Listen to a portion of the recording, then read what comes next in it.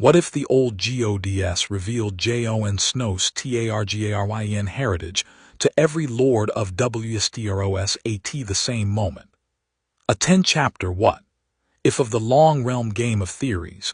June 5 Chapter 1 The night the trees spoke. There are nights upon which the world holds its breath, and there are nights upon which the world exhales, and there is one night, only one in every age, when the world remembers that it has a tongue. The spring equinox came to Westeros in the 295th year after Aegon's conquest, and it came as such nights always came, with a thin frost upon the southern roses and a thick frost upon the northern fields, with sailors in the narrow sea adjusting their reckonings and septons in the reach adjusting their candles, with millers at Riverrun calculating the spring grind and shepherds upon the stony shore counting their newborn lambs. It came as an ordinary thing, the way a king's herald comes through a market square, gilded, expected, faintly tiresome. The small folk turned their cabbages in the ground. The lords turned their parchments at their tables. The maesters turned the great chains around their necks and the older glass in their windows and the brass plates upon their astrolabes, and they noted that the day and the night were of equal length, and that was a thing they had been noting in unbroken sequence for some 6,000 years, and they expected to note it for 6,000 more. But the trees, that night, had something to say. They had been quiet for a very long time. They had been quiet since the Andals came with their swords of iron and their gods of 7 faces, and they had been quiet since the dragons came with their fire and their charters, and they had been quiet through 9 Targaryen kings and a mad king and a usurper, and they had been quiet because there had been no need. The old gods are not gods who speak. They are gods who watch, gods, perhaps, who are nothing more than the watching itself, the great green presence at the root of the world, the patient witness that grows from the bone of the first men, and the blood of every man and woman who has ever knelt before a face cut into pale wood. They do not, as a rule, intervene. They do not, as a rule, judge. They do not, as a rule, prophesy. They are the world remembering itself. They are the world keeping count. But this night they spoke. We must, before we proceed, account for what they saw, for the old gods are not blind, and what they had been watching in the 8,000 years of their patient witnessing was not nothing. They had watched the long night come once already and very nearly take everything. They had watched Bran the Builder raise a wall of ice and old magic across the top of the world. They had watched the wildlings settle into a thin and freezing peace beyond it, and they had been watching, of late, with a slow and rising attention, the country north of that wall, where the cold had grown deeper than cold ought to grow, where the dead had begun, in ones and twos and then in dozens, to walk on legs that should not have carried them, where a figure of blue ice and blue eyes and a crown of frozen thorn had begun to muster, slowly, slowly, as such powers muster, an army whose only ambition was the silencing of every voice the world had ever raised. The old gods could count. They had been counting for 8,000 years, and what they counted that spring was that the wall was thinning, and the dead were rising, and the realm that lay south of the wall was a country divided into 100 quarreling pieces, between Lannister gold and Stark honor and Tully water and Tyrell rose, and a Rin falcon and Greyjay salt and Baratheon stag and Martell sun. With a drunken king upon the throne and a clever hand at his elbow, and a brittle queen at his back, and a great smiling many-tentacled patience of intrigue lying beneath all of it like the white kraken under a green sea. They counted that this realm, divided so, could not survive the thing that was coming. They counted that no king on the Iron Throne, drunk or sober, had the right to it that the people of Westeros would recognize when the snow began to fall in earnest. They counted that there was, in fact, in a tower in Winterfell, a 12-year-old boy with the blood of 2 great houses in him and the love of 1 great house upon him, whose true name was not the name he answered to, and that he could be, If the realm chose, if the realm could be made to choose, a thing the realm could rally around. And the old gods, who do not as a rule speak, decided to speak, for the simple practical reason that, if they did not, there would soon be no one left to hear them. So at midnight on the spring equinox, in the 295th year after Aegon's conquest, in a sleeping realm that had laid itself down to bed in the ordinary and tired and self-deceiving manner of all realms, every heart tree spoke. Every weirwood from the godswood of Winterfell to the lonely groves above Greywater Watch, every white-trunked sentinel in the Wolfswood, the brittle old face at Raventree Hall whose lips had been split for 1,000 years, the pale tree at Storm's End, which no one bothered to remember was a weirwood at all, since the Stormlords had long ago grown comfortable with the Seven, the sad and stunted things upon Skagos, the single ragged weirwood, scarred by salt, that grew upon a rock in the Whispering Sound, the carved face in the godswood of Riverrun, with moss in its eye sockets and red sap upon its lower lip, the 33 weirwoods of the Isle of Faces, which had not spoken since the pact and would not speak again after, but which spoke this once because everything was speaking. Even the wormwood and driftwood post that an old wildling woman beyond the wall had carved into a long-eyed face and called her god, even that piece of dead wood spoke. The little iron pendant of a weirwood leaf that an exiled Cranogman wore around his neck in Lannisport spoke against his throat and woke him up. The lichen on a rock in Sea Dragon Point that had grown into the rough shape of a face, that spoke. The world had thought of every place where the memory of the old gods had ever briefly lived, and the world had opened its mouth in every one of them, and the world had said the same thing in every one of them, at the same instant, in a voice that was not loud, but was, when one tried afterwards to describe it, simply absolutely impossible not to hear. The voice said, "Jon Snow of Winterfell is Aegon Targaryen, 6th of his name, son of Rhaegar and Lyanna. The long night comes. He is your king. Choose." And then the voice stopped, and the world was quiet again, but it was a different quiet now. It was the quiet of every man and woman in the 7 kingdoms and beyond them sitting up in their bed in the dark, hand against their chest, certain, by that strange certainty that only the deepest dreams produce, that what they had just heard was not a dream.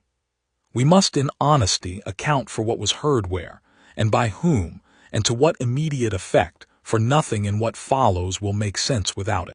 In the Red Keep at King's Landing, in a bedchamber that smelled of sour wine and old sweat, the drunken king of the 7 kingdoms sat up in his bed and began, very quietly at first, and then in a great rising bellow, to scream. In a tower of the same Red Keep, in a chamber lined with vellum and lampblack, the most clever queen the realm had known in 3 generations sat up with a small sharp breath and put her hand to her throat and felt her own pulse against her fingers, and then her hand slid down to the bed and curled into the linen, and her mind, already at work, always already at work, began, with the speed of a thing that had been built precisely for this kind of work, to plan an assassination. In the chambers reserved for the king's hand, an old lord with gray-streaked hair and a tired beard sat up in the bed beside his wife and discovered that he was weeping. He had not wept since the death of his sister. The tears were not, at first, for grief. They were for the simple sudden physical recognition that for 14 years he had been carrying a stone in his chest, and now the stone had been taken from him and set down upon the floor of the room and named, son of Rhaegar and Lyanna, and the place inside him where the stone had been was now an empty place, and the air in his lungs was, for the first time in 14 years, the air he had been born to breathe. Beside him his wife stirred. She turned her face into the pillow. She did not yet know that she was weeping. She knew only that the children she had buried as a girl seemed suddenly all to be standing at the foot of her bed and looking at her, and she did not know why. In Casterly Rock, in the high cold chamber of the old lion, a man who had not been visited by surprise in 20 years was visited by surprise. He sat up. He looked at the dark. He said one word aloud, a word that, in a Lannister mouth, was almost a prayer, and the word was gold. He thought with the speed of a man who had run the 7 kingdoms for 20 years and could run them in his sleep. This is an opportunity. He thought, this is, perhaps, the opportunity of an age. He thought, my daughter is widowed before her husband is dead. He thought, my grandson is a bastard before he is crowned. He thought, I have a year, perhaps 2, in which to arrange a marriage that will put a Lannister womb under a Targaryen seed. He thought, I must wake the Maester. He thought, I must write to my brother. He thought, I must before all else decide whether the dragon spawn that the wood gods have crowned will be a tool I bend or an enemy I break. He swung his legs out of the bed. He did not, even in the dark, fumble for his boots. The boots, of course, were precisely where they always were, in a hill town in the Reach.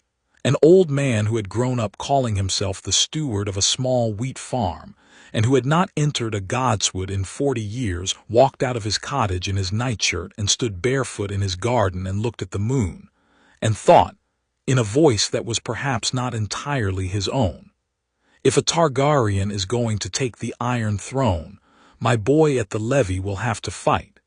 He had better fight. In a brothel in Lannisport, a girl who had been brought up on stories of dragons sat up in her sheets and laughed. In a watchtower upon the wall, a man older than most of his sworn brothers leaned his elbow upon the cold stone and said to the dark, quietly, the way a man speaks to a dog, well, that complicates things. In a hall of brass and ivory in Pentos, across the narrow sea, a young silver-haired girl who had been sleeping in the bed of a husband she did not yet love woke up with a certain feeling, and there was with it the smell of wood smoke where there was no wood smoke, that she had a brother. Not the brother she knew. Another brother, a small one, a boy who needed her. She did not know what the feeling was. She put her hand under her pillow, where her brother had told her to hide the little knife, and she did not that night sleep again. In the cradle of Winterfell, a boy of 3 years old, who had not yet learned to climb, sat up in his crib and pointed at a window through which there was nothing to see, and said, in a voice that was entirely too clear for a 3-year-old, the trees.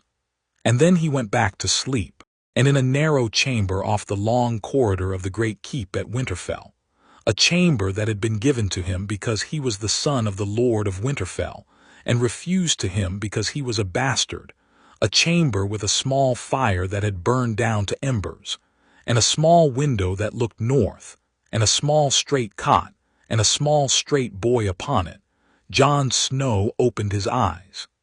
He did not at first know that he had heard anything. He knew only that he had been having a dream he could not remember, and that in the dream there had been a voice, and the voice had said his name, and the voice had said another name. He lay there in the dark with the embers ticking in the grate. He was 12 years old. He was thin for his age and not yet tall.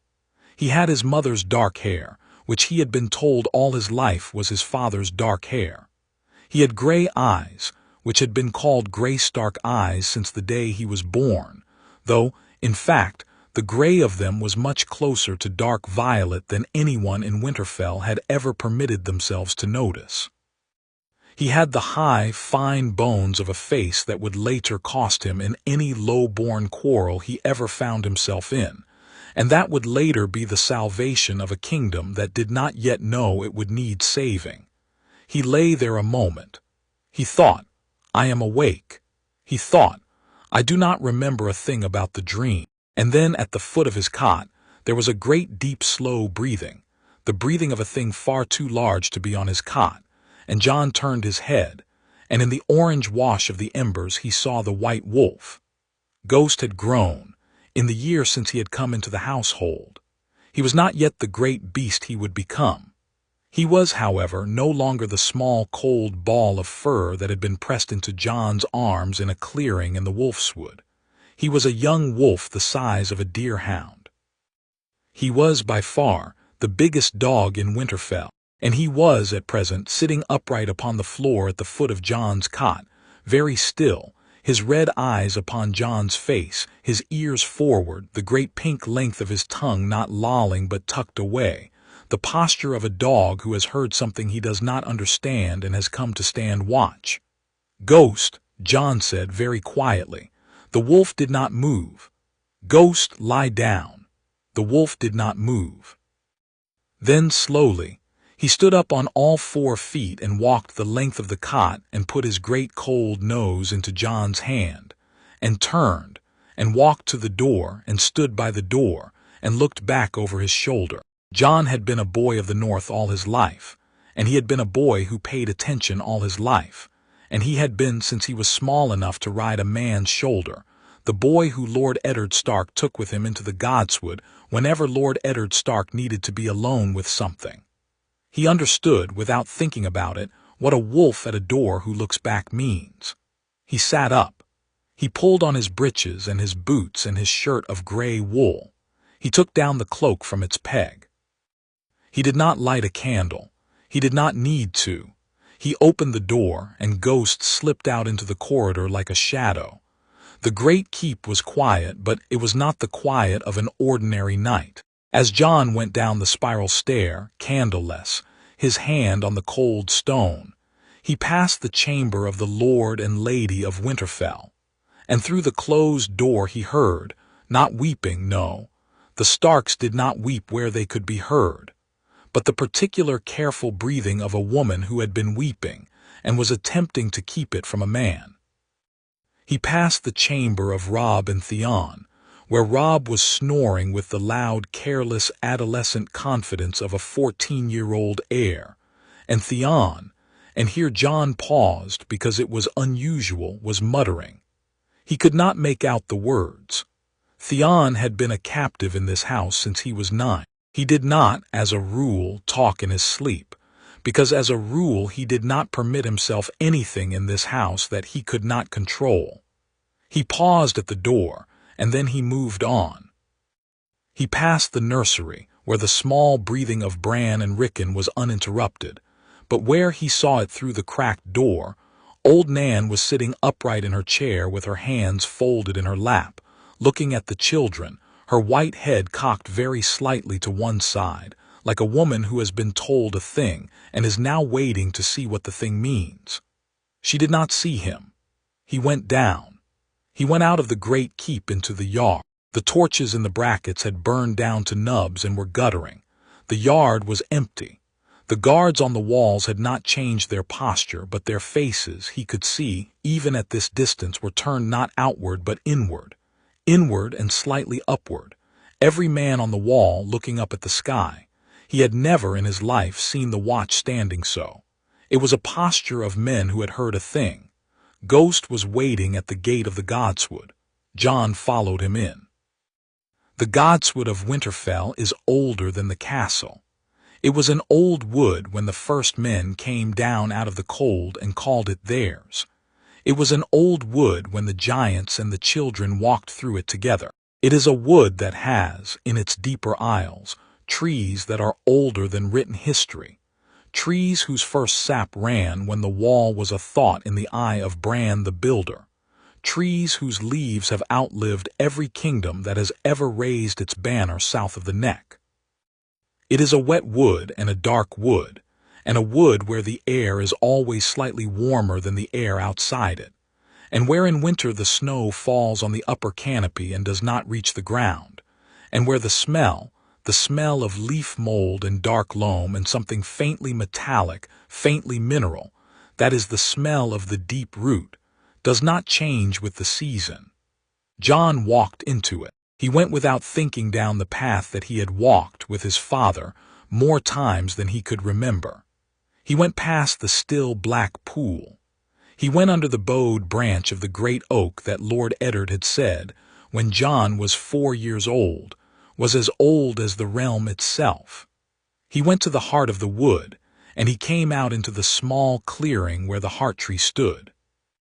The heart tree of Winterfell was as he had always known it, a great pale weirwood, its bark as white as old bone, its leaves a deep, slow blood red in the dark, its trunk so massive that 3 grown men with linked arms could not reach around it. Its face, the face of the old gods of Winterfell, was carved deep into the trunk just at the height of a man, and the face was a long, melancholy face, with deep eye sockets and a long, straight nose, and a mouth that was not closed and was not open but was somewhere in between, as if the face had begun to speak and had then thought better of it.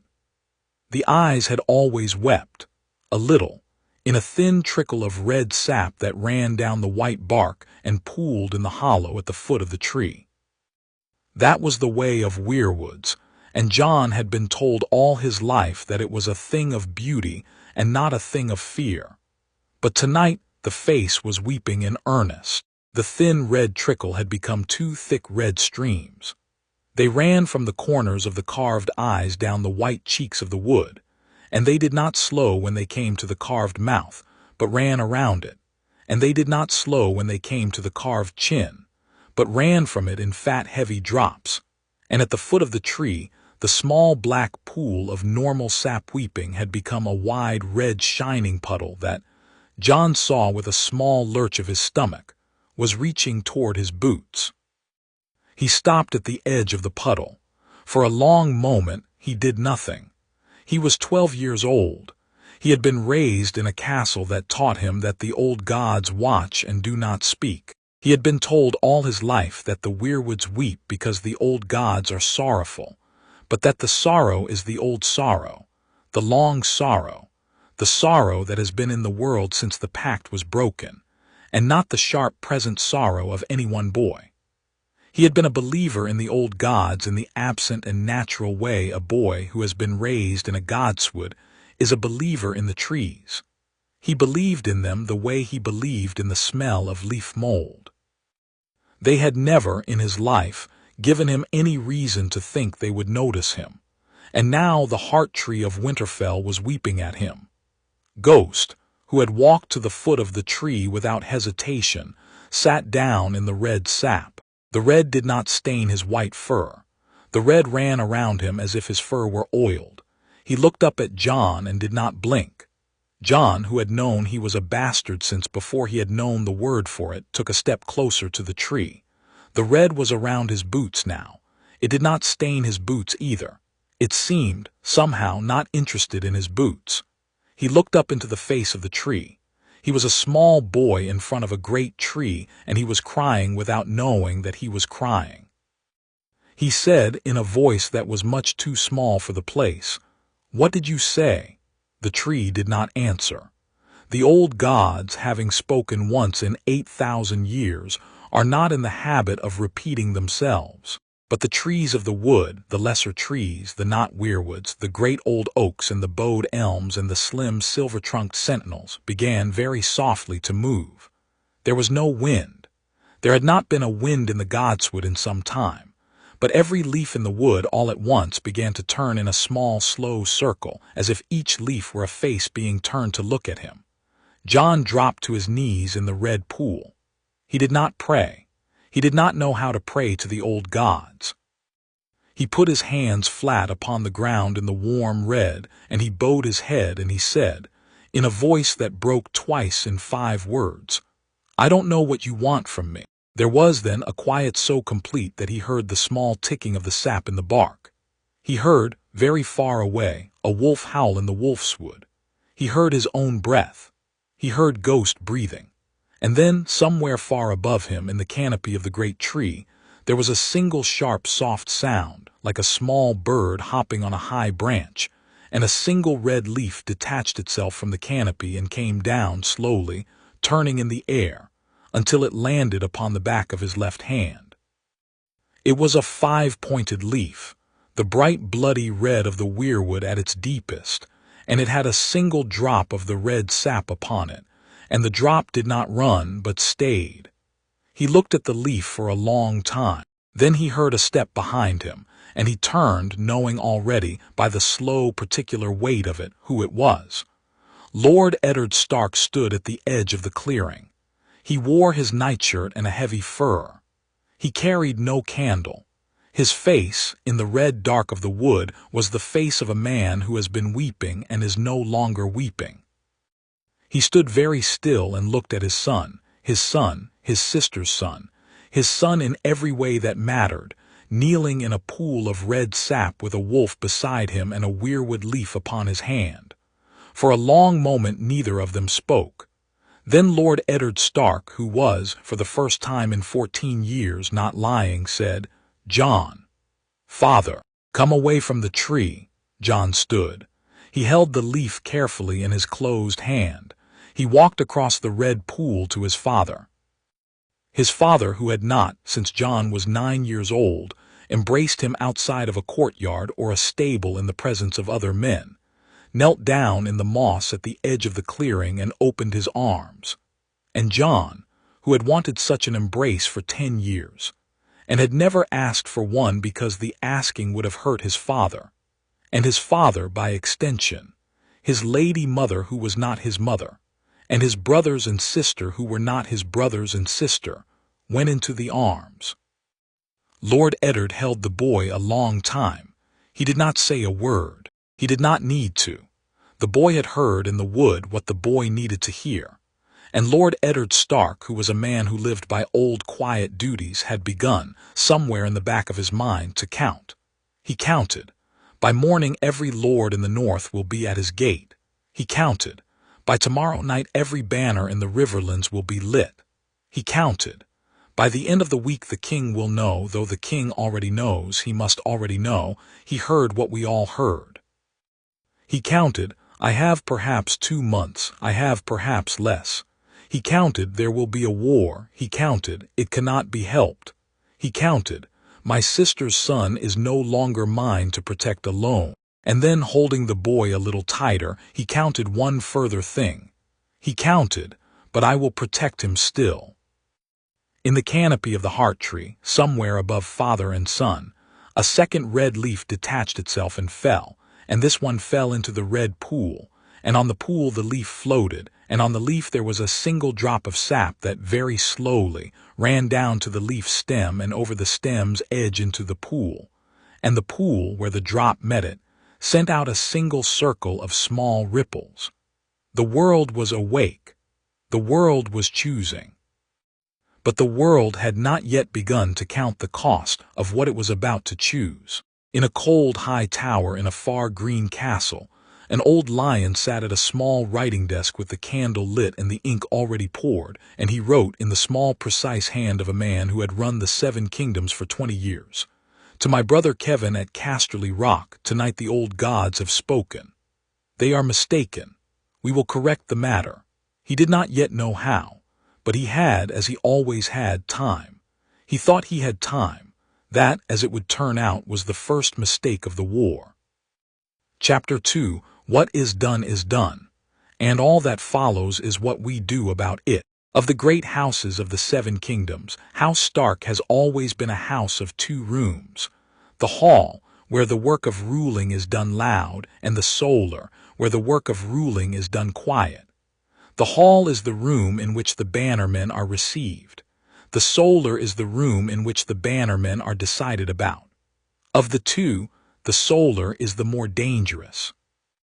There is a saying in the Riverlands, taught generally to young brides whose mothers were sending them north, that you may dine in a Stark's hall 1,000 times without learning a single Stark's mind, but enter his solar at the wrong hour, and you will leave it carrying a piece of news that you would rather not be carrying. The saying is older than House Tully and probably older than House Stark. It is a true saying.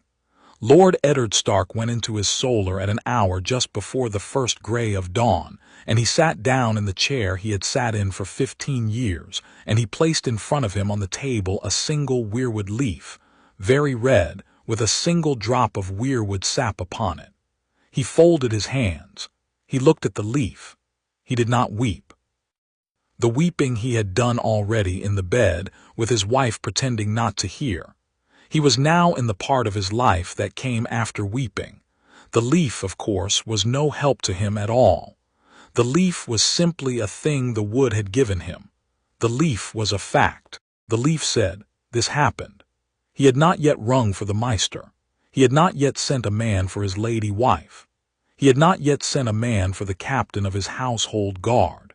He had, in fact, not yet sent a man for anyone, for he understood, in the quiet way that men of his temperament understand such things, that the first conversation of this day would set, in a sense, the shape of all the conversations that followed it, and he wished to choose the first conversation with care. The first conversation, he decided, would be with his wife. This was not the conversation he wished to have. The conversation he wished to have was with his sworn brother and oldest friend, the king, and that conversation, he understood, would not be a conversation but a battle, and probably not the only battle, and probably not the last battle. The conversation he wished to have after that was with Howland Reed, who had been with him at the tower, and who alone in the world could corroborate every word that came out of Lord Eddard's mouth, and that conversation could be had only by Raven, and the Raven would take a fortnight to fly to Greywater Watch and back. The conversation he wished to have after that was with Jon. But Jon, he had judged in the wood, was for the moment best left in the wood with Ghost, with the leaf, with the silence.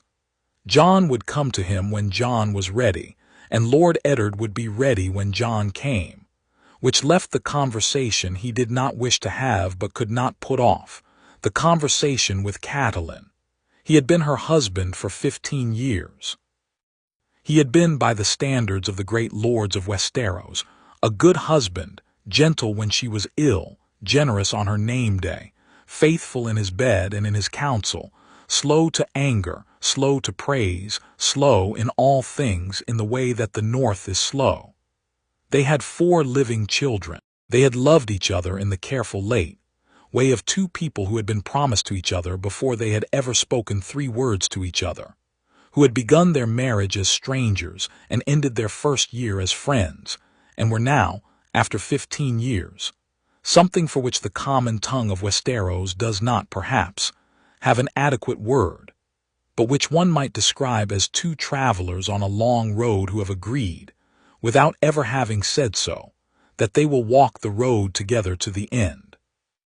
He had been her husband. He had also been the man who had brought home, 6 months after their wedding, a dark-haired infant whose mother he had refused to name, and who had been raised in her house at her table alongside her own children for 12 years, a daily living quiet insult to the dignity she had been given as Lady of Winterfell. She had not loved Jon. She had been, in her own private estimation, civilly cool to Jon. In her colder hours she had been more than cool, and Ned had known it, and Ned had borne it because Ned had thought. Ned had had to think. For 14 years he had had to think that whatever the boy suffered in her coolness was a price worth paying for the larger truth that the boy was alive at all. And now the larger truth had spoken from a tree. He rang for the Maester first, after all. Not because he wished to speak to Maester Luwin, but because Maester Luwin would be expecting to be rung for, and a household runs on its expectations. When Luwin came in his gray robe, with his chain over the robe, with his face composed in the careful, expressionless, professional composure of a man whose composure has been very recently and very thoroughly disturbed, Lord Eddard said only, "Send to my lady that I would have her come to me." "My lord," said Luwin. He hesitated. He looked at the table. He looked at the leaf. He looked back at Lord Eddard. He said, "My lord, there are 7 ravens already in the rookery. From the Wall, from White Harbor, from Last Hearth, from Carhold, from Deepwood Mott, from Bear Island, and from—" his mouth worked once, "from Greywater Watch. I have not yet opened them." "Open them," said Lord Eddard. "Read them. Tell me in 1 sentence each what they say, then send to my lady." Luwin bowed and went. He came back 9 minutes later. He stood in the door of the solar with the 7 small sealed parchments in his hand, and he said, in the dry voice of a man who has, by professional necessity, learned to compress a great deal of news into very little air. From the wall, it is true, we saw the same. From White Harbor, Wyman Manderley's banner to your call. From Last Hearth, the Great John's banner to your call, and the Great John's word that if it is not true he will personally throw the boy off the wall. From Carhold, Rickard Karstark to your call with a question: to whom does the Karstark banner now belong? From Deepwood Mott, Glover banner to your call. From Bear Island, Mormont banner to your call, and Meej Mormont's word that she will ride south herself with 100 bears if it pleases you. From Greywater Watch, I knew, I have always known, Howland. Lord Eddard closed his eyes for a moment. Then he opened them. Send to my lady, he said. Lewin nodded and left. There was a great deal to be done. He had not yet thought through the question of how many men he could put in the field before the snow turned to mud, and the mud turned to road. He had not yet thought through the question of how he would feed those men when they crossed the neck. He had not yet thought through, in any serious detail, the question of whom in the South he would write to, and in what order and with what tone. He had not yet thought through the question of what would happen if Robert came north, or what would happen if Robert sent the Lannisters north in his place, or what would happen if Robert, in his wisdom, sent neither and only sent for the boy and put the question to him as a king to a subject. He had not yet thought through any of it, but the door opened, and his wife came in. Lady Catelyn Tully Stark was 34 years old. She wore a gray wool robe over her shift, and she had not braided her hair. The hair was the red of the Riverlands, the deep autumn leaf red of her mother's family, of the Wents, and unbraided it fell to the small of her back. Her face was pale in the way that women of the South go pale, with the color rising and falling beneath the skin like weather upon a lake. She had been weeping. She had stopped weeping by the time she crossed the threshold. She closed the door behind her with both hands. She came across the room. She did not sit.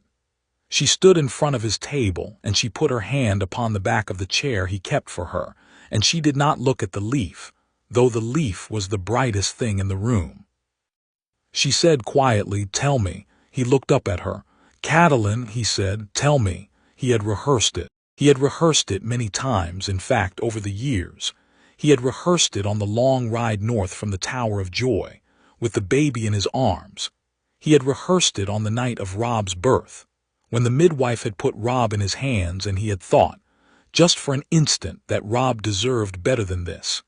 He had rehearsed it on the night Catelyn had first asked after the boy's mother, and he had said, words burned into his mouth, "I will not speak of her, my lady, ever. Do not ask." He had rehearsed it on the night when Catelyn, fresh from her churching after Bran's birth, had come to his solar and asked, in a voice that had been very flat and very controlled, whether the boy could be fostered out, and he had said no, my lady, and she had said very well, my lord, and they had not spoken of it for 8 more years. He had rehearsed it. He had a number of speeches ready. He had a number of orderings ready, a long version, a short version, a version that began with the war, a version that began with the promise, a version that began with Lyanna's face in the bed. He used none of them. He said, "He is my sister's son. He was born in a tower in the Red Mountains, of Rhaegar Targaryen and my sister Lyanna, who was not stolen but went with him willingly, though she would have come home if she had lived. She made me swear to keep the boy safe. Robert would have killed him as he killed Rhaegar's other children. I gave my word. I have kept it." There was a silence. He had thought in his rehearsals that the silence would be a long one. It was a short one. Catelyn, perhaps, had been doing some rehearsing of her own. Catelyn had, between the dream in her bed and the door of the solar, walked the corridor and climbed the steps and crossed the yard in her gray wool robe, and there had been time enough in those steps for Catelyn, who was as quick a mind as the Riverlands had bred in 3 generations, to do the simple arithmetic. She said, 12 years. 12 years, he said. I have hated him for 12 years. You have not hated him, my lady. You have been cold to him.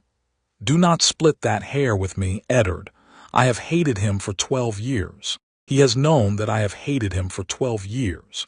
He has been a child in my house, eating at my table, sitting beside my children at every meal, and I have hated him for 12 years for the woman I thought you had lain with, and the dishonor I thought you had done me.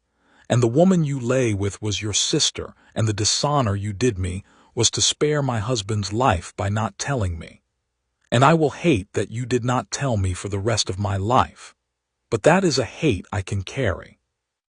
The other was not a hate I could carry. The other was a hate that was poisoning me, Ned. I did not know it was poisoning me. I thought it was just the color of the marriage. I thought there were marriages where the wife is sweet to her lord, and there are marriages where the wife is sour to her lord, and that I was a sour wife to my lord because that was who I was. I was not that woman. I was a woman who had been told a lie, and who had built her life around the lie, and now you have come into my solar, into our solar, and you have lifted the lie off me. And under the lie I am a different woman. Eddard, do you understand what I am telling you? He stood up. He came around the table. He did not embrace her. He stopped 2 steps from her and he said, I understand, Cat. I have to go to him. He is in the godswood. I have to go to him. He is in the godswood, my lady. He is not perhaps ready. He has had 12 years of me not being ready, said Lady Catelyn Stark. I will give him this hour. Then I will go to him.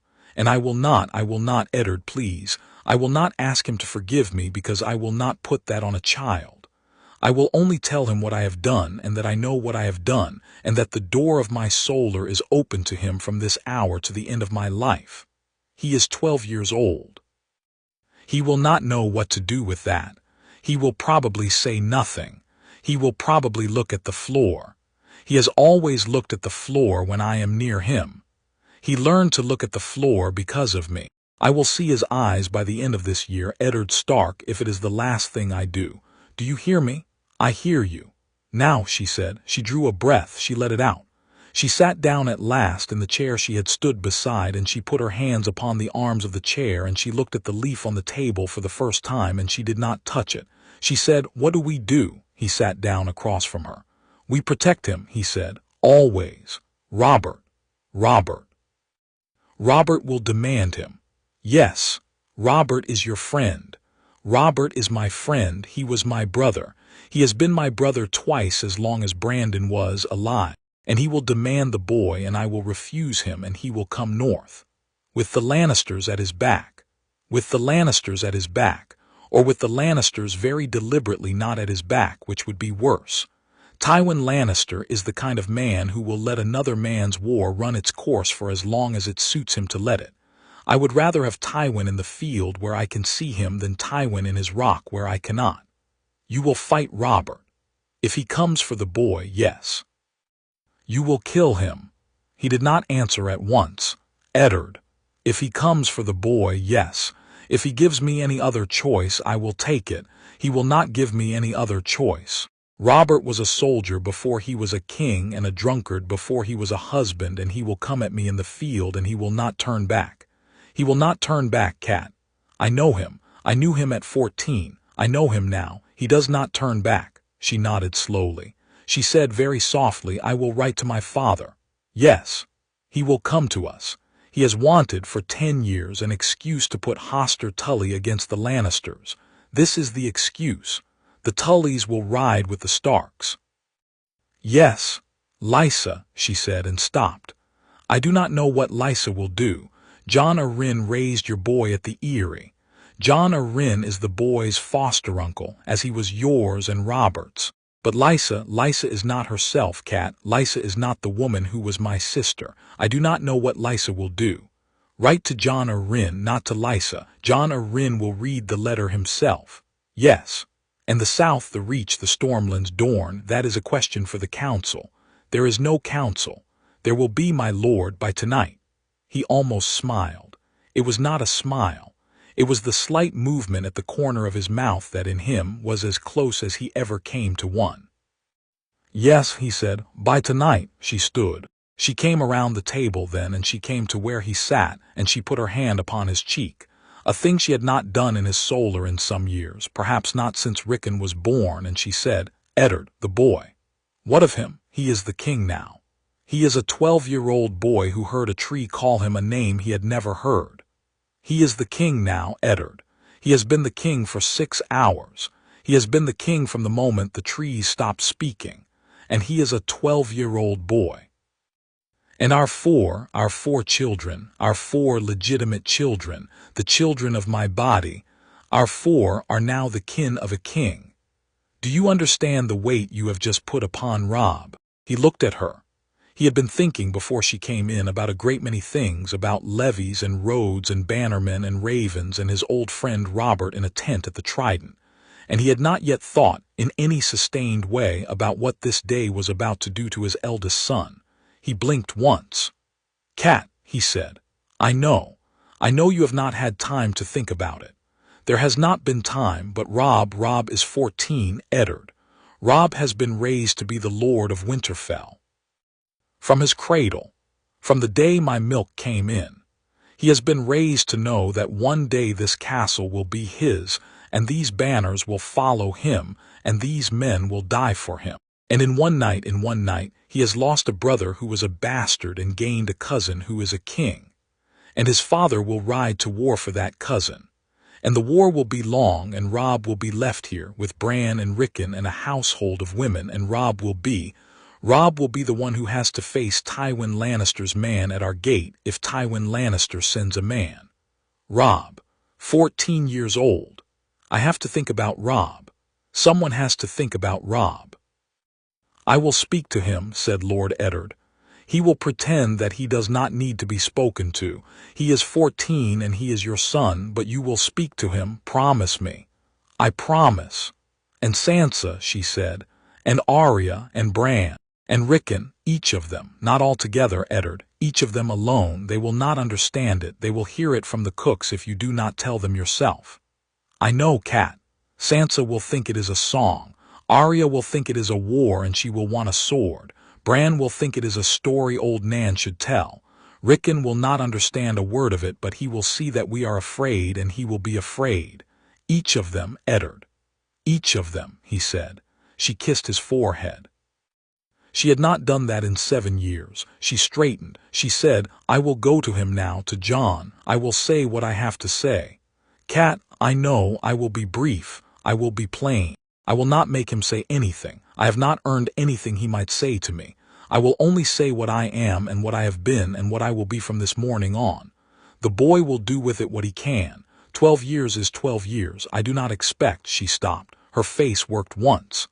"I do not expect to be loved by him, Eddard. I do not expect to be forgiven by him, but I expect to deserve to be." She went to the door. She paused there. She turned back. "Eddard," she said. "Yes." What was she like? He did not pretend not to understand the question. He sat at his table a long moment. He looked at the leaf.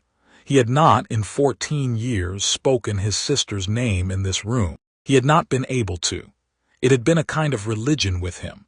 There were doors in his mind he did not open, because if he opened them he could not close them, and he was the Lord of Winterfell, and there were too many other doors he had to keep open to leave any door of his mind on the latch. But the trees had spoken. The doors, all of them, were open now. He said quietly, "She was wild. She was willful.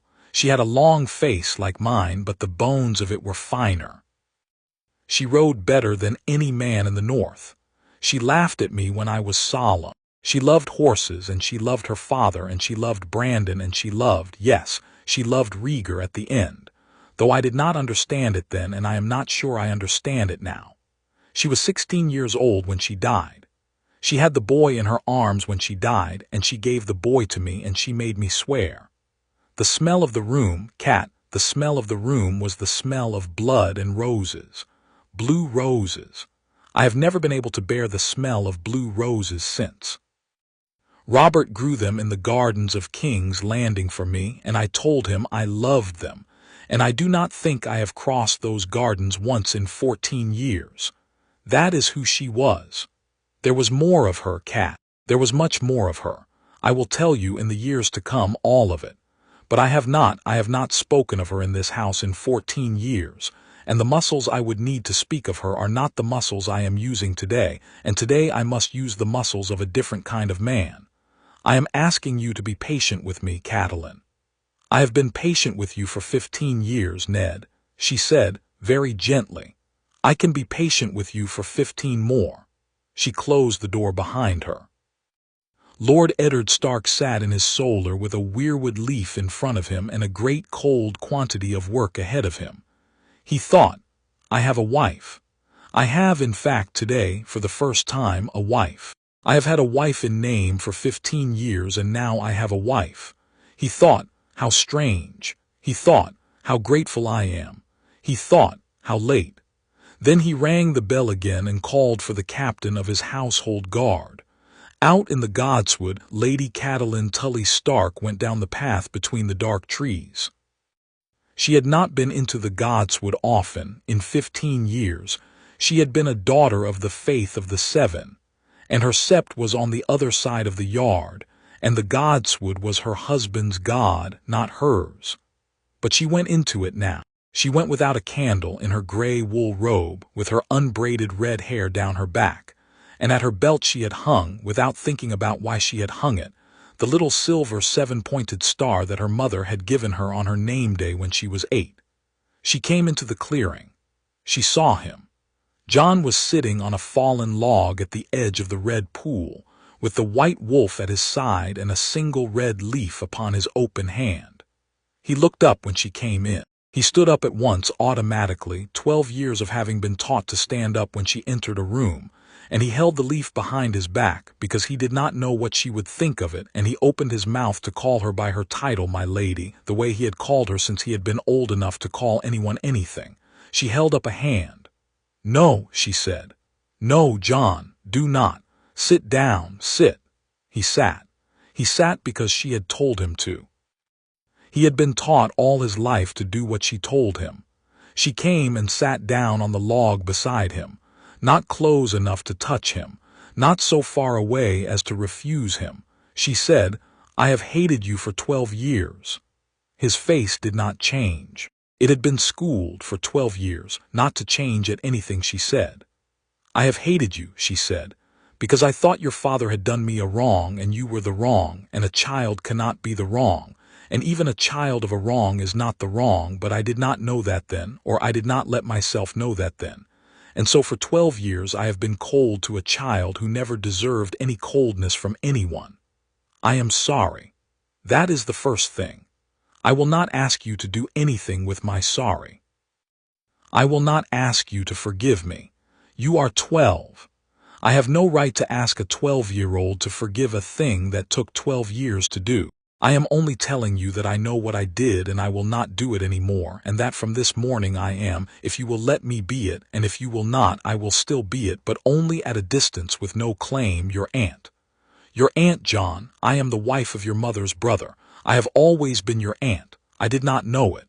Now I know it, and I will be it. That is the second thing. She did not look at him. She looked at the heart tree. She said, and the third thing, Jon, is that you are the king. The trees have said you are the king. I do not pray to your gods, but I heard them. Every soul south of the neck heard them. And so I will say a thing to you that I would have said yesterday to Robb, if Robb had heard such a voice from his gods. Will you hear it? Yes, he stopped. Yes. She turned her face to him then, and her face was wet, and her face was composed, and her face was for the first time in his life a face that was looking at him as a person and not as a problem. You will need, she said, people you can trust. You will need them very soon. You will need them more than you can possibly know yet. The world that you are about to walk into is a world of knives. Some of the knives will smile. Some of the knives will swear oaths. Some of the knives will be your kin. You will not always know which knives are which. You will need a small number of people whose loyalty to you is not loyalty to your crown, but loyalty to your person. Your father is one. Your brother Robb is another, though he is not your brother in the way you used to think. He is more your brother now than he was yesterday, and you will see. Your Uncle Benjen when he comes from the wall.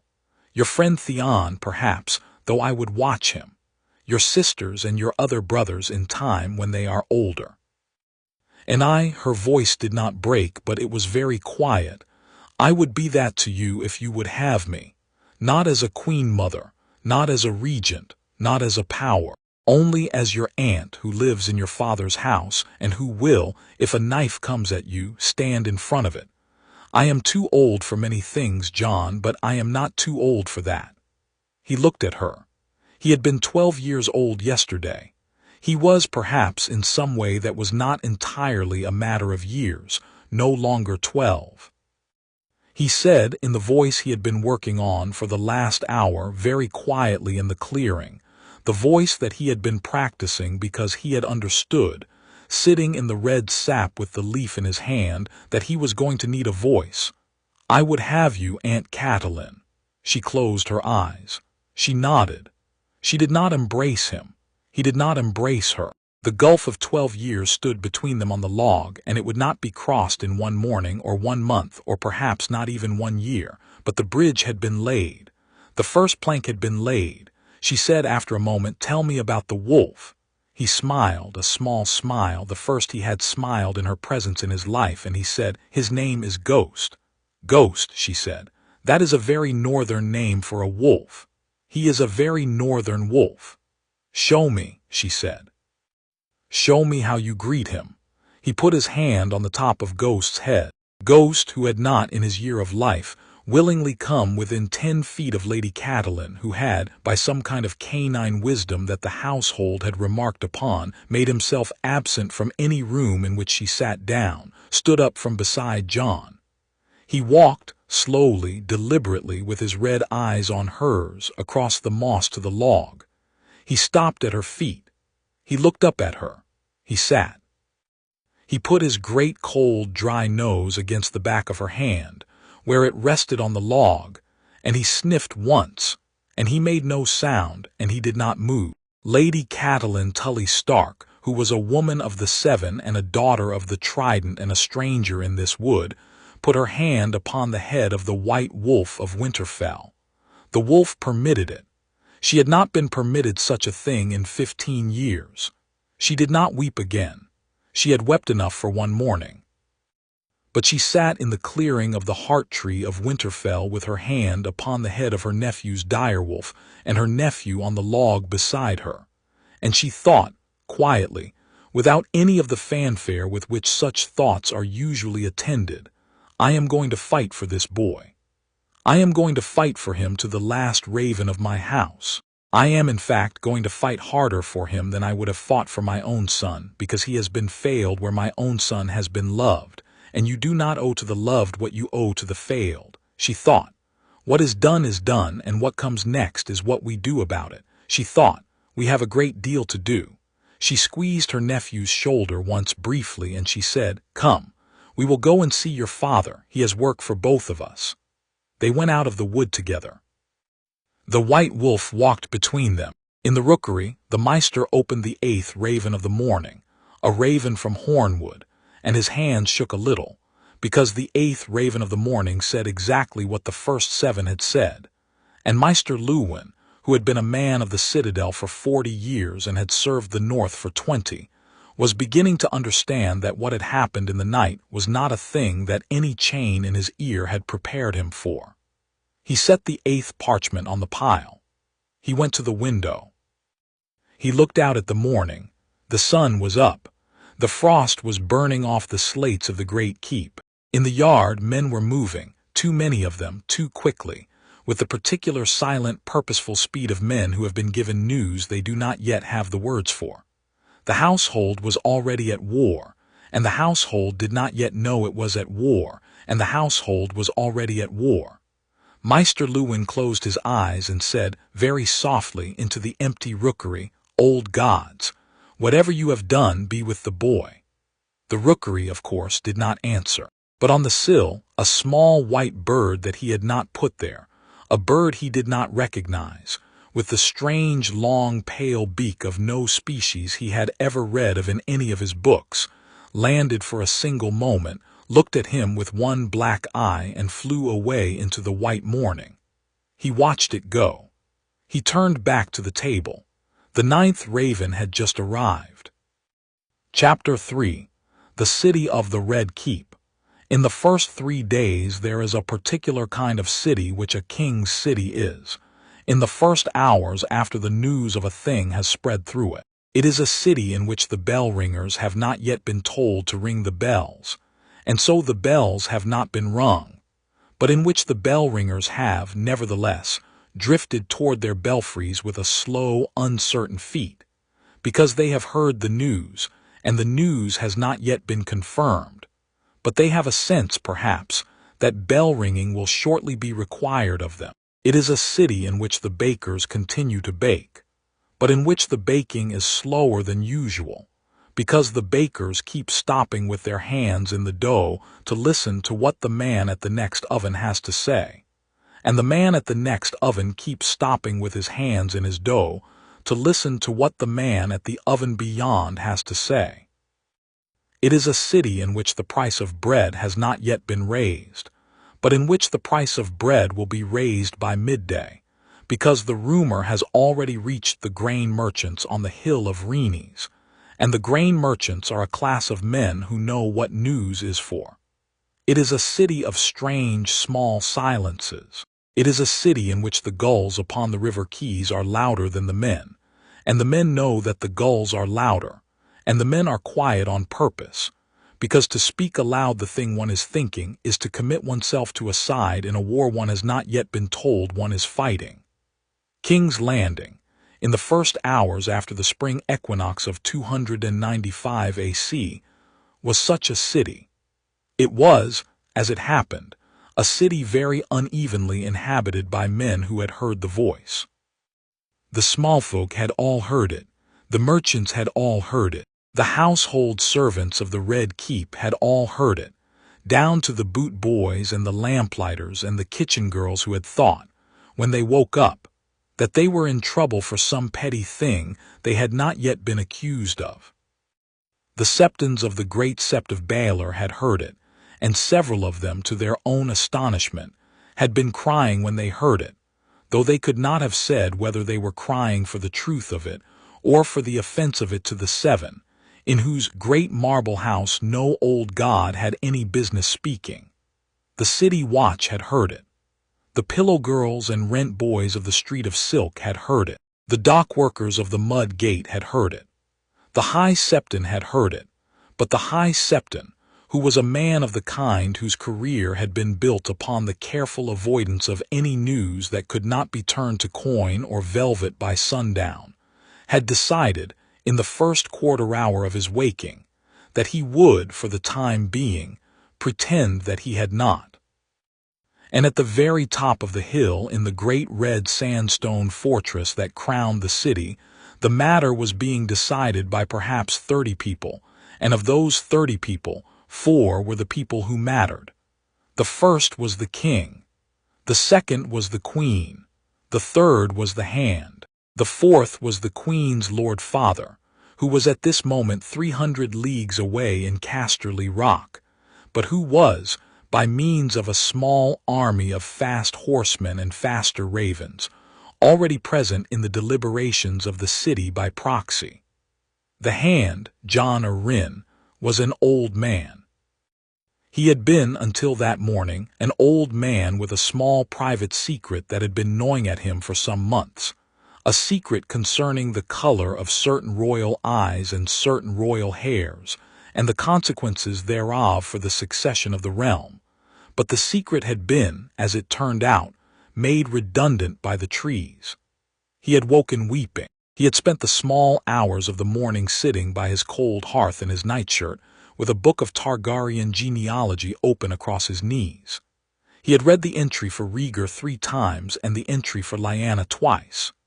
He had read his own entry, for his entry was in this book, by virtue of his marriage to Lysa Tully, which marriage had been arranged on the day Robert had taken the throne, and he had thought, looking at his own thin name on the vellum, I am the man who raised the boy's father. I am the man who raised the boy's uncle by adoption. I am, I suppose, the closest thing the boy has to a grandfather by the rules of fosterage if not of blood. He had closed the book. He had sat. He had thought. By the time the steward came to tell him that the king had risen and was wanting wine, the hand had decided two things. The first was that he would not today take the king's side.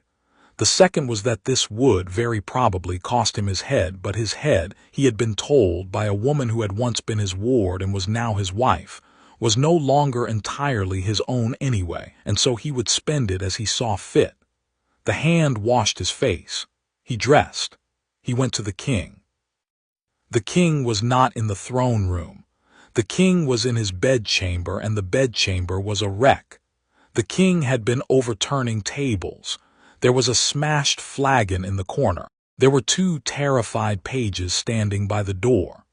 There was the captain of the Kingsguard standing by the bed in the careful, expressionless, professional posture of a man whose oath does not strictly require him to enjoy what he is doing. The king himself, Robert Baratheon, first of his name, Lord of the Seven Kingdoms, sat on the edge of his bed in his nightshirt with the bedclothes wound around one of his hands like a rag, and the nightshirt was open at the chest, and the chest was the chest of a man who had been a war god at 22 and was now a wineskin at 35. And the face above the chest was wet with tears and red with fury and gray with the kind of gray that comes upon a man who has just had every certainty of his life called into question by a voice that he cannot remember exactly but cannot manage to stop hearing. He looked up as the hand came in. He said, "Jon." "Your Grace." "Jon, the trees." "Yes, Your Grace. The trees told me a thing." "Yes, Your Grace, they told us all the same thing." The king put both hands over his face. His shoulders shook. He took the hands away. The face that emerged from behind the hands was the face of a man who, for the first time in 15 years, was actually thinking about something rather than drinking around it. It was not, Jon Arryn noted, a face that suited him. He had been a beautiful young man. He was an ugly old one. The thinking did not become him. The king said, "Lyanna had a son." "Yes. Lyanna had a son and Ned raised him. It appears so, Your Grace." "It appears so. Meister, get me parchment, get me ink. I will write to him. I will write to Ned. I will say. He stopped. The face changed again. The thinking went out of it. What replaced the thinking was a thing that Jon Arryn had seen in his foster son perhaps 3 times in his life, and never in his foster son's grown manhood without consequences. It was the face the king had had at 14 on the day his father told him he was to be betrothed to the Stark girl.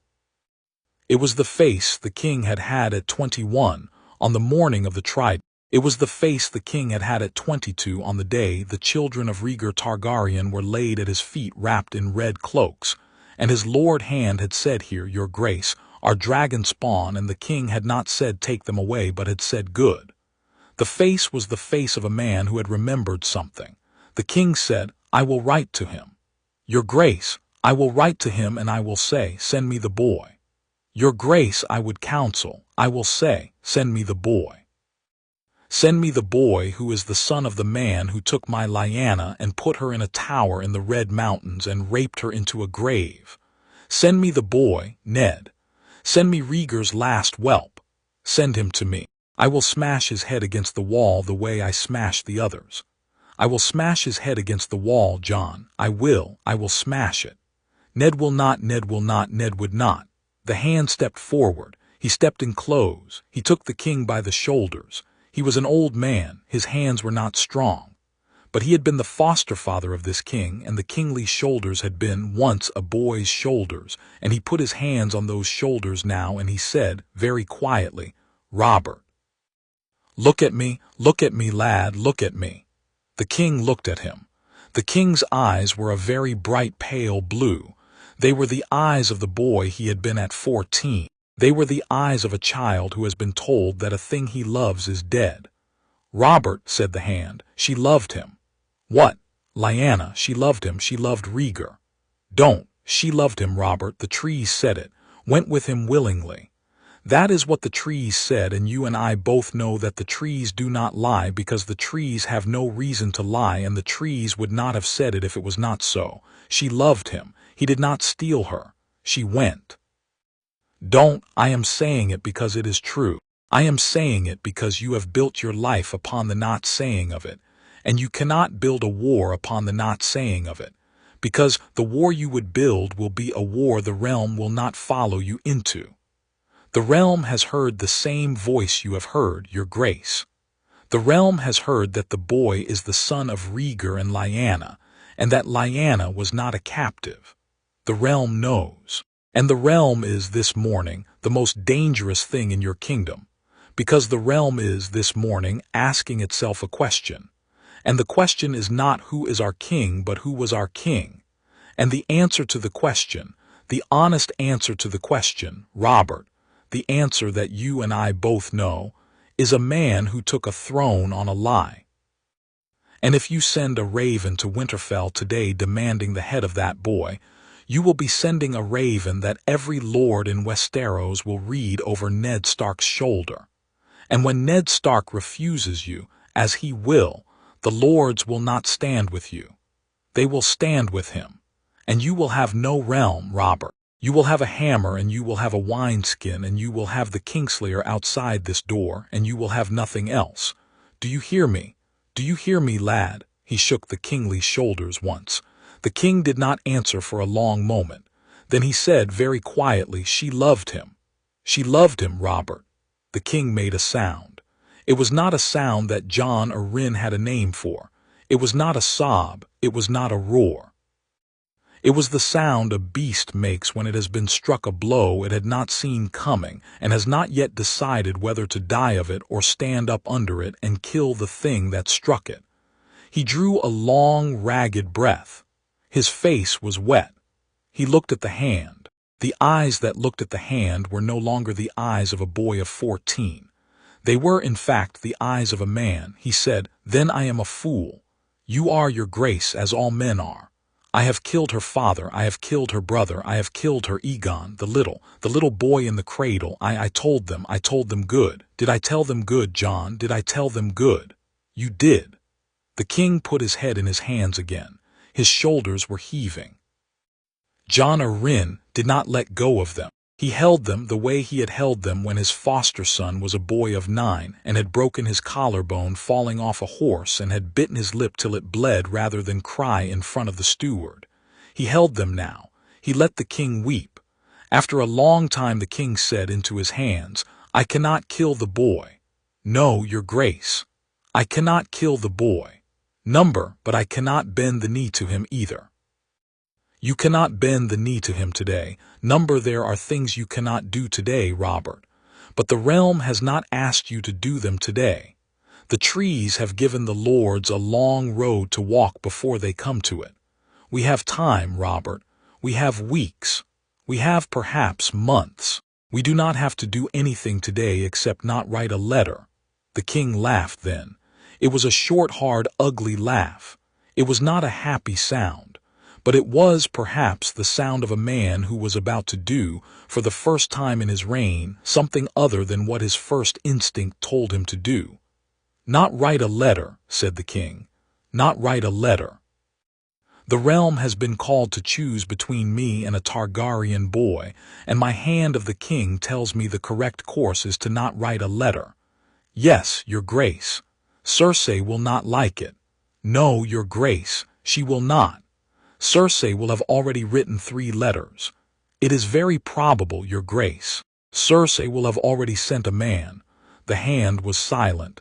The king looked at him. "She has already sent a man," he said. "Hasn't she?" "Your grace, I do not know what your queen has done in the last 6 hours. But your queen is a Lannister. And the Lannisters have a particular relation to wood gods and to dragon children that we know the shape of. And your queen, if I were to guess, has, by sunup, called for her uncle and her brother and her cousin and her father's man in the city, and has, by mid-morning, given several orders that you and I will not learn the contents of for some days, and that some of which we will not learn the contents of at all. She is your queen, Robert. She is also her father's daughter. I do not know what she has done. I know what she would do if she were the woman I have known her to be for 15 years. Find out. Your Grace. Find out, Jon, whatever she has done. Find out. Before she does the next thing, before she sends the next man. I will not, Lyanna's boy. I will not let her send a knife at Lyanna's boy. I will not, Jon. Do you hear me? The hand bowed. He had not expected this. He had come into the room expecting a fight, and he had had a fight, and he had won the fight, and he had not expected to win it. He was, in the way of old men who have just won fights they had not expected to win, both elated and afraid. He was elated because he had perhaps saved the realm from a war that morning. He was afraid because he had perhaps not saved it, only postponed it, and he was an old man, and there are postponements that an old man does not live to see become anything else. I will find out, Your Grace. And Jon, yes, Your Grace. Ned, yes, Your Grace. Tell Ned, the king worked his mouth. He did not, it turned out, know what to tell Ned. He waved the hand away.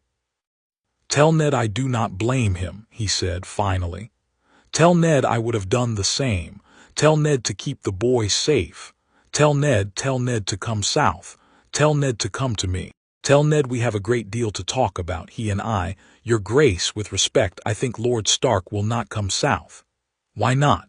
Because he will not trust the city with the boy, and he will not trust himself in the city without an army, and he will not bring an army south without knowing the city will receive him. The king sat in silence. Then I will go north, he said. Robert, not with an army, with 20 men, and you, Jon, I will ride to Winterfell. I will see Ned, I will see the boy, I will see Lyanna's son, I will see, he could not finish. The hand bowed again. If Your Grace wishes. Send for my horse. Your Grace, it is not yet noon.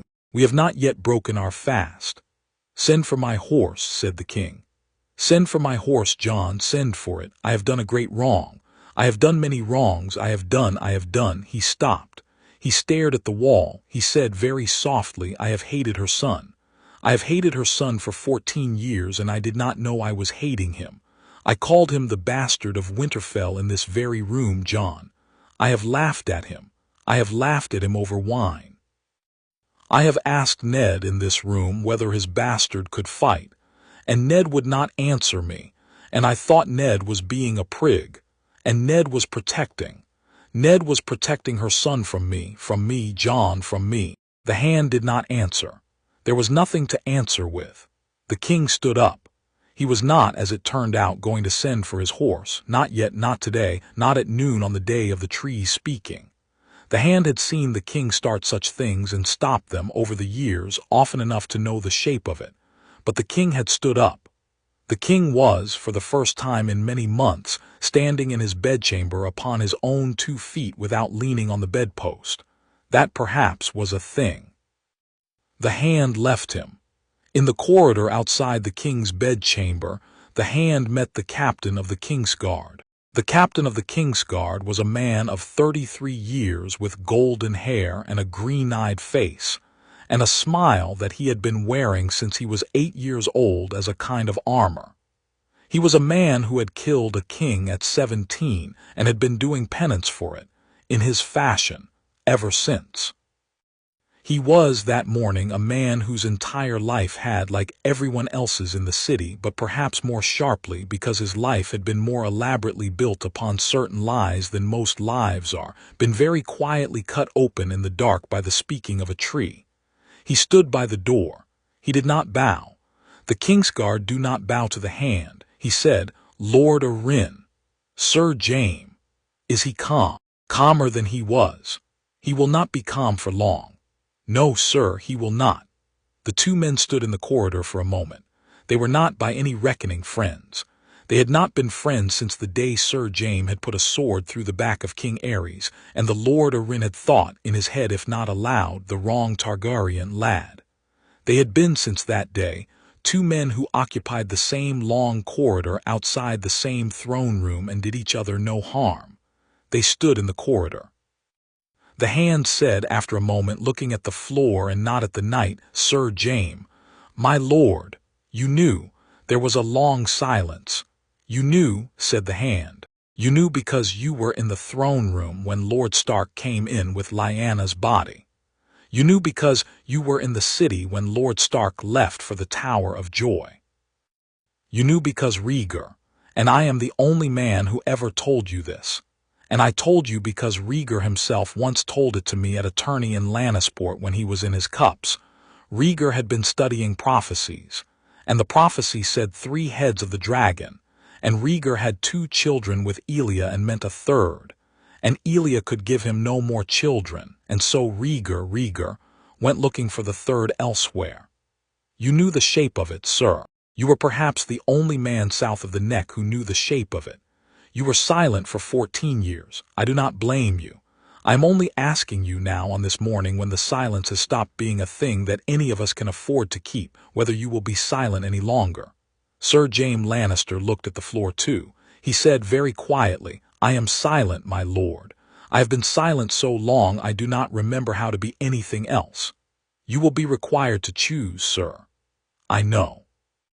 You will be required to choose, perhaps, between your sister and your honor, between your father and your king, between the woman who is the mother of your—" He paused, because the hand was an old man and an honest one, but he was not a cruel one, and he did not need to drive a knife where a finger would do. "The woman who is the mother of your nephews, and the boy who is, by every law of God and man that you and I were raised to honor, the rightful holder of the throne you swore to defend.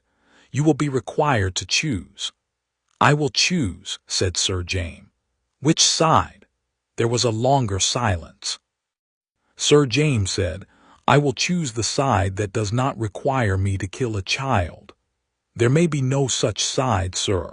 Then there will be a Kingsguard who has put down his white cloak in the corridor outside the king's bedchamber and gone back to Casterly Rock and put on a green one. There will be such a Kingsguard, Lord Arryn.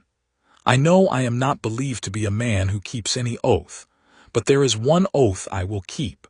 I will not kill a child. I would not have killed Aegon and Rhaenys if I had been the one in the nursery. I told my father so on the night, and my father laughed at me, and my father is now an old man who is about to be on the wrong side of a war, and I will tell him so again in a letter this morning. Do you understand me, my lord?" "I understand you, sir." "Good. Sir James, my lord, do not put down the cloak today. My lord, the realm is in a delicate moment, and the king is in a delicate condition, and there are persons within this castle who would benefit very much from the absence of an honorable man between the king and a dagger. Do not put down the cloak today. Do not put it down this week. Do not put it down, sir, until the king himself releases you from it. Stand by him. Stand by him when his wife comes into the room. Stand by him especially when his wife comes into the room. Will you do me that small favor, sir?" Sir James looked up. The smile that he wore as a kind of armor was, for the moment, not there. The face beneath was the face of a man some years older than the years he had been given. "I will, my lord." "Good," said the hand. He bowed once to the white-cloaked knight. He went down the corridor. He did not, however, go to his own chambers. He went instead by a small back stair that connected the king's apartments to the queen's, and which had been used by the queen on many nights of her marriage when it suited her to be in her husband's chambers, and on a great many more nights when it suited her not to be. He went up the stair. He came to the door at the top. He raised his hand to knock. He stopped. He listened. He heard through the door his queen's voice. She was speaking softly. She was speaking in the careful, patient, slightly amused voice of a woman who was, at that moment, giving an order that she did not intend to have refused. He could not make out every word. He made out enough. He made out, "Ride for Winterfell tonight, not by the King's Road, by the rivers. There is a man at Lord Harroway's town who will pass you across the Trident." He made out, "Small enough not to be noticed, sharp enough to do the work. Tansy is the kind that does not show in the body, my mother used to say, if it is given in wine." He made out, No, the wolf is the difficulty. Do you understand? The wolf will sleep too. The wolf will sleep first. The wolf does not sleep first. You will fail. He made out. 1,000 gold dragons for each of you and a holdfast for whichever of you returns alive. He made out finally, and this was the one that he remembered later, alone in his solar with his hand flat on the table to steady himself, the queen saying very softly, "He is 12 years old, my friend. 12-year-old boys die in their sleep all the time. There is nothing remarkable about it. There need be nothing remarkable about this one." The hand of the king stood at the top of the back stair. He did not knock. He did not move. He stood and he listened. And he counted, as Lord Eddard Stark had counted that morning in his solar in Winterfell. And what he counted was the small distance between him and the door, and the distance between the door and his own solar, and the distance between his solar and the rookery, and the speed at which a raven could fly to Winterfell, and the speed at which a horse could be ridden to Lord Harroway's town, and the wisdom of trying to overtake the Queen's man on the road versus the wisdom of warning Winterfell to expect him. He counted, warn Winterfell. The horsemen are her cousins in all likelihood, and her cousins are quicker on the road than my old bones. Warn Winterfell. Tonight now, he took his hand away from the door. He went down the back stair as quietly as he had come up it. In the corridor at the bottom he met a small page. He took the small page by the elbow. He said, "Go to my solar, wait at the door, let no one in, no one, not even the queen. Do you understand?" The page understood. The hand walked as quickly as an old man can walk to the rookery. He climbed the steps. He took a small piece of parchment from the desk. He took a quill. He wrote in a small, careful hand, "To Lord Eddard Stark of Winterfell, a snake comes north. From the south, by the river road.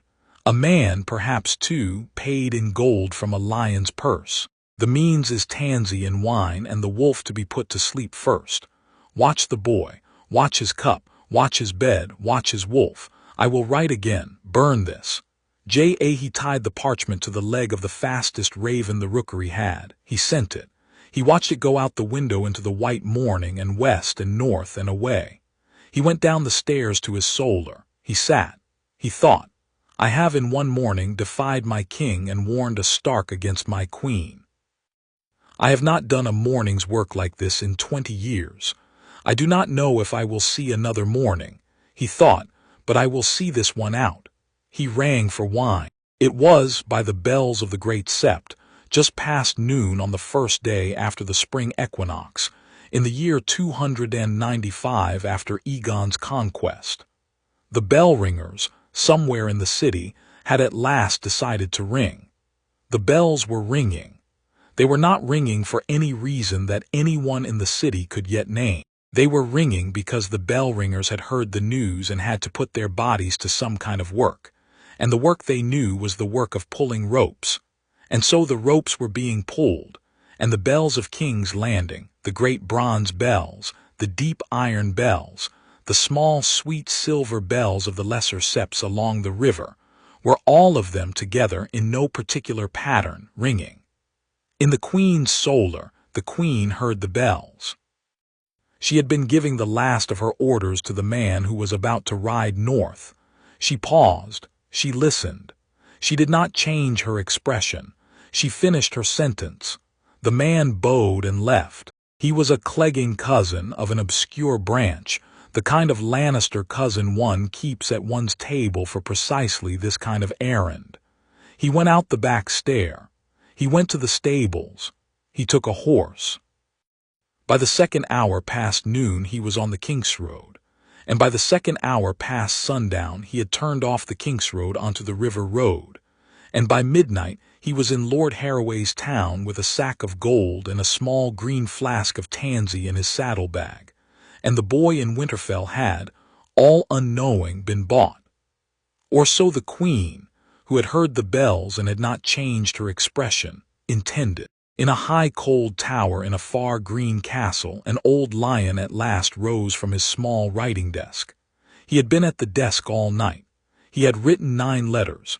He had burned 3 of them. The other 6 he had set in the small silver casket on the corner of the desk for the morning's rider. He stretched. He went to the window. He looked east. He thought, my daughter is widowed before her husband is dead. He thought, my grandson is a bastard before he is crowned. He thought, my son the imp, who I have hated for 30 years for the small and contemptible crime of his existence, is the only one of my children who is presently of any use to me, because my son the imp is in this castle, and my son the imp is the only Lannister in this castle who has read every book in the library, and my son the imp will be the one I send south to be a hostage of my good will. Since the realm will require a Lannister hostage, and I do not propose to give them one of the ones I care about.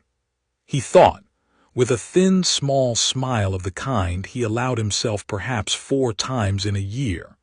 The imp will not, in fact, mind being sent south. The imp has been trying to leave this castle since he was 9 years old. He thought, a war then. He thought, it has been 20 years. He thought, I am ready. He turned from the window. He sat down again at the desk. He took a fresh sheet of vellum. He dipped the quill. He wrote at the top of the page in the precise small hand, a list of things to be done before the first snow. Chapter 4, The Great Writing. There are seasons in a realm's life when ravens are the realm's chief commerce, when more wax is poured upon more wafers of parchment in a single fortnight than the realm has poured in years before, when the rookeries of the great houses stand open from before dawn to long after midnight, with the meisters of those houses sleeping in shifts at the foot of the perches, when the prices of black quills and red ceiling wax at the markets of Old Town and White Harbor and Gulton and Lannisport double in 3 days and triple in 7, when small gray birds with parchment fast about their legs are seen, day and night, in numbers no one alive has ever seen, plying the cold air above the King's Road and the river road and the mountain passes and the sea lanes of the sunset sea, going from one castle to another with the careful patient instinct that the meisters of the citadel have spent centuries breeding into them. The realm in such seasons becomes, for those who can read it, a single great document being written by hundreds of hands at once, a great long collective letter, a correspondence of houses, a symposium of lords. The week after the spring equinox of 295 AC was such a season.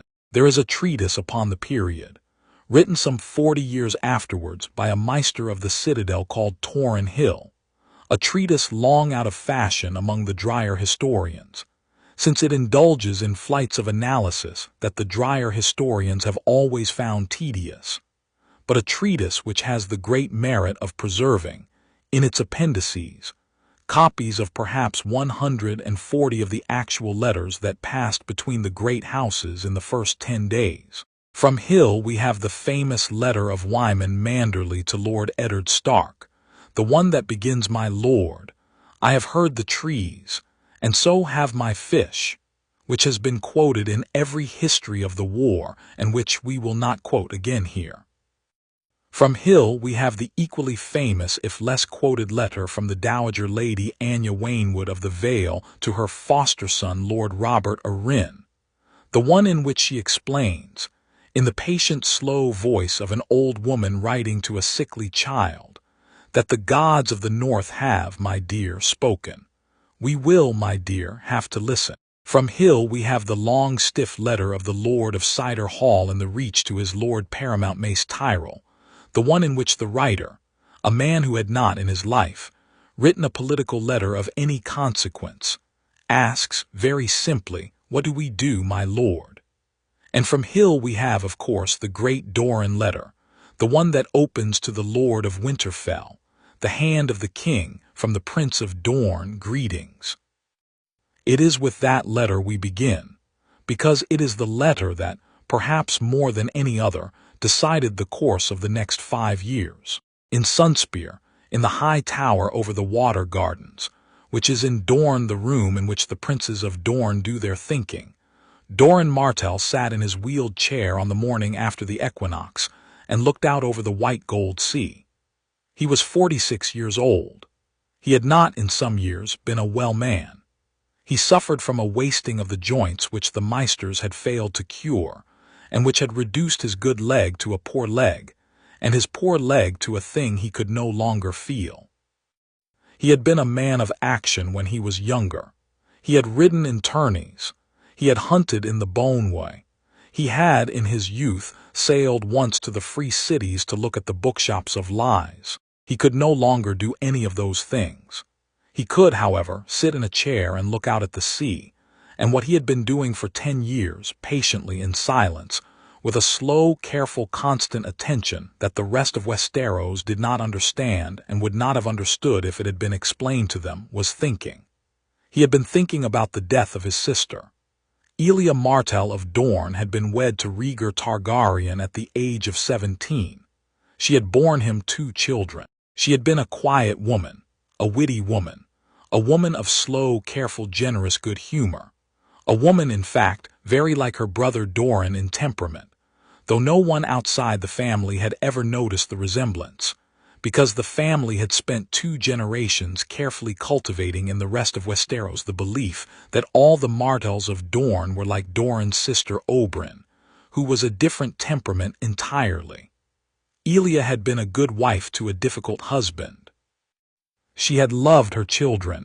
She had been killed with her children in the sack of King's Landing by Sir Gregor Clegane on the orders of Tywin Lannister, while the sack itself proceeded in the streets below, with the consent, if not the explicit command, of a usurper sitting on a throne he had just won by killing her husband's father. Her infant son had been smashed against a wall. Her 2-year-old daughter had been raped and then killed.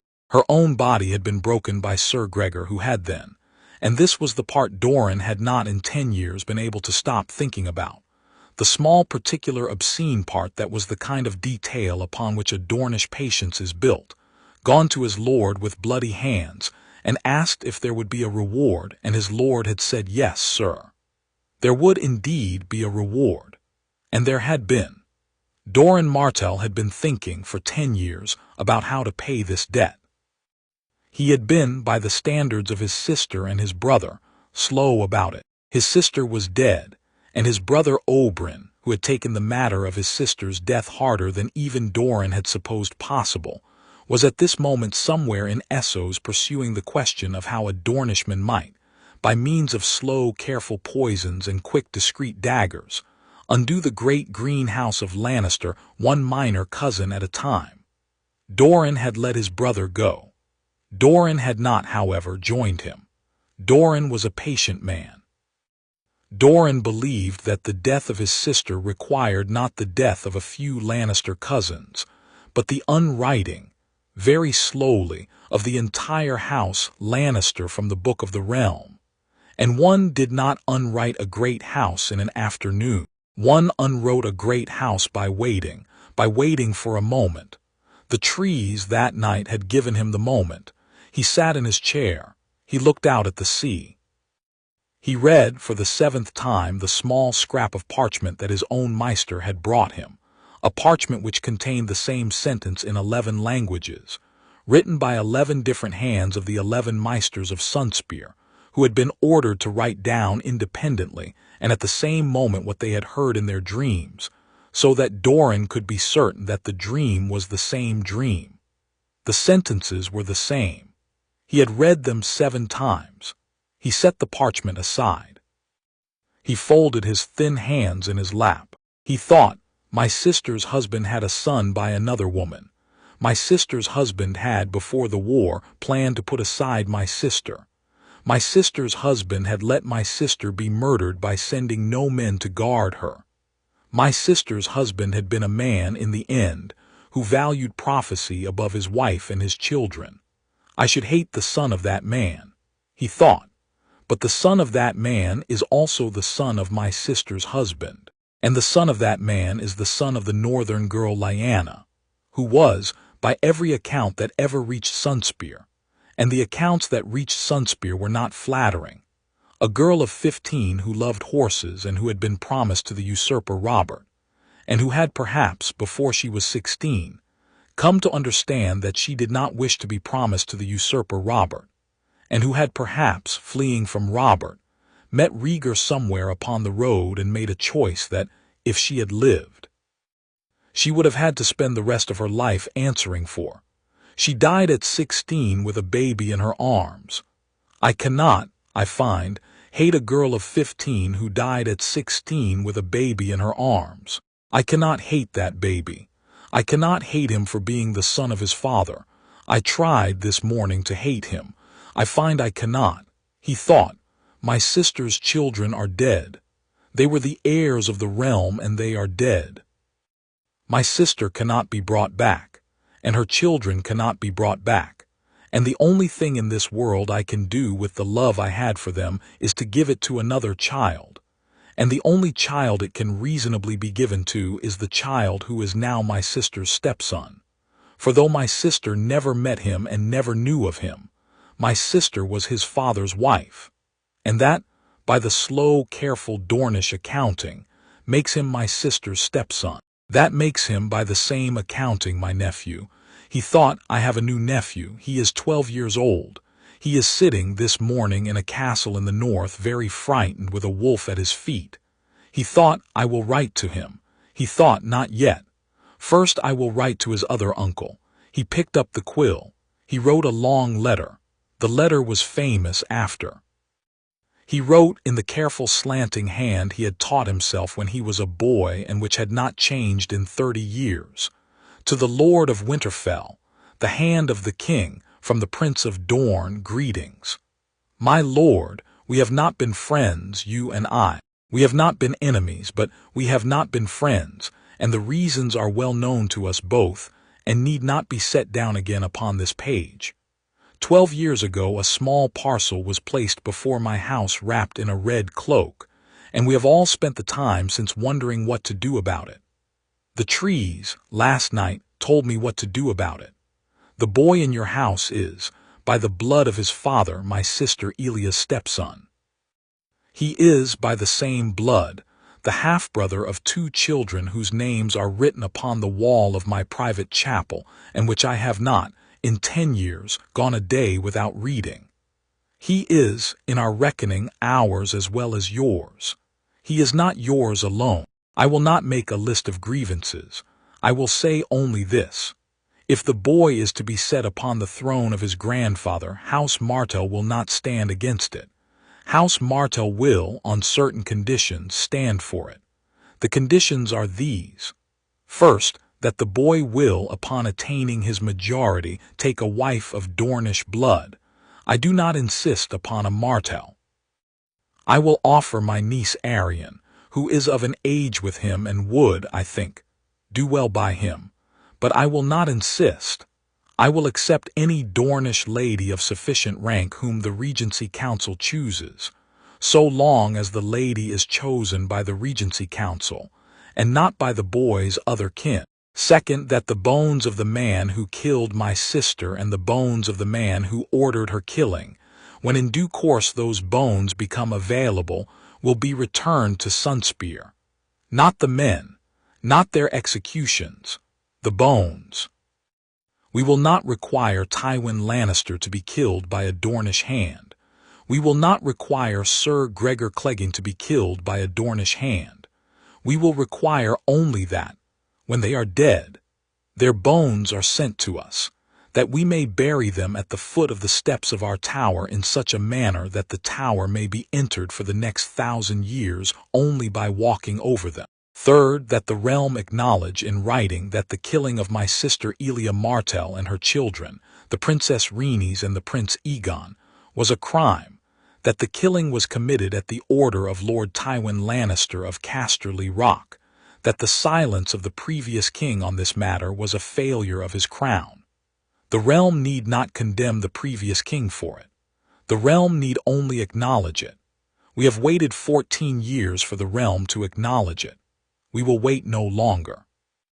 If these 3 conditions are met, the spears of Dorne will rise when the realm requires them, in numbers that I think will surprise you. We will speak of the numbers in time. And one last thing, my lord, a thing that is not a condition but a courtesy. Tell the boy I have written.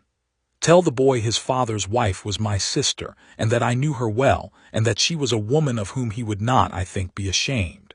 Tell him she would not, I think, be ashamed of him. I remain, my lord, your servant in this and several other matters. Doran Nymeros Martell, Prince of Dorne, Lord of Sunspear. He folded the letter. He sealed it with the orange wax and the spear and sun. He rang for the Maester. The Maester took the letter from his hand without speaking and went to the rookery. He sat back in his chair. He looked out at the sea. He did not, that afternoon, write to his brother. His brother would be told in due course. His brother would, he thought, be pleased. His brother had been wanting an excuse for 10 years to come home from Essos and put on his Dornish leathers and ride somewhere. His brother now had it. Doran Martell, for the first time in 10 years, smiled a small private smile. Outside the window of the high tower a gull went over, and beyond the gull the slow blue sea, and beyond the sea many days' flight to the north. A small gray bird was already beating its careful way up the coast of the Kingswood with a parchment on its leg. In the north, in those same days, the writing was no less constant, but the writing was more silent, for the north does not waste words in writing where words can be saved by not writing. Lord Eddard Stark wrote 3 letters in total in the first 10 days. He wrote to Lord Hoster Tully at Riverrun, saying, I will need your spears, and your daughter is with me, and the boy as well. He wrote to Lord John Arryn at the Red Keep, saying, I have your raven. The wolf has been put inside the boy's chamber. The cups have been changed.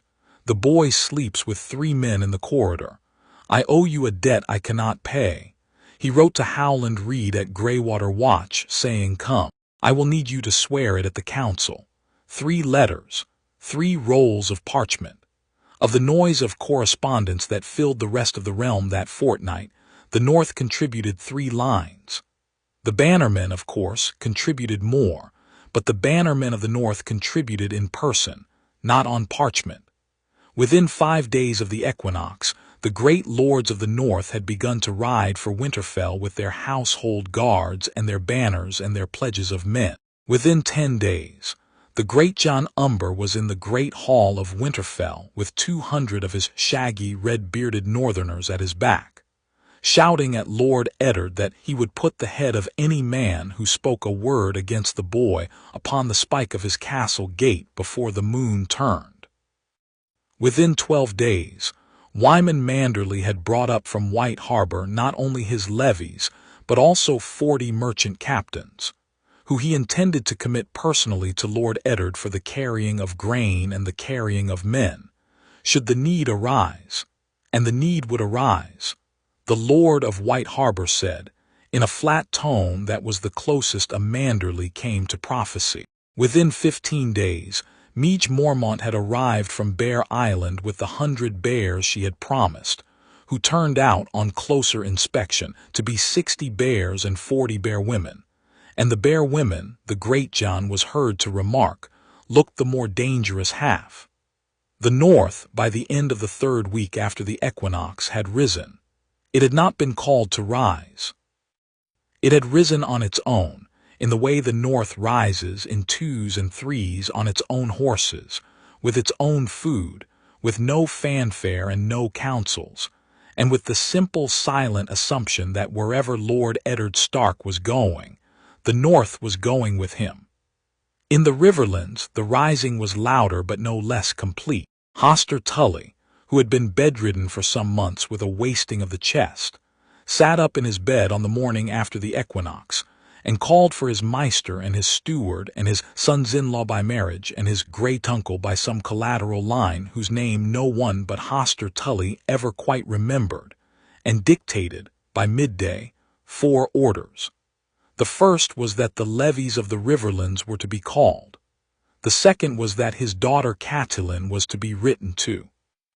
The third was that his brother Brynden the Blackfish was to be sent for from his self-imposed exile at the Eyrie. The fourth was that no Tully man, on pain of disinheritance, was to take a Lannister coin or speak a Lannister word until further notice. By the end of the day, Hoster Tully had risen from his bed for the first time in 2 months, and he had walked with a steward at each elbow to the godswood of Riverrun, and he had stood in front of the weirwood that had spoken in the night, and he had said aloud to the carved face, though Hoster Tully was a man of the Seven and would not have, the day before, addressed an old god by name for any price, "We hear you. We will come." And then he had spat upon the moss, in a gesture that was not contempt but Tully's ceremony, and gone back inside. In the Vale, the rising was more complicated, because the Vale was a place of complicated houses and complicated alliances and complicated grudges, and because in the Eyrie at the top of the world, there was no longer a Lord Paramount but only a sickly 6-year-old called Robert Arryn, whose Lady Mother Lysa was no longer entirely well in her mind. But the Vale rose anyway. It rose without its Lord Paramount. It rose in the persons of its bannermen, of Jon Royce of Runestone, who was the senior man in the Vale and who took it upon himself to convene a small private council at Runestone, attended by Anya Waynwood and Horton Redfort and Simon Templeton and Ian Hunter, and who decided, after a single afternoon of deliberation, that the Vale would ride with the Stark. There were no votes. There was no need for votes. Jon Royce had stood up at the head of the table and said, "Gentlemen, I have heard the trees, and so have you, and we are men of the first men, and we will not be the house that turned away from its old gods when its old gods at last troubled to speak." And the men of Runestone and Waynwood and Redfort and Templeton and Hunter had nodded, and the matter had been settled, and only old Anya Waynwood, who had been on this earth a long time and had seen a great many things settled by men in rooms, had thought to ask the practical question, which was, and the boy in the Eyrie, my lord, and Jon Royce had said, without looking up from his cup, "The boy in the Eyrie is 6. He will swear to whatever his great-aunt tells him to swear to. We will give him his words." Of the Reach, less can be said in summary, for the Reach was a place of perhaps 300 minor houses and 4 great ones, and not all of them rose at once. Mace Tyrell, the Lord of Highgarden, was not by nature a man given to quick decisions. He took to his solar for 3 days.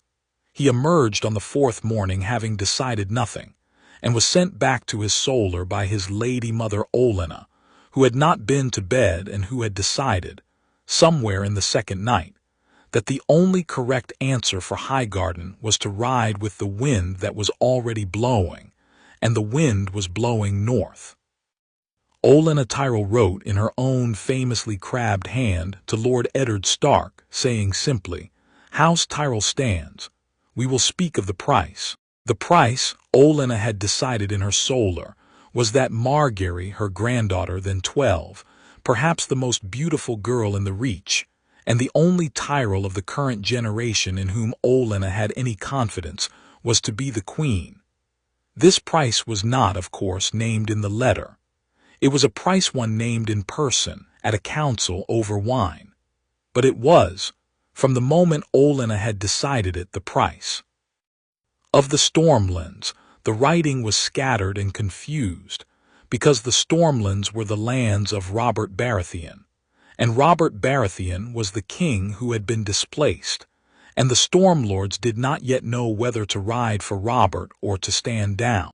Renly Baratheon, the king's youngest brother, was at this hour at Storm's End, holding what he called a council of his banners, and what his banners called a series of feasts. Stannis Baratheon, the king's middle brother, was at Dragonstone, and Stannis Baratheon had not yet written a single letter, because Stannis Baratheon was a man who did not write letters until he had finished thinking, and Stannis Baratheon had not finished thinking. The Stormlands, accordingly, were quiet, the kind of quiet that announces, to anyone who has ever lived in them, that a storm is about to break. Of the Iron Islands, the writing was nothing, because the Ironborn did not, on the whole, write. But the singing in the long halls of Pike was loud in those days, and the men of the rocks were laughing in their cups, because Balon Greyjoy had been told that the Green Lands were about to have a war, and Balon Greyjoy was a man who believed that the only good Greenland war was a Greenland war that left the Green Lands too distracted to watch their coasts. He was making, in those days, certain preparations. Of those preparations we will hear in due course. Of the Westerlands, the writing was perhaps the heaviest in the realm, for Tywin Lannister had set himself to write, in those first 10 days, perhaps 80 letters, of which 60 went out and 20 were burnt. But the writing was, of course, not the kind one read aloud. It was the kind of writing one did in code. There were ravens leaving Casterly Rock for Highgarden that asked, in language that could be denied, whether the Tyrells might be persuaded to a long, quiet engagement. There were ravens leaving Casterly Rock for the free cities that asked, in language that could not be denied at all but only paid for, whether certain sellsword companies might be available for a long contract. There were ravens leaving Casterly Rock for the bankers of Bravos which had no language in them at all but only numbers, and the numbers were very large. Of those numbers and what was being done with them we will, again, hear in due course. The relevant fact, for the purposes of this chapter, is that Tywin Lannister in those first 10 days did not write to Winterfell. He did not write to King's Landing. He wrote, in fact, to no one in Westeros at all who was not already a Lannister bannerman. He had decided, and his decision was, as ever, made by him alone in his small high chamber with no man present to advise him otherwise, that this was a war that was best fought first by silence, then by gold, then by steel in that order, and that the silence was to be maintained until further notice. Of the north closing its gates, finally, there is little to say that was not visible from the Kingsroad itself. By the 10th day after the equinox, the neck had been shut. The Crannogmen of Howland Reed, the silent, green-eyed marsh people whom no army of Southerners had ever passed without their permission, were upon their hidden causeways with their poisoned arrows ready, and the messages had gone out from Greywater Watch to every village in the bogs that no Southron rider was to be permitted past the Twins without a token of the Lord of Winterfell. The Kingsroad, between Moat Cailin and the southern face of the neck, was suddenly and quietly populated by small parties of 2 and 3 men in dun-colored leathers, who did not announce themselves but who were always, when one looked carefully, somewhere in the periphery of one's vision. The Kingsroad between Moat Cailin and Winterfell was, to a Southron eye, wholly empty. To a northern eye it was wholly full. It was full of Stark men at the points of vantage, in the shelter of the trees, on the high ground above the crossings, with their bows strung and their arrows nocked, and the small, fierce, silent patience of men who had spent their lives learning to be invisible in a wood. The north had closed its gates. The realm could come and ask for entry. The realm would not enter unbidden. In Winterfell in those days, the boy who was the cause of all this writing, Aegon Targaryen, the 6th of his name, who was still called John by everyone in the household except Maester Luwin, who had begun, very carefully, to call him my lord, sat in the great hall with his uncle and his cousins, and ate his porridge in the mornings, and trained at swords with Sir Roderick in the afternoons, and read books with Maester Luwin in the evenings, and was, in all visible respects, the same 12-year-old boy he had been the week before. He had had certain conversations in those days that had changed him, but the changes were the inward changes of a quiet boy, and they were not yet visible upon his face. There had been a conversation with his Uncle Ned, in which his uncle had told him fully, plainly, without softening, the story of the Tower of Joy and of Lyanna and of Rhaegar and of the Promise. The boy had heard the story without speaking. At the end he had said only, "Did she love him? My mother?" And Ned had said, "I think she did, lad. I think she loved him very much at the end." And the boy had nodded once, and gone to bed, and the next morning he had risen and broken his fast and gone to his sword's training and said no more about it. There had been a conversation with his cousin Robb in which Robb, the night after the equinox, in the small chamber Robb shared with Theon, had come to Jon's room and stood at the foot of the cot and said, with the slight irritated bafflement of a 14-year-old who has not yet found the words for the largest thing in his life, "So I'm not your brother, then." And Jon, who had not slept, had said, "I don't know." And Robb had said, "Don't be a fool, Snow. You are my brother. You are my brother, whether the trees say it or not. The trees are not the ones who slept on the trundle when you had the fever. I slept on the trundle when you had the fever. I get to say." And then Robb had punched him lightly on the shoulder and gone back to his own room, and the matter, for Robb at least, had been settled. There had been a conversation also with his aunt, for it was aunt now and the word had to be learned, and the learning was awkward, in which Lady Catelyn had come to him in the godswood on the third morning and brought with her a small wooden box and given it to him, and the box had contained, when he had opened it, a small bronze brooch in the shape of a wolf's head, very old, with the eyes of garnets, and Lady Catelyn had said, "This was my grandmother's. She was a went.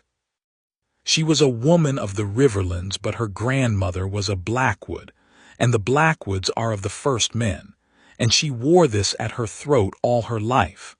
I should have given it to you when you were small. I am giving it to you now. Wear it under your cloak. It is not for show. It is for keeping. Do you understand?" And the boy had said very quietly, "Thank you, Aunt Catelyn," and she had nodded and gone. He wore the brooch. He wore it under his cloak. He did not show it to anyone. But Ghost, who had become, since the equinox, a wolf who was always in some part of the room with Jon, sniffed at the place under the cloak where the brooch was every morning when Jon dressed, and gave a small, low, approving sound in his throat, and was then satisfied. It was on the evening of the 10th day after the equinox, as the boy and his cousin and his uncle were sitting at the high table at supper, that a man came in from the yard and bowed and said something quietly to Sir Roderick Castle, and Sir Roderick nodded once and stood up and crossed to Lord Eddard at the high table and bent down and said 3 quiet words. The words were, "He has come." Lord Eddard nodded. He did not look up from his trencher. He continued to eat.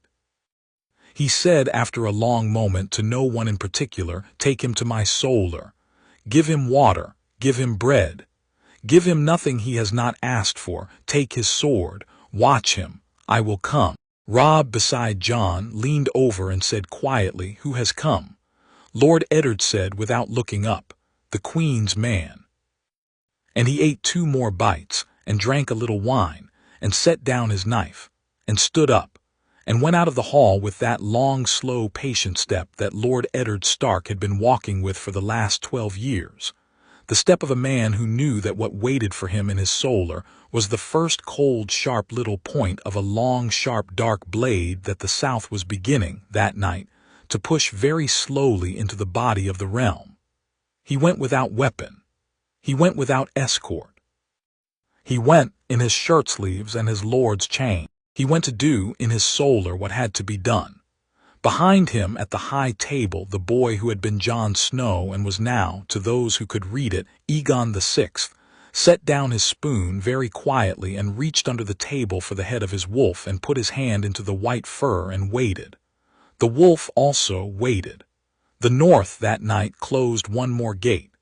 Chapter 5, The Trident. It is, of course, a particular kind of bitter irony of the long history of the realm of Westeros, and one which has not gone unremarked by the drier historians, that the second battle of the Trident was fought in almost the same bend of the same river as the first, 15 years and 3 months and 11 days apart, between many of the same men, on almost the same point of the same green bank, and that it was fought on the second occasion in pursuit of the correction of the very mistake whose making had given that first battle its name.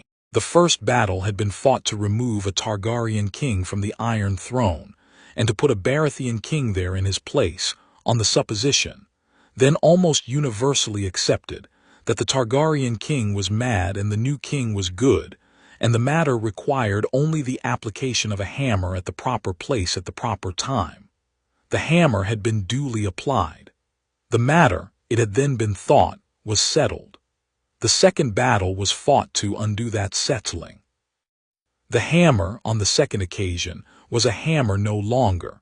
It was a fat, trembling, drunken thing wrapped in an old leather glove, swung by an arm that had perhaps 3 good swings left in it, and the man it was swung at on the second occasion was not a Targaryen prince in scaled armor but a northern lord in grey wool, with a sword at his hip that he had hoped, on the morning of the day, not to be required to draw.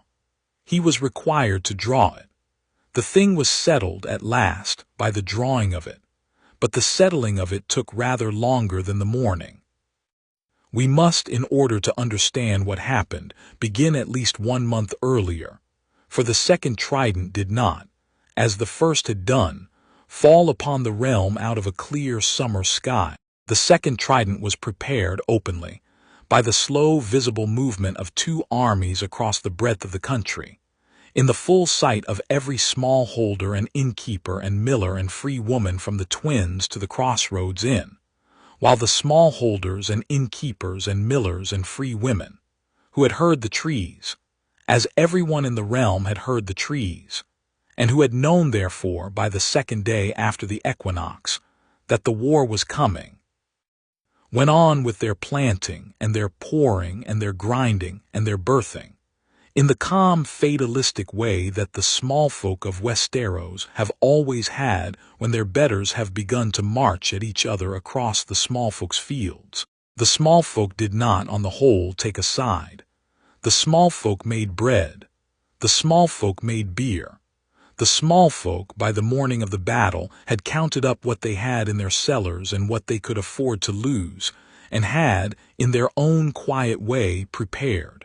Robert Baratheon had marched south out of King's Landing on the 8th day of the 3rd moon, which is to say, some 12 days after the equinox, and some 2 days after Jon Arryn's warning to Winterfell, and some 5 days after the Queen's man had been admitted to Lord Eddard Stark's solar, and taken away to be hanged in a small courtyard inside the inner walls of Winterfell with no audience, but the captain of the household guard, the Maester, the Lord, and the Wolf, at the head of 20,000 men. The number was not quite what it had been at the first trident. It could not have been, for the king had not had the time to summon all his banners, nor had he wished to. He had summoned what he could summon in a fortnight. He had taken the gold cloaks of the city, perhaps 2,000, all of them mounted at his expense, more than half of them men who had no business being mounted at all, and were as likely to lose their seats in a charge as they were to keep them. He had taken his own household guards, in their black and yellow surcoats with the crowned stag.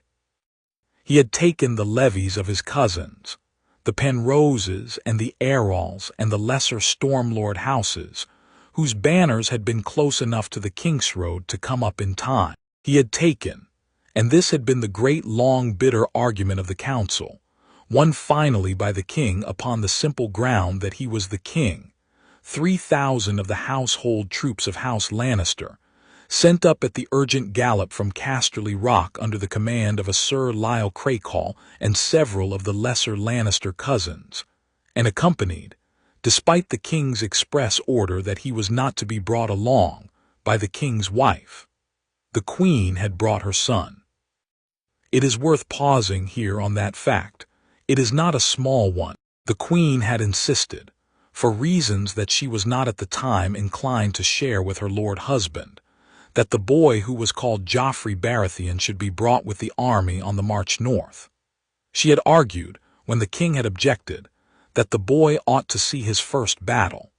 She had argued, when the king had objected a second time, that the boy was 8 years old and would not be in any danger, since he would be kept 3 leagues behind the line in her own pavilion. She had argued, when the king had at last lost patience and shouted at her in front of the council, that if the king meant to ride to a war against the only man in the realm who could conceivably reveal certain truths about certain golden-haired children, She would not be left behind in the city to wait upon the consequences. She had not said this last argument in those words. She had said it instead in a long, flat, silent look across the table at her lord husband, and her lord husband, who was many things and a great many of them not flattering, but who was not in the long, lazy, practiced way of an old hunter who knows his ground. A stupid man had understood the look, and had not, after the look, raised any further objection. So the queen had come, and the queen had brought her son. Lord Eddard Stark, at the head of his own army, had crossed the neck on the 14th day of the 3rd moon. He had brought 10,000 men out of the north, which was, as the lords of the north had been quick to point out to him, fewer than half of what the north could raise, but which was as many as he could move in the time he had. He had supposed that the Southron levies of the Tully bannermen would join him at the Twins, and they did, in numbers that exceeded his hopes. The Lord of the Crossing, Walder Frey, had after some hesitation declared for his liege lord at Riverrun, and the Frey men, perhaps 2,000 of them, had marched south behind Stark banners with the green and white twin towers very ostentatiously absent from their banners, a Frey peculiarity that Lord Eddard had recognized for what it was, which was a hedging of bets in case the king prevailed. He had let it pass. He had not, in those days, had time to take offense at every small bet hedged against him. By the 20th day of the 3rd moon, Lord Eddard had been joined at the inn at the crossroads by Lord Hoster Tully himself, for the Lord of the Crossing had at last left his bed, and had ridden north with his levies and his brother and his eldest son Edmure and a great many of his bannermen. And Lord Hoster had embraced his son-in-law and his daughter, for Lady Catelyn had come south with the army, which had not been an easy decision, but had been the right one, since the army of the Riverlands would not have ridden as quickly as it had if it had not been clear to every Tully bannerman that the Lady Catelyn herself was at the table when the orders were given, and had then said, in the dry, mild voice of an old fish lord who had been preparing this sentence for some weeks, "Well, my lord's son, let us go and meet our king." By the 23rd day of the 3rd moon, the two armies were within sight of each other across the Trident. Robert had drawn up his line upon the southern bank, in the same low green meadow where Rhaegar had drawn up his line. He had done it without thinking. He had simply, as he had ridden into the bend of the river, said here, and then had stopped and looked at the line of the bank, and had not said anything for a long time because he had remembered. He had not been back to the place in 15 years. The place was exactly the same. The willow that he had stood under to take off his great helm after the killing was still there. The little ford where the stone of Rhaegar's rubies had been found by a small folk boy was still there. He had stood his horse at the willow for some minutes, and his hand had had the grace not to speak to him, and at the end of the minutes he had wiped his face once with the back of his glove and said, "Here," and the line had been drawn.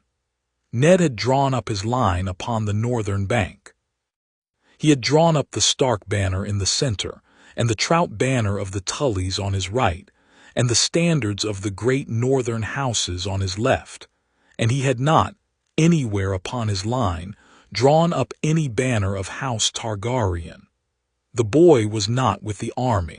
The boy was at Winterfell, with Maester Luwin and Lady Catelyn, who had sent her own daughters back from the crossroads when she had at last understood that the line would be drawn within the week, and with a guard of 200 of the most senior men of the northern garrisons, under the command of Sir Roderick Castle, and Lord Eddard, in a small careful concession to the king's pride, had decided that the boy's banner would not fly upon this field. He would fight the king under his own banner. He would fight him as Lord Eddard Stark, who had been the king's friend and was now refusing the king's command, and not as the standard-bearer of a rival king. It was a small distinction. Lord Eddard had hoped, very faintly, that the king might see the distinction and find in it some small face-saving by which the battle might be averted at the last hour. The king did not see it, or if he saw it, he did not respond to it. What the king did was send a herald. The herald came across the river on a small flat-bottomed ferry, with his green and yellow tabard and his small thin trumpet and his small ceremonial wand of office. He was a young man. Lord Eddard saw at once, very frightened. He had been chosen for the work because heralds for unpleasant work are chosen on the principle that the youngest and the least senior of the heralds is the one who is sent. For if the herald is killed, only a young herald has been killed, and the older heralds remain for further work.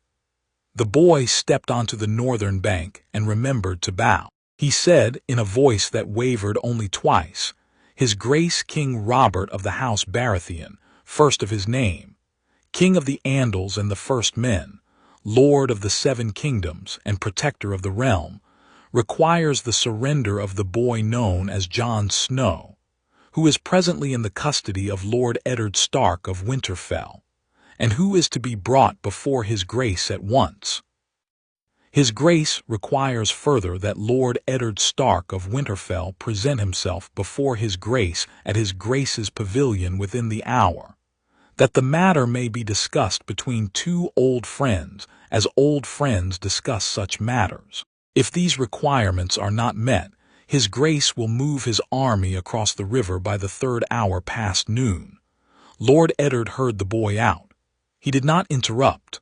When the boy had finished, Lord Eddard said quietly, "Tell his Grace that the boy is at Winterfell with my lady wife. Tell his Grace that I am here. Tell his Grace that I will meet him upon the ford at the Willow, alone on horseback, with one man only at my back, at the 3rd hour past noon, but not before, for I will not enter his pavilion. The pavilion is a place of his men. The ford is a place of neither of us. Tell him I will meet him at the ford." The herald said, "My lord, with respect, his Grace will not." "Tell him," said Lord Eddard. The herald bowed and went. He returned by the same ferry an hour later. He bowed again. He said, "His Grace agrees to the ford at the 3rd hour past noon. One man at his back, one man at yours, no weapons drawn. Tell his Grace," said Lord Eddard, "that I will come." The herald went.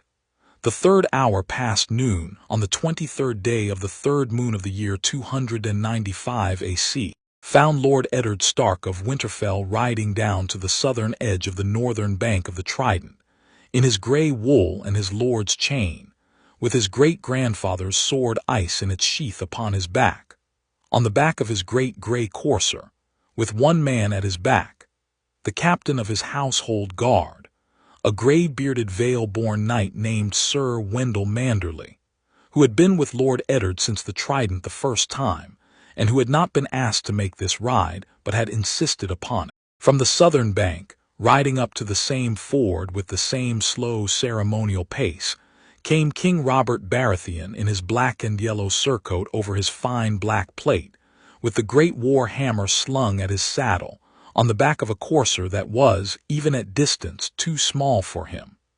At his back rode his hand of the king, Lord Jon Arryn, in his blue and white. The two parties met in the ford. The water was perhaps a foot deep over the stones, and the spring sun was upon it, and the willow leaves were very pale and very thin upon the willow above the ford, just budded from the 2nd week of warmer weather. It was a beautiful afternoon. The sky was blue. A red kite was circling far up on the cool spring air. There was nothing of war in any of it. The two old friends sat on their horses and looked at each other for a long moment. The king spoke first. His voice was hoarse.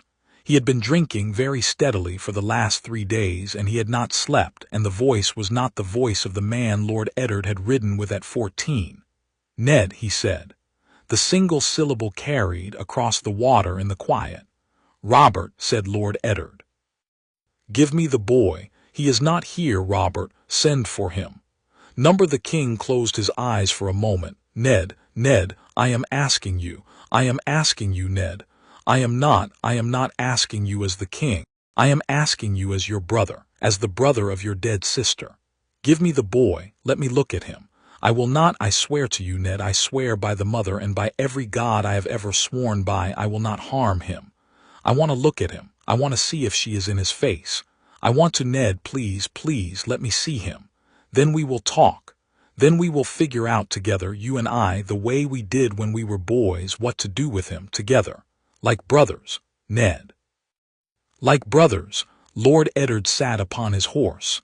The water of the trident ran around the fetlocks. The willow stirred above them. He said, very quietly, Robert, if I believed you, I would bring him to you. I would bring him to you tomorrow. I would put him in your lap. I would let you weep over him. I would let you kiss him on the forehead the way you kissed me when we were boys and we had hurt each other and we were sorry. I would do all of that. But I do not believe you. I have not believed you on the matter of Targaryen children for 14 years. I have not believed you since the day they brought the bodies of Elia's children to your feet and you said good. I have begged the mother every night for 14 years to grant me the grace to believe you on the matter of one Targaryen child, and the mother has not granted it, and I will not put the life of my sister's son in the keeping of a God's grace I have not been granted. I will not do it, Robert, I will not. You have asked me, and I have said there is no number of times you can ask that will get a different answer. The king was weeping. He had begun to weep at Ned and had not stopped. He said, Ned, don't make me. I am not making you do anything, Robert. I am simply not doing what you have asked. The making is yours. Ned. He is the boy of the man who took her. He is the boy of the woman who was my sister, and he is 12 years old, and he is in my care. And no man, Robert, no man, sworn brother or no, king or no, the trees themselves coming down off the mountain, no man takes a 12-year-old boy out of my care while I have a hand to hold a sword. The king turned his face to his hand. He said, John, he will not. The hand said, no, your grace. He will not. Then we are at the place we have been moving toward for 10 days, your grace, said the hand. I have warned you for 10 days that we would come to this place. We are here. I am sorry, your grace. I am very sorry, but we are here. The king looked at his old friend on the other side of the water. He said after a moment, Ned, will you let me come back tomorrow? Just you and me. I will not bring the army across. I will leave them on the southern bank. I will come across to your tent. We will talk. We have not talked, Ned. We have not really talked since you left for the north 15 years ago. We will talk. I will give you a day, Ned. I will give you a day to think. Will you give me a day? Lord Eddard looked at his old friend across the water. He said with a very small and very tired pity, Robert, you know me. You have known me 30 years. Will I have changed my mind by tomorrow?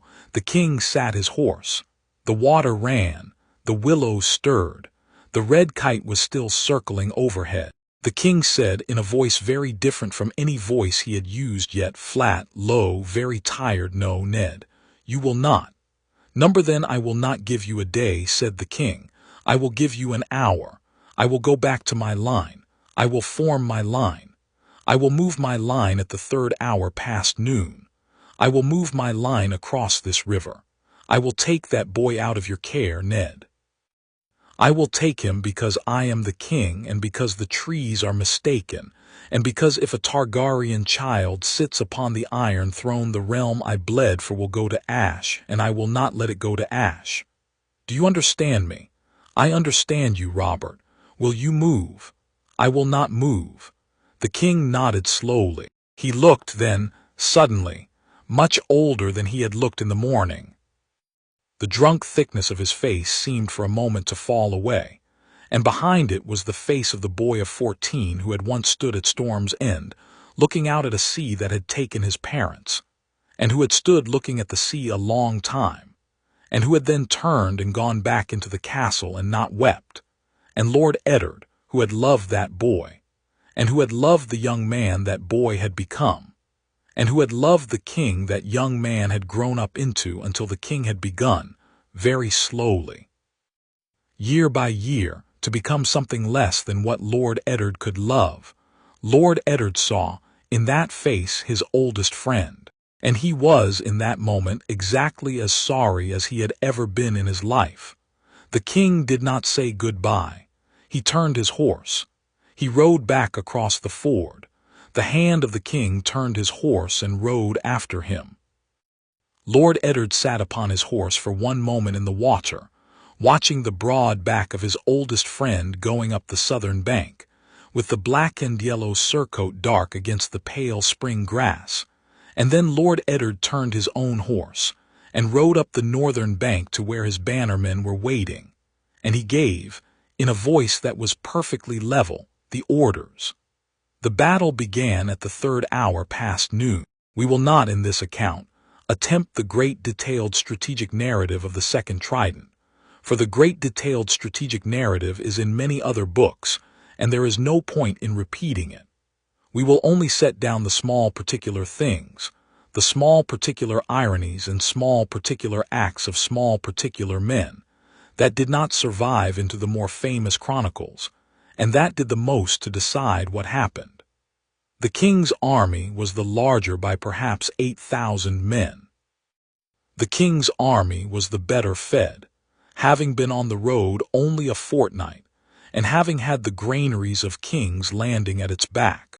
The king's army was, however, the worse trained, for it had been hastily assembled, and a great many of its banners had been called up only days before the march, and a great many of its men had never fought in any battle except in dreams.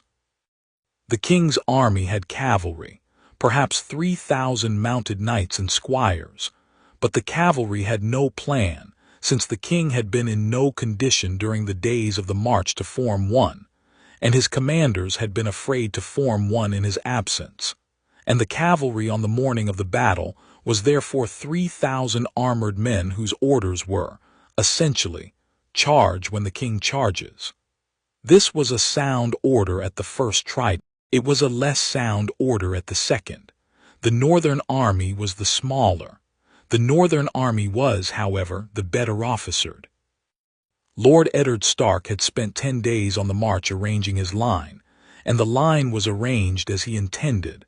The great Jon Umber commanded the left, with the northern horse, perhaps 1,000 of them, behind a deep screen of pikes. The Tully Knights, perhaps 2,000 of them, were drawn up on the right under Brynden the Blackfish. The center, on the bank just above the ford, was held by the Stark household troops and the Manderly footmen. In a deep block of dismounted men, with their long shields locked, and their spears bristling. The river was the northern army's line. The line did not need to do anything but hold. The king crossed at the head of his cavalry. He did so on horseback in his black plate with his great hammer in his right hand.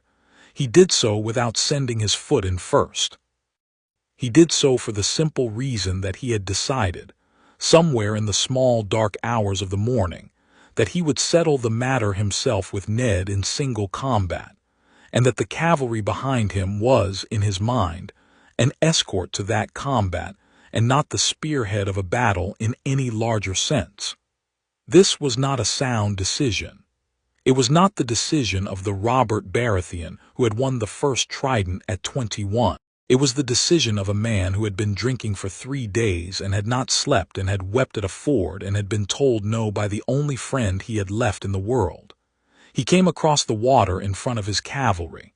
He was perhaps 50 yards ahead when his horse reached the northern bank. The northern pikes came down. The cavalry behind him faltered for half a heartbeat, long enough to break the rhythm of a charge. The king did not falter. The king came up the bank at the gallop, alone, with his hammer raised. He swung once, and a Manderly footman in the front rank lost his shield and his shield arm at the shoulder in a single blow. He swung again, and the man behind that one lost his head in a way that made the pikemen on either side flinch. He swung a third time, and a third man went down. He had cleared, in 3 swings, a hole in the front rank perhaps 8 feet wide, and his horse was through it, and there was, for 1 heartbeat, open ground between the king and the gap in the line. He hesitated. It was the hesitation of half a heartbeat. It was the hesitation of a man who had, for the first time in his life upon a field, paused to think about what he was doing, for the simple terrible reason that the wedge his hammer had just opened was held, in the second rank, by a man in gray wool with a gray cloak and a long pale northern face, and the long pale northern face was the face of his oldest friend. In that half a heartbeat, Lord Eddard Stark did not hesitate. He had not, for 14 years, hesitated about what he would do if this moment came. He had thought about it every spring equinox. He had thought about it in his solar. He had thought about it on the morning he had set out from Winterfell with his 10,000. He had thought about it in the ford, with the willow over his head and his oldest friend on the other side of the water. He had not hesitated. He drew ice. The sword came out of its sheath with the small, terrible sigh that Valyrian steel makes when it is taken into the open air. He stepped through the gap in the pikes. He stepped past 2 of his own dying men. He came up to the king's horse on the king's left side, the off side, the side from which the king's hammer was the slower to recover, and he set the point of ice against the small, unarmored place at the joint of the king's pauldron and the king's gorget on the left of the king's throat. And he said, in a voice perhaps loud enough to be heard by no one but the king, Robert. The king looked down at him. The hammer was raised. The hammer could come down. If the hammer came down, Ned would die and Robert would die a heartbeat after, and the battle would be, perhaps, won by the king's cavalry from the simple shock of seeing both of them dead in the same breath. The king could do it. The king had a half a heartbeat to do it. The king did not do it. The king looked down at his friend. He said, and this was the part that was remembered by the few men close enough to hear it, "Ned, you old bastard." And then he smiled. It was a strange, small, awful smile. It was the smile of the boy of 14 at Storm's End looking out at the sea. It was a smile that was, in its way, a farewell. And the king said, very softly, "Do it." Lord Eddard Stark drove ice into his oldest friend's throat. The blade went in clean and came out clean, in the way Valyrian steel does. The king's hammer fell sideways out of his hand. He sat upright for a moment longer, and his eyes were upon Ned's face, and the eyes were almost peaceful, and then he toppled sideways off his horse and into the trampled, muddy, bloody grass of the northern bank, and he made no sound on the way down, and when he hit the ground he was already dead. The cavalry behind him saw it. The cavalry behind him faltered the second time. The faltering, this time, was the faltering of an animal that has lost its head. Some of the lead knights of the cavalry tried to push on through the gap. The great Jon Umber's pikemen had by then reformed and were pushing in on the gap from both sides, and the lead knights were taken down in a great clatter of metal upon metal in perhaps 30 seconds. Some of the cavalry, the ones farther back, wheeled their horses in the shallow water of the ford and turned about, in the disorganized, panicky way of men who have been told to charge in a particular direction and have suddenly been told nothing further. Some of them simply stopped and put up their hands. By the half hour, the southern bank was emptying. By the hour, the king's army, leaderless, captainless, with the hand of the king visible in his blue, and white at the rear of the southern line trying to maintain some kind of order and not entirely succeeding, was breaking up, in 2s and 10s and 100s, into the woods that lay south of the river, and the men were running for the Kingsroad, and the war that had been declared at noon in the bend of the Trident was over by the 4th hour past noon. In the way that wars sometimes end when one of the two people who could have prevented the war is suddenly and unexpectedly removed from it by the other. Lord Eddard Stark stood for some time over the body of his oldest friend. He did not weep. The weeping was for later. He stood and he held ice loosely in his right hand, and he looked down at the great wreck of a man in the trampled mud, and he said after some long minutes very quietly, "We should have come north together, you and I. We should not have parted at all. I should have brought you with me to Winterfell. You would have been a better man in Winterfell than you were in King's Landing. I am sorry, Robert. I am sorry. I am so sorry. He bent. He closed his old friend's eyes. He took from his old friend's hand the small silver ring with the antler that the king had worn since boyhood. He put it into the small pocket inside his own surcoat. He stood again. He turned to Sir Wendell Manderly, who was at his elbow. He said very quietly, "Fetch a litter. Carry him to the camp. Wash him. Wrap him in the colors of his house, not of his kingship. Send a raven to Storm's End. Send another raven to King's Landing. Tell them their king is dead, and that he died on a field of his own choosing, and that the realm will choose its next king at a council in 3 months' time, and that no act of revenge against any man of the army of the Trident on the part of any house will be tolerated by Lord Eddard Stark of Winterfell. Tell them that." Sir Wendell bowed. Lord Eddard turned again. He looked across the southern bank. He saw, in the distance, the small blue and white figure of his old foster-father Jon Arryn riding away through the wreck of the Baratheon line, with the small white figure of the Kingsguard in his white cloak. That would be Sir Jaime Lannister, sent across with the king's column for ceremony, riding at his side, and a small dust trail behind them that was perhaps 50 of the household troops of House Lannister, peeling off from the broken army and retreating in the direction the Queen's pavilion had been pitched 3 leagues to the south. He thought, "She will run." He thought, "She will be running by sundown. She will be running with the boy." He thought, "Tywin will receive her at the Rock. The matter is not over. The matter has only changed in shape. The matter will now be a long matter." He thought, "I will go south." He sheathed ice. He turned. He walked back through the line of his men. The line of his men opened to let him pass, and as he passed every man in the line, the Stark household men, the Manderly footmen, the Tully Knights, the Greatjohn's Wild Northerners, the Mormont Bears, went down on one knee in the bloody grass in the order of his passing, like a great wave kneeling.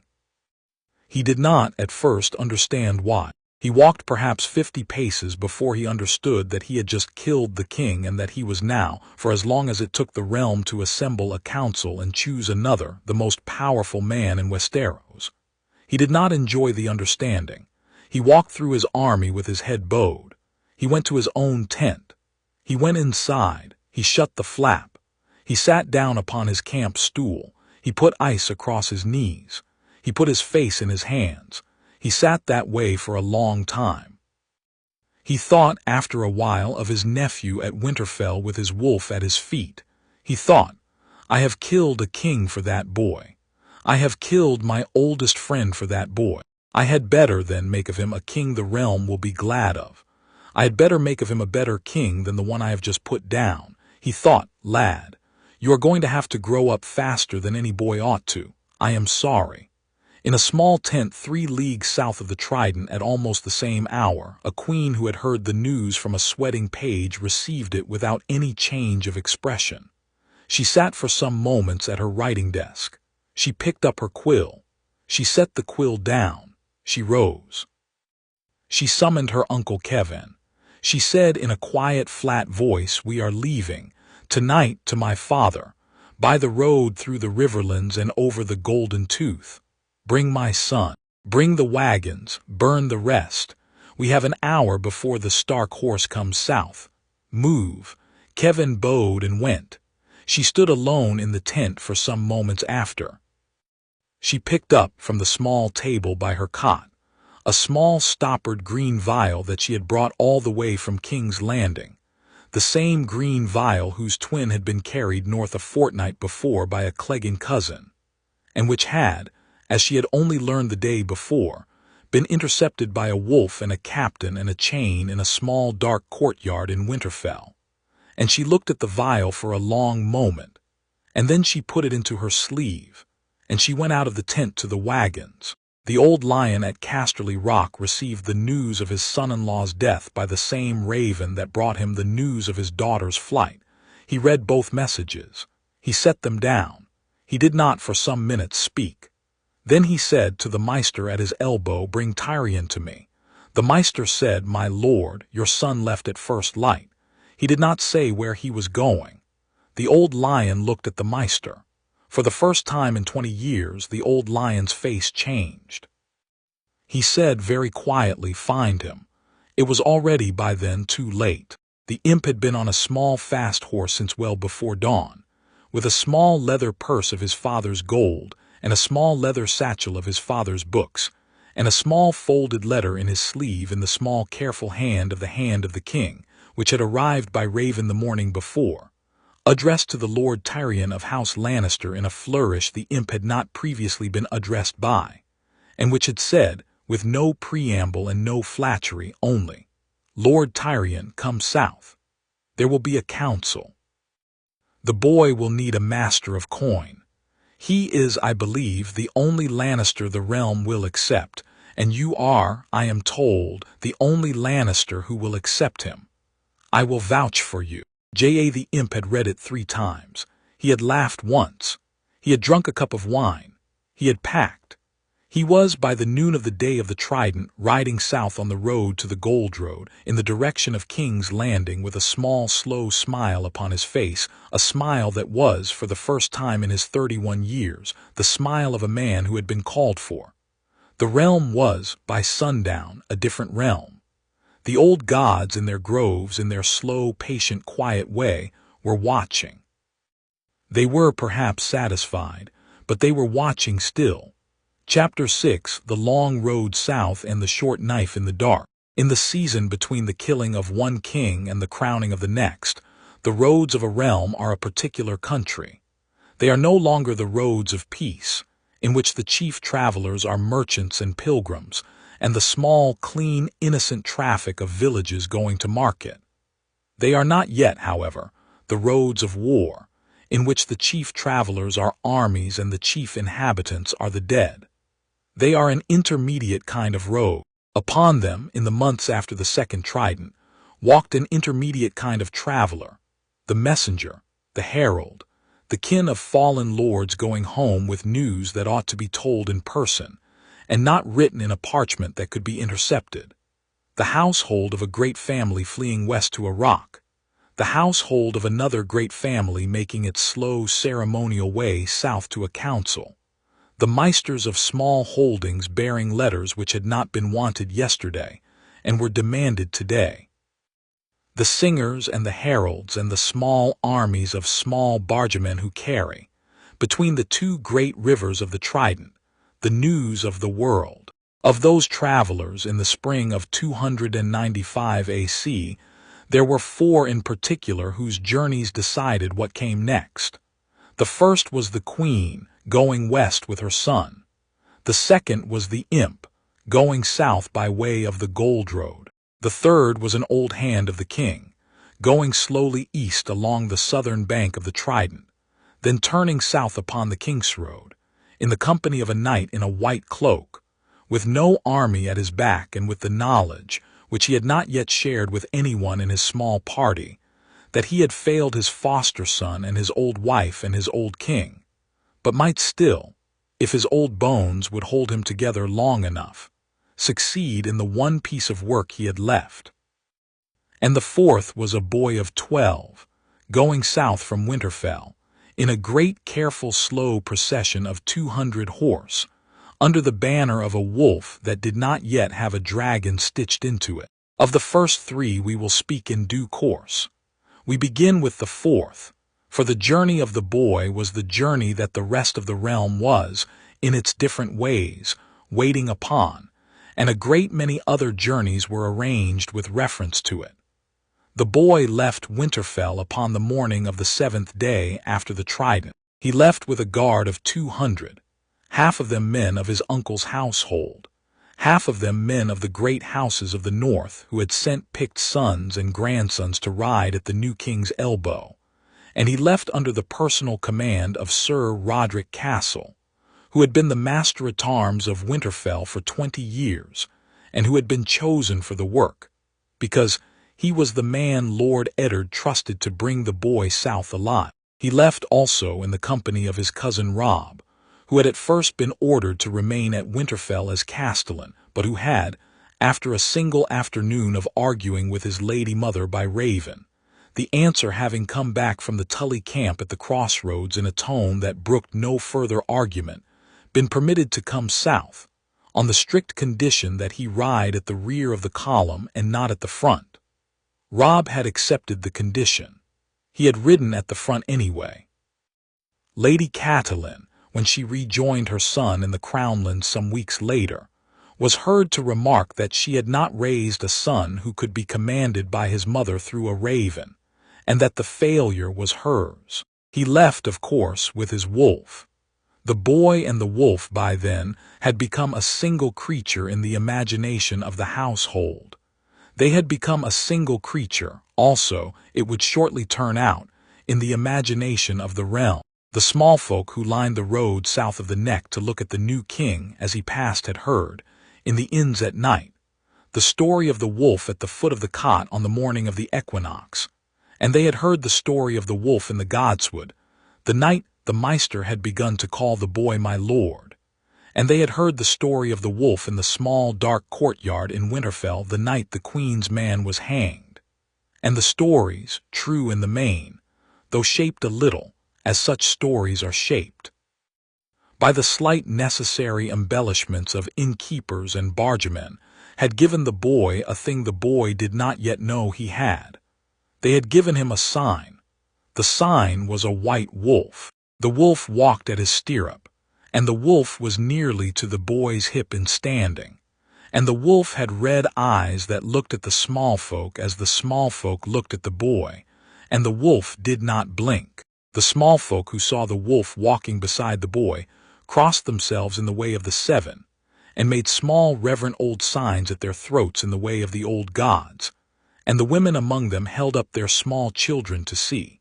And at every inn the column passed, in the days going south from Moat Cailin to the Twins, the men of the inn carried out their best wine and their best bread, and laid them upon a long board in the inn-yard for the boy and his cousin to refresh themselves, and would accept no coin for it. He is the king, the small folk said quietly to each other on the road, and he is 12 years old, and his wolf walks beside him, and his cousin rides at his elbow, and his uncle has killed a king for him at the Trident, and the trees have spoken his name, and the long night is coming, and we will live because of him, do you understand? We will live. And they pressed bread into his hands and watered his horse and stood by the road with their hats off. He did not yet know what to do with any of it. He rode the long road south in the way of a boy of 12 who has been told to ride. He held his back straight in the saddle because Sir Roderick had told him to. He nodded to the small folk because Robb had told him to. He spoke, when he was spoken to, in a small, grave, careful voice that surprised the men of his guard, for they had known him as a quiet boy in a quiet corner of the practice yard, and the voice they were hearing now was not exactly the voice of a child. It was not yet the voice of a king. It was the voice of a boy who had decided, on the morning he had left Winterfell, that he would not, between Winterfell and King's Landing, do or say any single thing that would shame his uncle. He was working at it. He was a serious boy. He had, in the way of serious boys, taken the work very seriously. Of the conversations between Jon and Robb on the road, perhaps 3 should be set down here, for they are characteristic.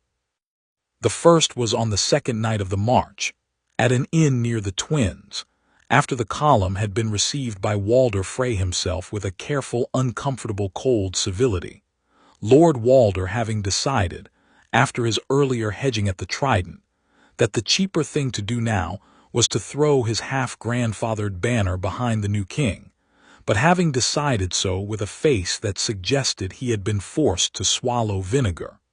Jon and Robb had eaten in their private chamber. Ghost had eaten in front of the hearth. The door had been guarded on the outside by 2 Karstark men. Robb had put down his trencher and said, after a long silence, Jon, yes, what was it like, hearing them, hearing the trees? Jon had been quiet for a moment. He had set down his cup. He had said slowly, I don't remember hearing them. I remember waking up and not remembering having heard anything. And then I remember going to the wood, and I remember the leaf. The leaf I remember. You did not hear a voice. I think I had heard the voice. I think it had said the thing. I think I had heard it and forgotten it, because the saying of it was a thing that did not stay in the head, do you understand? It was a thing that had been put into the body somewhere where the head could not reach. I did not need to remember it. The wood remembered it for me. That is how it felt. Robb had thought about this for some minutes. He had said after the minutes, I remember the voice. You do, every word. I have been hearing it since. I hear it when I wake up, and I hear it when I fall asleep. I hear it on the road.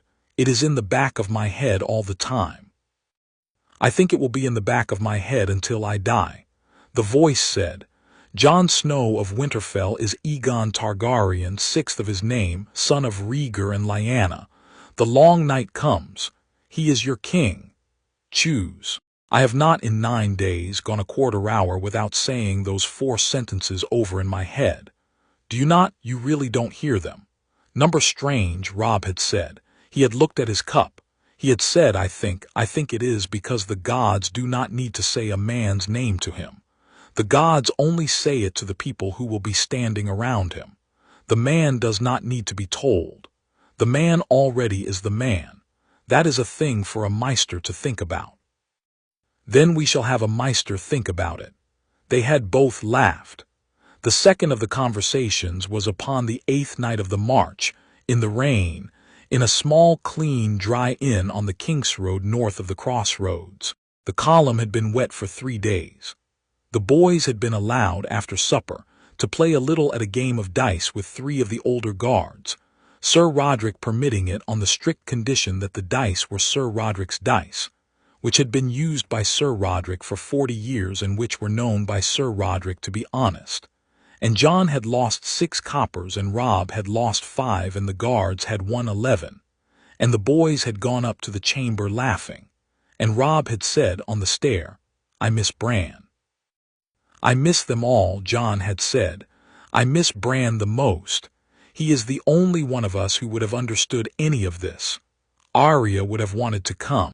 Sansa would have wanted to know what dresses we are wearing. Rickon would have cried. But Bran would have understood. Bran has been telling old Nan stories about wood gods since he could walk. Bran would have looked at you and known what to do. Bran is 8 years old. Bran is 8 years old, and he understands more than the lords of the Vale. I tell you, John, I have been thinking about Bran the whole road. I think the wood was speaking to Bran longer than it was speaking to any of us. I think the wood has been speaking to Bran all his life. We have just not been listening to him. A thing, John had said, for a maester to think about. Then we shall have a maester think about that too. They had laughed again. They had gone to bed. The third conversation came upon the day they passed through the crossroads and turned south upon the King's Road proper. They had ridden out of the inn yard in the small grey early morning with the river mist still upon the road, and Robb, who had been silent since waking, had reined his horse in beside John's and said, without preamble, John, there is a thing I have not said. Then say it.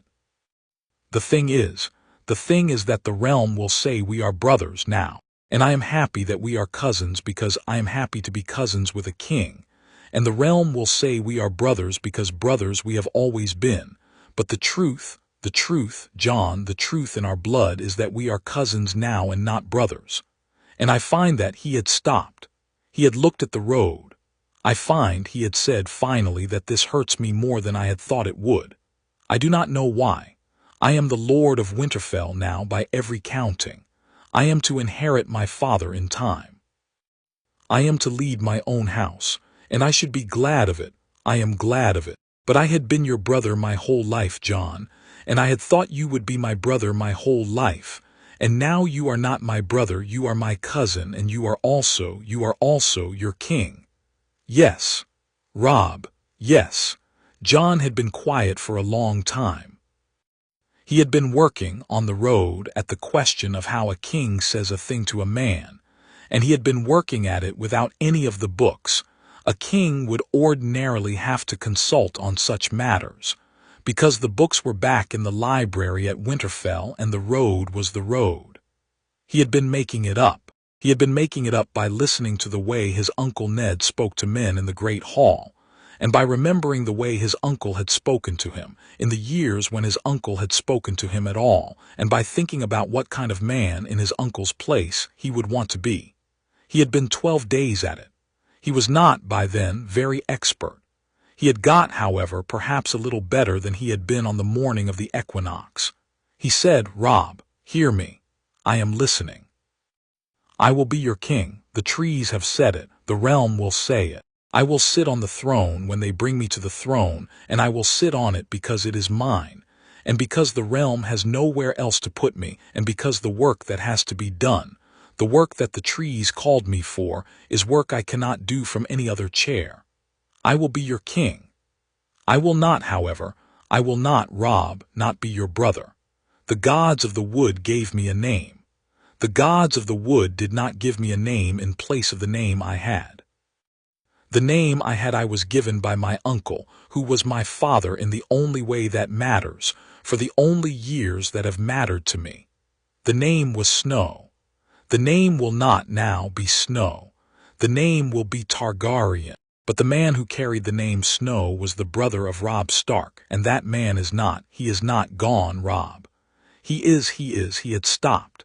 He had been looking at the road. He had not been able to look at his cousin. He had said very quietly, "I will be your king. I will also be your brother. The two things will not be the same thing, but I will be both. And in any room where the two of us are alone, Robb, you are not to call me your grace. You are to call me Jon, always. The day you stop calling me Jon will be the day I have stopped being a man worth calling Jon. Do you understand?" Robb had looked at him sideways across the rein on his horse's mane. Robb had said, "Jon, you old," he had not finished. He had reached across and clasped his cousin once upon the shoulder. The horses had walked on through the mist. Ghost had walked between them at their stirrups. The rain had begun, very gently, to fall again, and they had ridden into it. That was the third of the conversations, and that was perhaps the conversation that decided, more than any other, what kind of King Jon was going to be. It is the conversation, in fact, that is carved upon the small plinth at the foot of the great hall of the Red Keep, in the form of 3 northern words always. Your brother, Jon. That for the next 60 years, no man entering the great hall ever passed without looking at, and that several men in the times that came were known to lay a hand upon as they passed. That, however, is to leap ahead. We must go back for a moment to the road and to the column, and to the question of what was happening at this same hour, upon the smaller and stranger and crueler of the small countries of the road of the assassin. We had said, at the close of the chapter before, that the Queen had sent a man out of King's Landing upon the day of the bells. The man was a cousin in the Clegane line, of an obscure branch, the kind of cousin a great house keeps in obscurity precisely so that, on a day when a knife is required to walk without being noticed, the cousin can walk. He had ridden hard out of the city. He had reached Lord Harroway's town within the day. He had been ferried across the Trident at night. He had ridden hard north, by the river road and not the King's road, by the unfrequented small ways through the wolfswood that an old fox is shown only by other foxes, and he had reached the gates of Winterfell upon the evening of the 10th day after the equinox, in a stained green cloak, with his beard grown wild on the road, with the small green flask of tansy concealed in the lining of his saddle, with the sack of gold concealed at the belt under his shirt, and with the small smile of a man who has done such work before and intends to do it once more. He had not, of course, expected the warning to have preceded him. Lord Jon Arryn's raven had come into Winterfell 3 days before, and Lord Eddard Stark, who, in his solar, with the parchment open in front of him, had committed the warning to memory and burned the parchment that same hour, had set the household to its careful arrangement. The boys' cup at supper was poured by Sir Roderick Castle personally, from a flagon that had been opened in Sir Roderick's presence and stoppered again in his sight.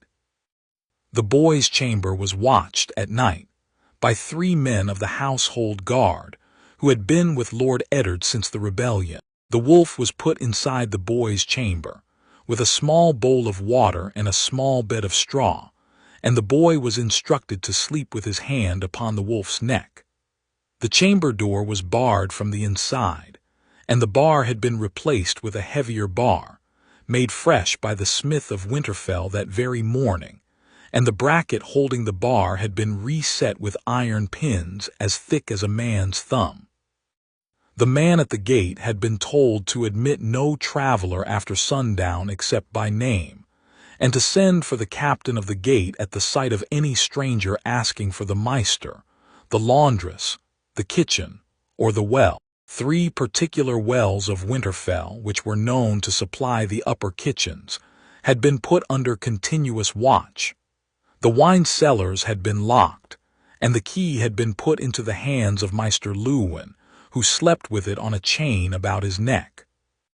Every dog in the kennels had been quietly moved, on the morning of the 2nd day after the warning, to the inner ward, and the dog master had been instructed to walk them at the strange hours of midnight and just before dawn, in case a dog should smell what a man could not. When the Clegane cousin came to the gate dusty on the evening of the 10th day, with his story that he was a merchant from Hag's Mire come north with a letter for the maester from his cousin at the citadel, the gate watch had, by the careful instruction of 2 days before, not closed the gate upon him. They had opened it. They had let him in. They had taken his horse to the stables in the inner ward, by way of a yard that was, for the occasion, very well lit. They had walked him through the long shadowy corridor of the lower keep into a small chamber that had been prepared for him, and they had put before him a cup of water and a small loaf and a small dish of pickled cabbage, and they had told him, in the manner of men who were merely doing their work, that the maester was at his evening prayers but would shortly come, and would the merchant be so kind as to wait. The merchant had waited. The merchant had been a careful man. The merchant had not drunk the water. The merchant had not eaten the bread. The merchant had sat with his back to the wall and his hand inside his shirt for some 12 minutes. The merchant had heard then a small sound at the outer door of the chamber, and the merchant had risen and put his hand upon the small dagger that was at his belt, and the door had opened, and standing in the door in a black wool cloak with the silver brooch of his house at his throat, in his shirt sleeves, with a long sword at his belt, the long sword Ice, the great Valyrian blade, the family blade of House Stark, had been Lord Eddard Stark of Winterfell. The merchant had not bowed. He had not needed to bow. The bowing had been done by his face, which had gone, in the space of half a heartbeat, through 3 different colors, and had settled at the 3rd, which was the color of a man who knows that the room he has walked into is not the room he had thought he was walking into. Lord Eddard had said, very quietly, "Come." The merchant had not moved. Lord Eddard had said, "Come," again, and behind Lord Eddard in the corridor had stepped 2 men, a 14-year-old boy with auburn hair and a young man of the Iron Islands with dark hair, and a sneer that did not, at this hour, look like a sneer at all, but like a piece of work that had been long expected and was finally being done. The merchant had reached for his dagger. The young man of the Iron Islands had moved faster perhaps, than any man in the household had supposed Theon Greyjoy could move. He had crossed the small chamber in 3 steps. He had taken the merchant's wrist in his left hand. He had broken the wrist with a small, sharp twist that was the work of perhaps half a second. He had taken the dagger from the broken hand. He had stepped back. He had said, in a small, clean, grim voice that was not, at this hour, the voice of the lazy, iron-born youth who had been the ward of Winterfell for 9 years, but the voice of a young man who had, perhaps, in his 9 years, learned more from the household than the household had supposed. "You will sit down, sir."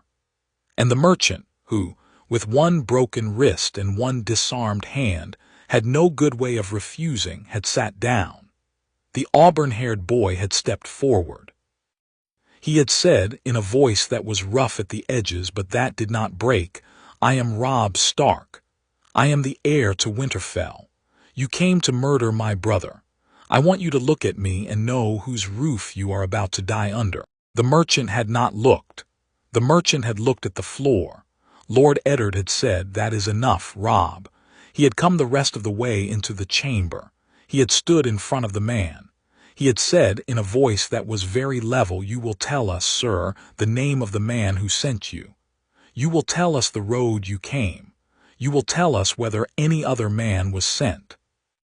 You will tell us where your saddle was kept on the road, and from whose hand you received the flask, and you will tell us the name of any other man you have done such work for in the last 5 years. You will tell us these things now, in this room, of your own free will, while you still have hands to gesture with. The Maester is at the door. The Maester will see to your wrist. After that the Maester will see to your other wrist, but he will not after that set them. Do you understand?" The merchant had understood. The merchant had not, in fact, required the second wrist. The merchant had been a careful man, but the merchant had also been a man whose loyalty to his employer had not, when measured against the immediate prospect of pain, been very deep. He had begun to talk within the quarter hour. He had told the names. He had told the road. He had told the flask. He had named, among other names, 2 cousins of his in Lannisport who had done the Queen's smaller services in the years past, and a wench in the Iron Islands who had been the intermediary on a previous occasion, and a small unimportant septon at Maidenpool who had carried 2 of the Queen's earlier letters across the Riverlands without being read. He had told everything. He had not, in the end, been hurt for it beyond the wrist. He had been hanged at dawn in the small inner courtyard. The hanging had been done quietly. The Maester had been present. The captain of the guard had been present.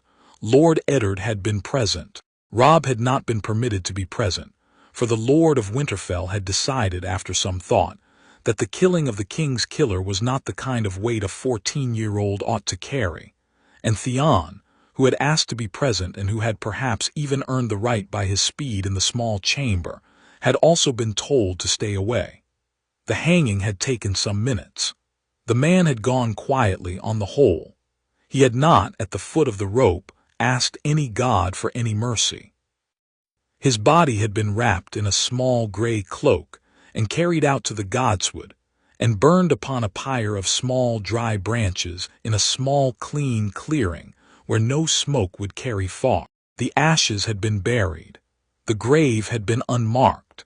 The whole matter had taken, from the gate-watch's first sighting of the man to the burying of his ashes, perhaps 30 hours. The household had said nothing of it, by the careful order of the Lord of Winterfell, and the household had said nothing of it in the years to come, for the simple reason that the Lord of Winterfell had asked them not to. The boy who would be king had not been told of any of it. He had been told, instead, on the morning after the hanging, by his uncle in the godswood, that a man came last night, lad. He has been dealt with. He will not be the last. We will deal with the others as they come. You are safe in this house. You are safe in any house I am in. Do you understand? And the boy had understood. He had not asked for the man's name. He had not asked for the man's master. He had asked only in a small voice after a long pause, was it the Queen? And Lord Eddard, who had not lied to him since the morning he had broken the lie of 14 years, had said, "Yes, lad, it was the Queen." The boy had nodded. He had said, "I am sorry, uncle." "Why?" "That you have to do this work for me." Lord Eddard had looked down at his nephew in the morning of the godswood, with the small particular northern morning light upon the boy's small particular northern face, and he had said, very quietly, "Lad, there is no other work that any man of this house would rather do." This was the conversation of the morning. There were others in the days that followed before the boy left for the south. But this was the one that the household remembered. This was the one that, very quietly, in the way the North passes such things along, came down the years. In the meantime, however, the great queen who had set the small knife on the road north was upon her own road west, with her son and her uncle and her cousins, and her wagons of plate and her wagons of cloth and her wagons of careful documents, that she had snatched from her solar in the Red Keep on the night of the bells.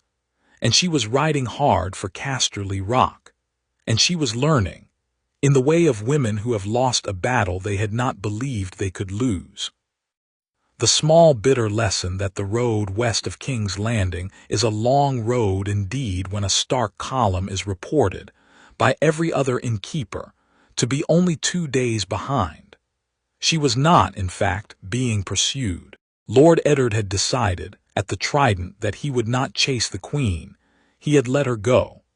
He had reasoned that the queen at Casterly Rock was a queen surrounded by a brother who would not betray her and a father who would, and was easier for a Stark army to find than a queen scattered across the back roads of the Westerlands with assassins still in her purse.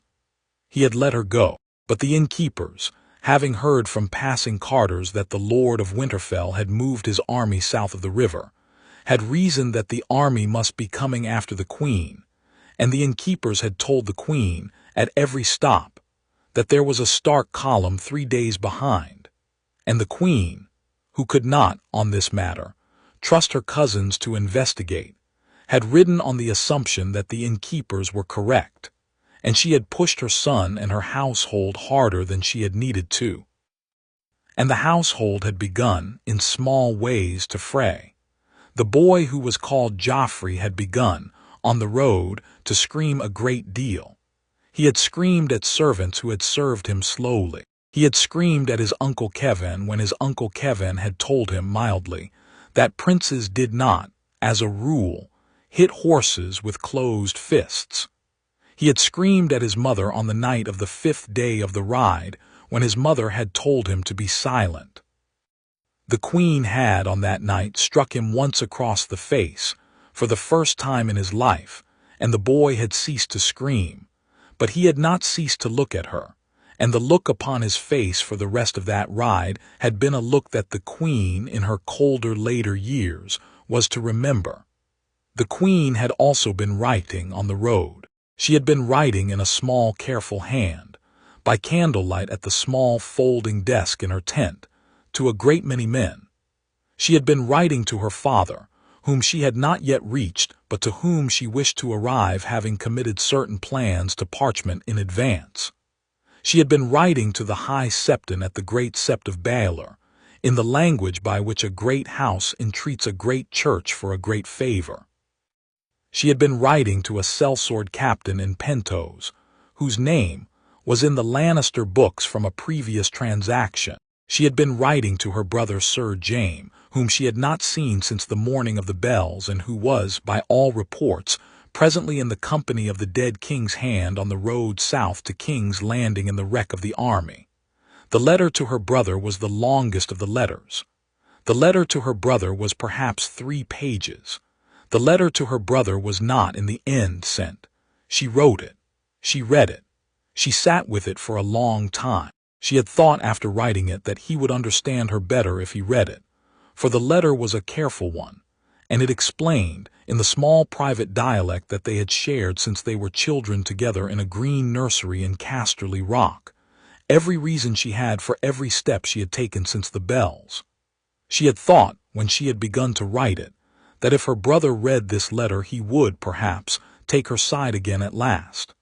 She had thought, when she had finished writing it, that he would not. The letter had explained too much. The letter had set out, in her own hand, the order to send the man with the flask, and the reasons for it, and the names of the cousins who had been involved in the previous such work, and the small private nicknames that she and her brother had used for the boys in the nursery in Casterly Rock, small, charming, careful, intimate nicknames, whose presence, in a letter of this kind, would tell her brother, who knew her better than any living man, that the letter was meant as a kind of love letter from the woman who had been his sister to the man who had been her lover. She had thought, when she had finished writing it, that her brother, who had been, in the year past, growing very strange about her, the way a horse who has been on a single rider too long can grow strange about its rider, would read the letter, and would understand that she had not, in any of it, been doing anything but loving her own, and that he would, when he understood that, ride to her at Casterly Rock and stand with her. She had thought, after sitting with the letter for a long hour, that she had become a fool. She had burned the letter in the small brazier in her tent.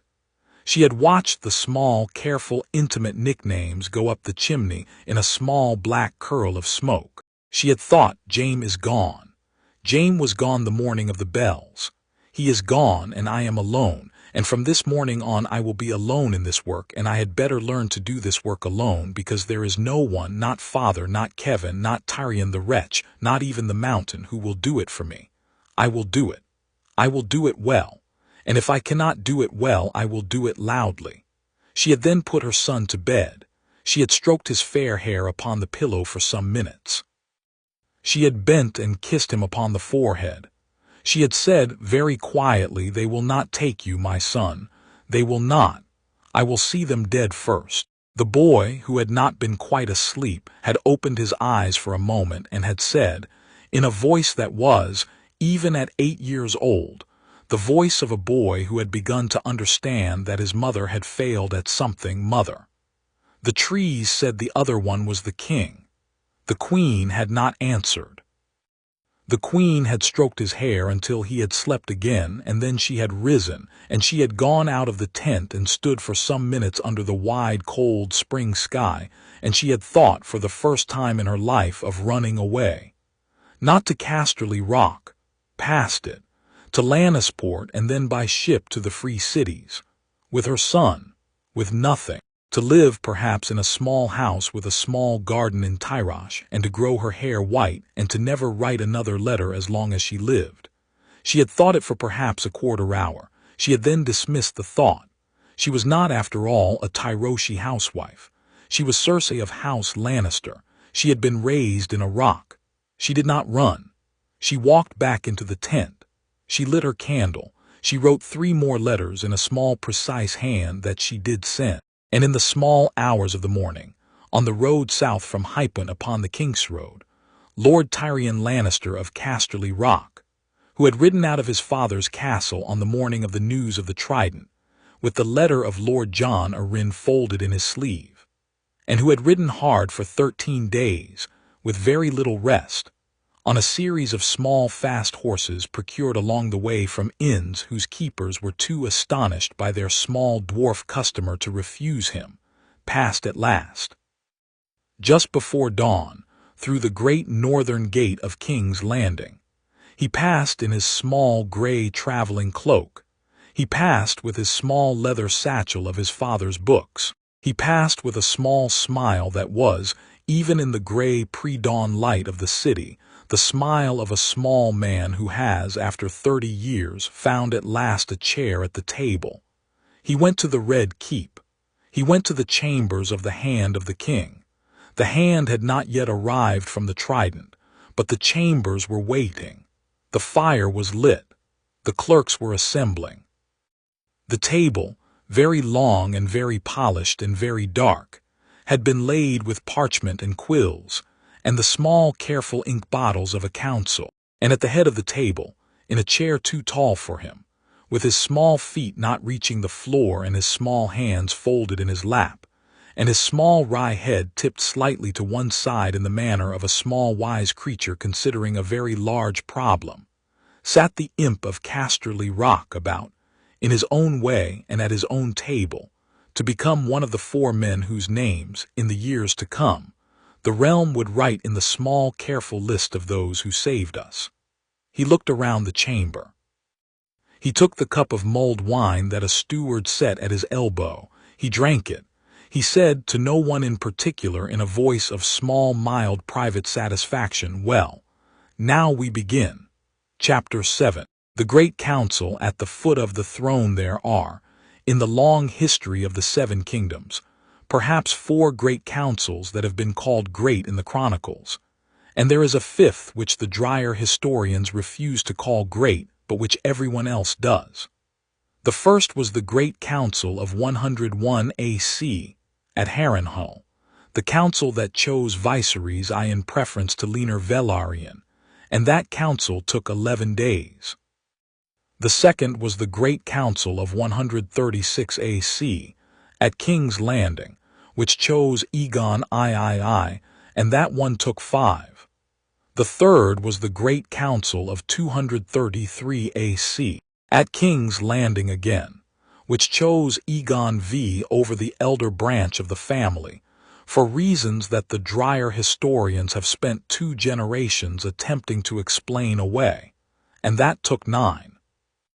The fourth is sometimes counted as the Great Council of 281 AC, which was not, properly speaking, a council at all, but a tourney at Harrenhal at which a great many matters were privately discussed by a great many lords during the days between joust and feast, and which decided, in fact, nothing, but which prepared the ground for everything that the mad king's reign was about to undo. The fifth, the one that the drier historians refuse to call great, was the Great Council of 295 AC, which sat in the Great Hall of the Red Keep for 19 days in the late spring after the Second Trident, and which had, when it sat down, before it a single question whose like the council hall had not contained in 250 years, namely, the question of whether to crown a 12-year-old boy whose claim to the Iron Throne rested upon the testimony of a number of weirwood trees. It is the last of those councils that this chapter chiefly concerns. It must be set down before the description of the council that the council had been called in form by Lord Ned Stark of Winterfell, the hand of the king, the same hand, that is, who had served the previous king for 15 years, and who had now, in the queer interim of the interregnum, been pleased to serve the realm in a continuing capacity, on the strict understanding that the question of the new kingship would be decided by the council, and not by him. It must also be set down that the calling of the council had been agreed by Raven, by every great lord of the realm, including the Lord Paramount of the Westerlands, Lord Tywin Lannister of Casterly Rock, who had agreed, that is, to be represented at the council by his brother Sir Kevan Lannister, his lordship himself being indisposed, as the ravens from the rock had explained, by a press of urgent business. The realm had read the polite excuse with the careful, indifferent interest with which the realm reads such excuses. The realm had not been deceived. The realm had understood that Lord Tywin Lannister of Casterly Rock had not, in fact, accepted the council's authority to do anything, that his absence from it was a calculated act of refusal, that his brother Sir Kevan had been sent, with strict instructions, to play for time, and that the question of the boy's kingship was, for Casterly Rock, not a question to be decided in a hall, but a question to be decided in a field, at the time and the season of Casterly Rock's choosing. The realm had understood. The realm had not, however, particularly cared. The realm had a great many other lords. The council, with or without the Lord of Casterly Rock, would convene. It convened on the 3rd day of the 5th moon of the year 295 AC. The great hall of the Red Keep had been prepared for the work. The hall itself, in those days, was a long, high vaulted space with a flagged floor of black marble inlaid with thin courses of red, and walls hung with the great banners of the Targaryen line, the 3-headed dragon of the conquerors, the painted likenesses of every king from Aegon I to Aerys II, which had not been taken down by Robert, who had said, when offered the chance, let them stay. The bastards earned the wall they hang on. I'll not be the king who took them down, and which had, in the interregnum, been left up by Lord Eddard, who had remarked privately to his wife that the hall would tell the assembled lords more, by its banners, than any speech he could make. At the far end of the hall was the Iron Throne, The great twisted heap of fused blackened blades that Aegon I had welded together out of the surrendered swords of the kingdoms he had conquered, and that had been added to in the centuries since by his successors. The throne, for the duration of the council, had been left empty. A long bench of polished oak had been set across the hall in front of it, perhaps 20 paces back, and upon this bench had been arranged, in order, the great lords paramount of the realm. Lord Hoster Tully of Riverrun upon the left end, Lord Eddard Stark of Winterfell at his left, Lord Jon Royce of Runestone in the formal place of the Vale, for the boy lord at the Eyrie had not been brought south, by the unanimous decision of his bannermen, and Jon Royce had been deputed to sit for him. Mace Tyrell of Highgarden in the formal place of the Reach, the Prince Doran Martell of Dorne, who had come, despite his infirmities, in a great litter borne by 12 bearers, and who had been carried into the hall in a small carrying chair carved by his own woodwrights, and set into a special seat at the table. At the next, Sir Kevin Lannister representing the Westerlands at the next, and at the right end the empty bench of the Stormlands, which the realm had not yet decided whom to fill, for Robert had left no son save the 8-year-old in his queen's wagons west, and the eldest of his brothers Stannies had not come, and the younger of his brothers Renly had come, but had asked to sit not at the table, but among the household of his late brother. Behind the long bench, and to either side of it, had been arranged a great many smaller benches and stools, the second rank of the council, the lords bannermen and the senior knights and the maesters of the great houses, the high septon, who had come in his white robes after all, having decided that the price of his absence would be too high, the archmaesters of the citadel, 3 of them, in their grey robes with their many-chained collars, and at the back a small gallery of household servants and curious clerks. For the doors of the council had been thrown open by Lord Eddard's express order, on the principle that a council that decided the realm in private would, when the decision came out, be doubted, and that a council that decided the realm in front of 200 witnesses would not. The boy who was the subject of the council had not been brought into the hall on the first day. This had been decided, in some quiet conferences in the chambers of the Hand, by Lord Eddard and Lord Arryn and the Prince Doran, with the strong support of the imp of Casterly Rock, who had, since his arrival in the city, become a fixture in those conferences, and whose advice was, in the small, dry, careful way of the imp's advice, very nearly always taken. The boy was to remain in the chambers that had been prepared for him in Meagher's holdfast, with his guard and his wolf and his cousin and his tutor, Maester Luwin, who had been sent south by Lord Eddard for the purpose, and the boy was to be brought to the hall only when the council had finished its first day's deliberations. The thinking, on the part of the Hand, had been twofold. The thinking, first, was that the council ought to be allowed to ask its questions in the boy's absence, that the lords might say what they wished to say without the embarrassment of a 12-year-old having to listen. The thinking, second, was that the boy, when he was at last brought before the council, would be more powerful as a presence introduced into an established deliberation than as a presence sitting through it from the beginning. The imp had put the second thinking more succinctly. The imp had said, with the small private smile that he was learning to use in these conferences, "Show them the boy on the second day, my lord. Make them argue about him first. Make them argue themselves into needing to see him. Then bring him in. They will remember the moment for the rest of their lives. They will remember it longer than they will remember whatever they themselves said. That is what you want." And Lord Eddard, who was not a man of stagecraft but who recognized stagecraft when he saw it, had nodded slowly, and the boy had stayed in his chamber. The first day, accordingly, was the day of the Lords. It opened with a long opening speech by Lord Eddard, in the slow, careful northern speech of a man who was not a speaker, but was, for the occasion, doing his best, a speech in which he set out, in plain words, what every man in the hall had already heard, namely that on the night of the spring equinox the trees of the realm had spoken, and that the trees of the realm had named the boy, and that the boy was the son of Rhaegar and Lyanna, and that he, Lord Eddard, was prepared to swear before any god of the realm to the truth of it, and that the council was now to decide what the realm would do. He did not speak long.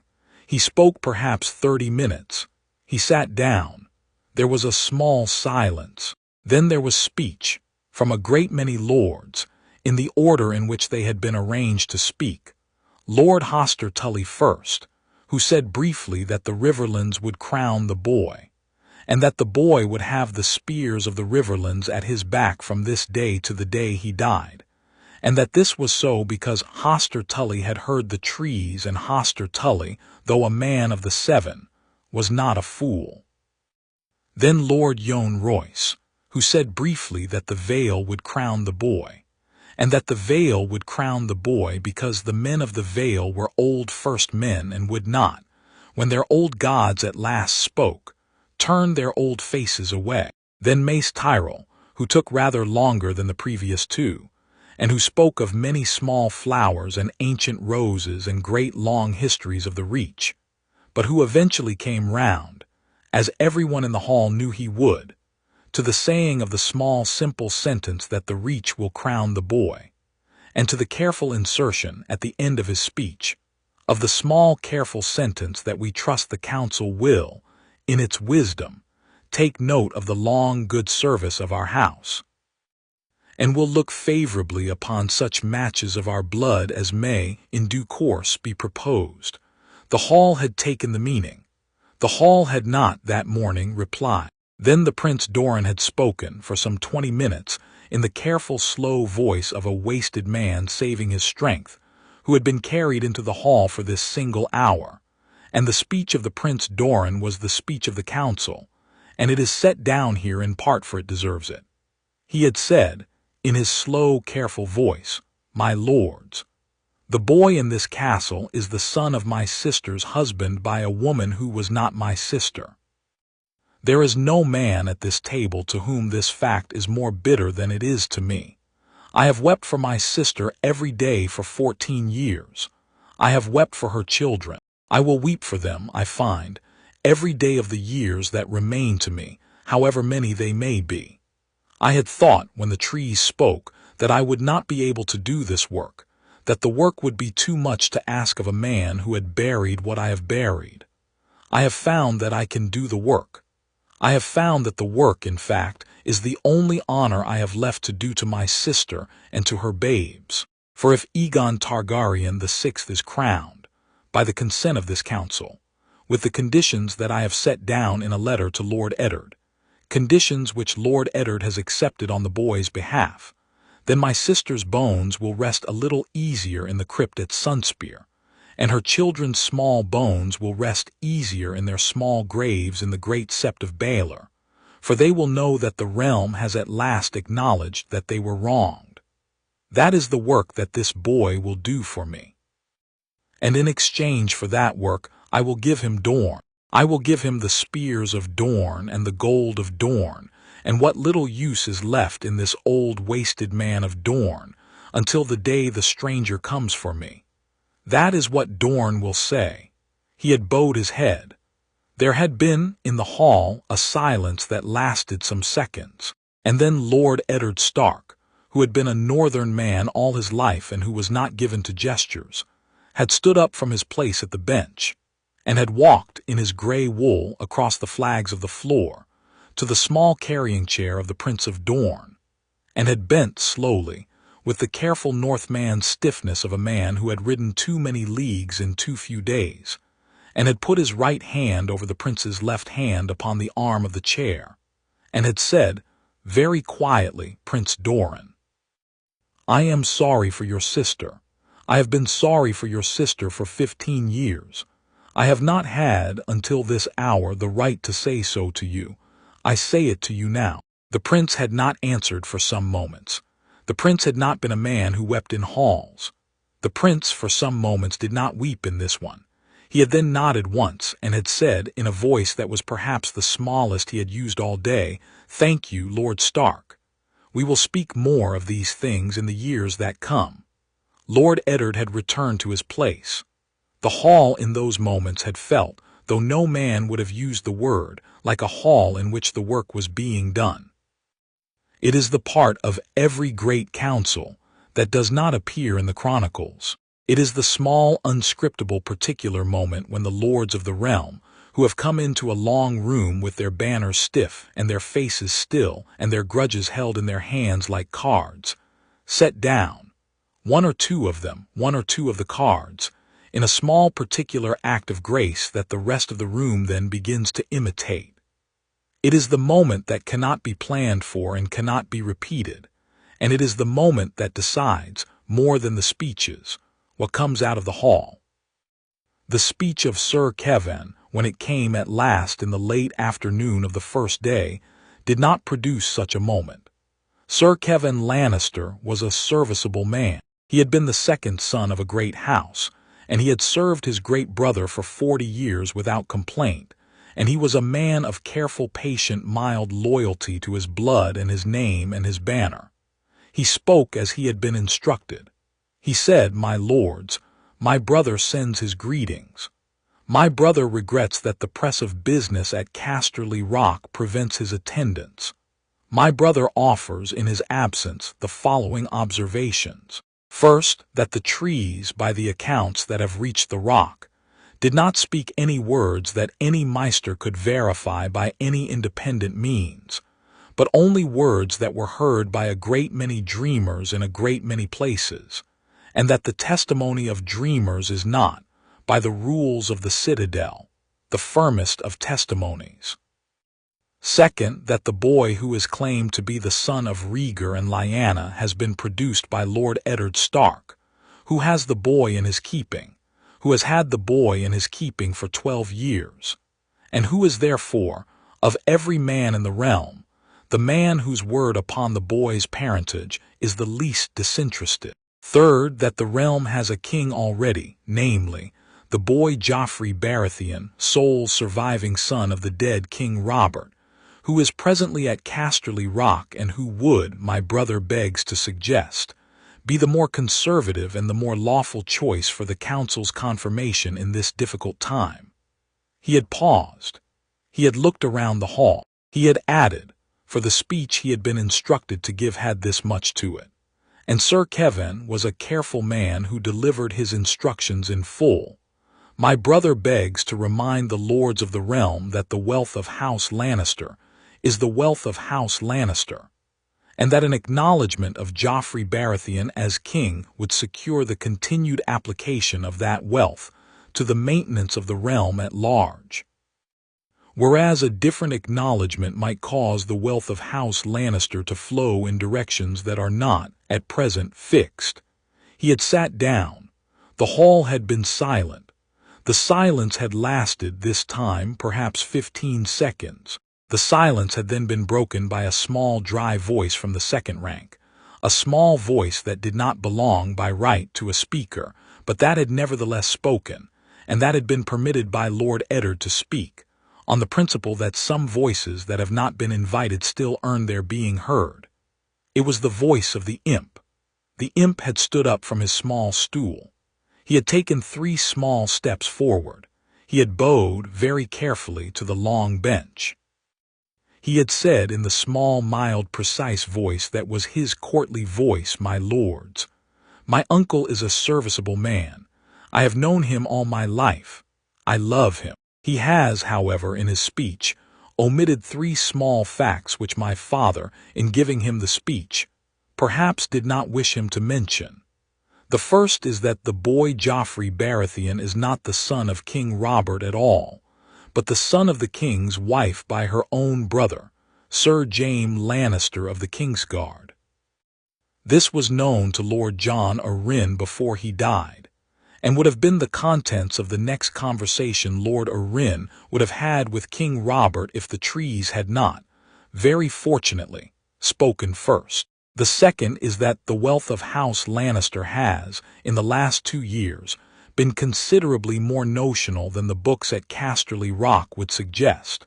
For the gold mines that have been the foundation of the Lannister credit have been, for some seasons, producing less gold than the book's record.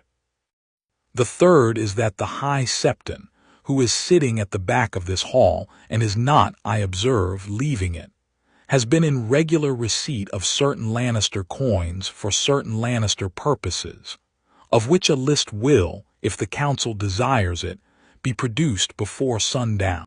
I mention these three small facts not in order to embarrass my uncle, of whom I am fond, but in order to point out that the speech my uncle has just delivered has been, in the main, the speech of a man who is asking the realm to set its long-term policy in obedience to the short-term self-interest of a single house, and who has substituted, for the actual arguments that might be made for that policy, the threat of consequences if it is not followed.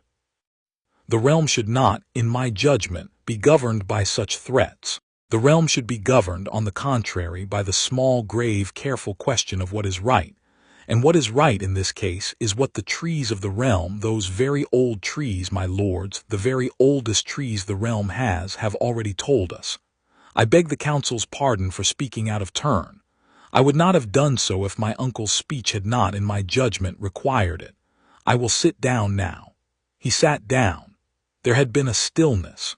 Sir Kevin had not stood up to answer. Sir Kevin had only, and this had been the great thing, and the thing that the hall had read, looked at his nephew across the floor of the hall for perhaps 30 seconds, and then, very slowly, had looked at his own hands upon the table, and had not raised his eyes again that day. The hall had taken its measure of the moment. The High Septon had risen, very quietly from his seat in the second rank, and had walked with great care around the back of the gallery, and had left the hall by a small door near the foot of the throne.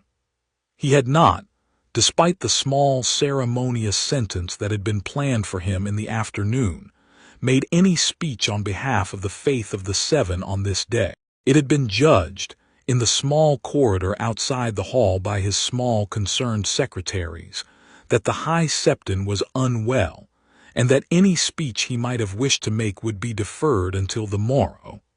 By the morrow, however, the High Septon had decided not to make any speech at all. The faith of the Seven, as a result, contributed to the Great Council of 295 AC only a single brief written endorsement of the boy's accession, signed by the High Septon and witnessed by 12 other senior Septons of the Great Sept of Baelor, which was dated the second day of the council, and was read out in the hall on the morning of the third.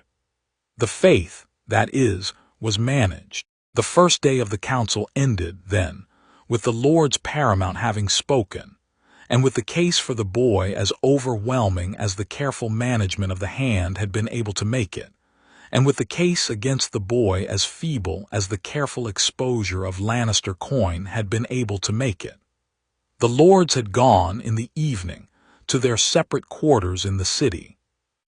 They had not, that night, gone to the feast that had been laid for them in the smaller hall, for the hand had ordered by a small careful instruction to the master of the household that the feast be quiet, that no songs be sung, and that no toasts be drunk to any king at all, the matter not being yet decided.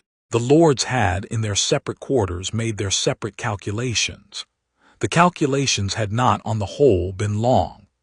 By the morning of the second day, when the council reconvened, every great lord at the long bench knew what he would say, and every minor lord at the small benches knew which great lord he was sitting behind, and the realm had reached, in its quiet collective way, a consensus that the council was, on the second day, going to confirm. It was upon the second day, then at the noon, by the hand's careful arrangement, that the boy was brought into the hall. He came in alone, except for the wolf. He had been dressed by his cousin Rob that morning, in a small careful conference upstairs in Meagher's, in a tunic of grey wool, and a cloak of black with the brooch of the went grandmother of Lady Catelyn at the throat. the small bronze wolf-head brooch with the garnet eyes, which Lady Catelyn had insisted he wear in preference to any dragon brooch, and a small pair of plain northern boots, and at his belt the small, simple northern knife of his Uncle Benjen, which had been sent down from the wall with a small note in Benjen's hand that said, "Only for the lad, from his uncle." Sharper than it looks. He had not been given a sword to wear. The hand had decided that a boy of 12 before a council of his elders should appear unarmed, and the boy had agreed, and Robb had agreed after some grumbling, and the knife at the belt was a northern compromise, a knife being in the north not a weapon but a tool. He had been given his hair clean and his face washed. He had been given by his Aunt Catelyn that morning before she had left the chambers a single piece of advice. The advice had been, do not in the hall try to be the king. The hall already believes you are the king. Try only to be the boy. Be the boy they will want to have crowned. That is harder, but you can do it. He had nodded. He had walked with Ghost at his hip down the long corridor and the long stair and the long flagged passage to the great door of the hall. The great doors had been opened by 2 of the household guard. He had stepped through. The hall had risen. He had not expected that. He had expected, for the boy had been told the protocol some 5 times by Maester Luwin, that the lords would remain seated, and that he would walk down the length of the hall, and that he would stop at the foot of the long oak bench, and that the hand would present him to the lords.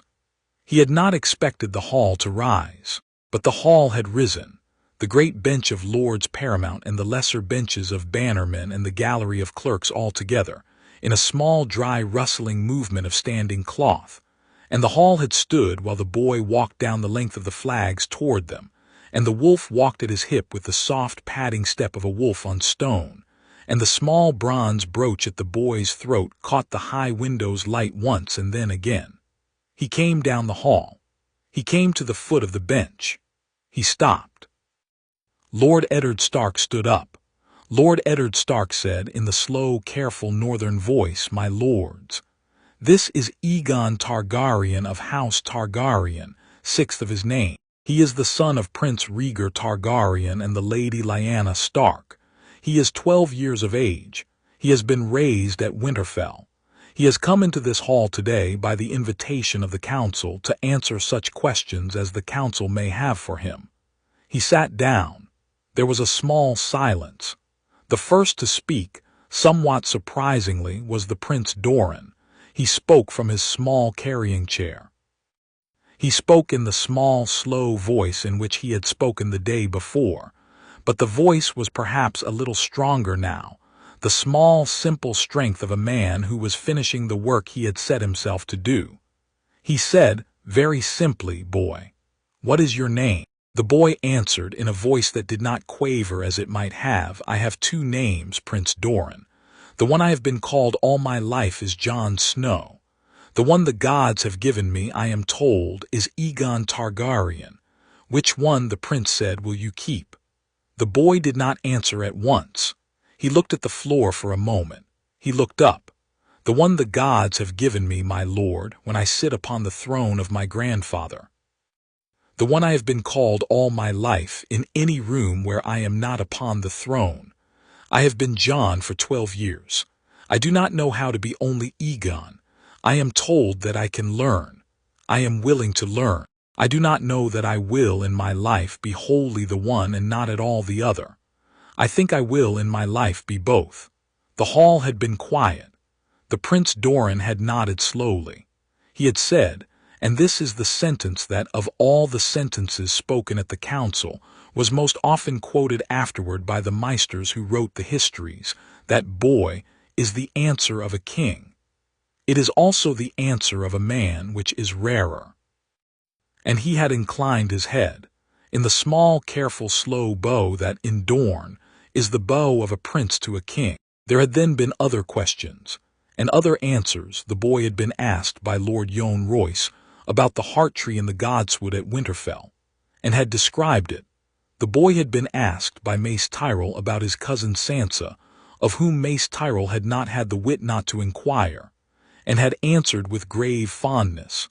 The boy had been asked by Sir Kevin Lannister whether he held any malice in his heart against the house of Lannister, and had answered after a careful pause, "That I hold no malice against any house at all, sir. I have no time for malice. I have the kingdom to learn." The hall had taken the measure of that answer too. The hall had begun by the early afternoon to be a hall that had made its decision. It was Lord Hoster Tully who at last said the words. He had risen in his old man slow way from his place at the bench. He had not bowed, for a lord paramount does not bow in his own council, but he had inclined his head once in the small, old-fashioned way of the Riverlands in the direction of the boy. He had said, "Aegon Targaryen, sixth of your name, House Tully kneels." He had then, very slowly, with the help of his brother the Blackfish at his elbow, knelt. The kneeling had taken some seconds, for the old man's knees were not what they had been, but he had knelt at last, with his old white head bowed. Lord Jon Royce had risen and said, "House Royce of Runestone, for the Vale of Arryn kneels." He had knelt. Mace Tyrell had risen and said, with a small dignified flourish, "House Tyrell, for the Reach kneels." He had knelt. Behind him, in the second rank, perhaps 30 of the lesser lords of the Reach had risen as one and knelt with him. The Prince Doran had not knelt. He could not kneel, but he had inclined his head with great care from his small carrying chair, and had said, "House Martell for Dorne, with the conditions agreed, kneels." Lord Eddard Stark had risen, last of the lords paramount present, and had said, in the slow, careful northern voice, "House Stark for the North has knelt since the morning of the equinox. We kneel here in this hall again. Aegon Targaryen, sixth of his name, is our king," and he had knelt. There was, then, the slow, great, soft sound, the sound of perhaps 200 men of the great houses of the realm going to their knees upon the flags of the great hall of the Red Keep, in the order of their precedence, in a great slow wave that started at the long bench and went back through the lesser benches and into the gallery, and that ended only when the last clerk at the back had knelt. Sir Kevin Lannister had not knelt. Sir Kevin had stood with his hands at his sides, with his eyes upon the floor. The hall had noted it. The hall had said nothing. The boy had stood in the small, empty space at the foot of the bench, with the wolf at his hip and the wolf's head turning slowly from one kneeling lord to the next, and the boy had looked, for the first time in this whole long matter, for an instant frightened, the small, unfeigned fright of a boy of 12 who had not, in his life, had 200 grown men kneel to him, and who did not, in that moment, know what to do with the kneeling. He had looked at his uncle. His uncle had looked back at him from his place upon his knees, and had nodded just once with the small grave eyes of a man who had been a father in every way that mattered. The boy had drawn a small breath. He had said, in the small, grave, clear voice that had been working at itself for 30 days, "Rise, my lords, rise. We have a great deal of work to do, and I will need you on your feet." The lords had risen. The hall in that moment had become a court. That evening, when the lords had gone, the boy was taken, alone, with only his uncle and the imp of Casterly Rock and Maester Luwin and a single steward, up the long flight of black iron steps to the seat of the Iron Throne, and he had climbed them slowly, with his small northern boots making small soft sounds upon the metal, and at the top he had turned in the small empty hall, with the great red dragon banners hanging black in the dusk on the walls behind him, and he had sat down upon the throne. The throne was too large for him. He sat upon a small carved cushion that had been put there earlier in the day. He looked from the top of the throne down the long length of the empty hall. The hall in the dusk was a strange and beautiful and terrible place. His uncle stood at the foot of the steps. The imp stood beside him, hands folded behind his back. The Maester stood a little behind. The boy said after a long while in a voice that the high vaulted ceiling threw back at him a little, small and small again, "Uncle, It is very large. It is the realm's chair, lad. It is meant to be larger than any one man, and the throne will cut you if you fidget. They all cut eventually. There is no man who sits long upon that throne who is not cut by it. That is the throne's way of reminding you. Do you understand? Yes, uncle. Good. Sit a moment longer, then come down. Tomorrow we will set the council. Tomorrow we will give you a hand. Tomorrow we will name a master of whispers and a master of coin and the rest. Tomorrow we will begin the work the trees called you for. Tonight, sit a moment. Look at the hall. Remember the look of it from this seat. Remember it the rest of your life. The boy sat. He did not fidget. He did not that evening get cut. In the morning the council reconvened. The naming of the offices took half a day. The boy was crowned, in the smaller, cooler ceremony of the great sept of Baelor, on the morning of the 5th day of the council, by the high septon, who had by then recovered, and in the presence of every lord who had knelt in the great hall. He was crowned with a small iron coronet that had been made, hastily and not very prettily, by the royal smith, for the great crown of the Targaryen kings had been melted down by Robert in his first year, and could not in the time available be remade. The small iron coronet was set upon the boy's dark head. He was named Aegon, 6th of his name, of House Targaryen, by the grace of the gods both old and new, King of the Andals and the Rhoynar and the First Men, Lord of the 7 Kingdoms and Protector of the Realm. The naming took some minutes. The boy stood very still. The wolf, who had been brought to the sept against the protest of the High Septon, and at the insistence of Lord Eddard, stood at the boy's hip with red eyes upon the High Septon, and the High Septon had elected in the end to permit it. The wolf did not growl. The wolf did not move. The boy, when he was crowned, did not weep, but his Uncle Ned in the front rank, very quietly, with the careful northern restraint of a man who could feel the tears coming and could not, in the end, stop them, did. They were not, this time, the tears of grief. They were the tears, perhaps, of a man who had carried a stone in his chest for 14 years, and who had set the stone down upon the floor of a wood, and who was, that morning, watching his sister's son crowned king of the 7 kingdoms with a small iron coronet upon his head, and a white wolf at his hip, and a household full of people who loved him, and who was thinking, in the small private back of his head where such thoughts live, that perhaps the trees had in the end known what they were doing. In the west, in a high cold tower in a far green castle, the news of the crowning was brought to the old lion by his maester. The old lion read the parchment twice. He did not this time speak. He sat at his small writing desk for some minutes. He set the parchment aside. He took up a quill. He began to write in the precise small hand on a fresh sheet of vellum the orders for the next phase of the war.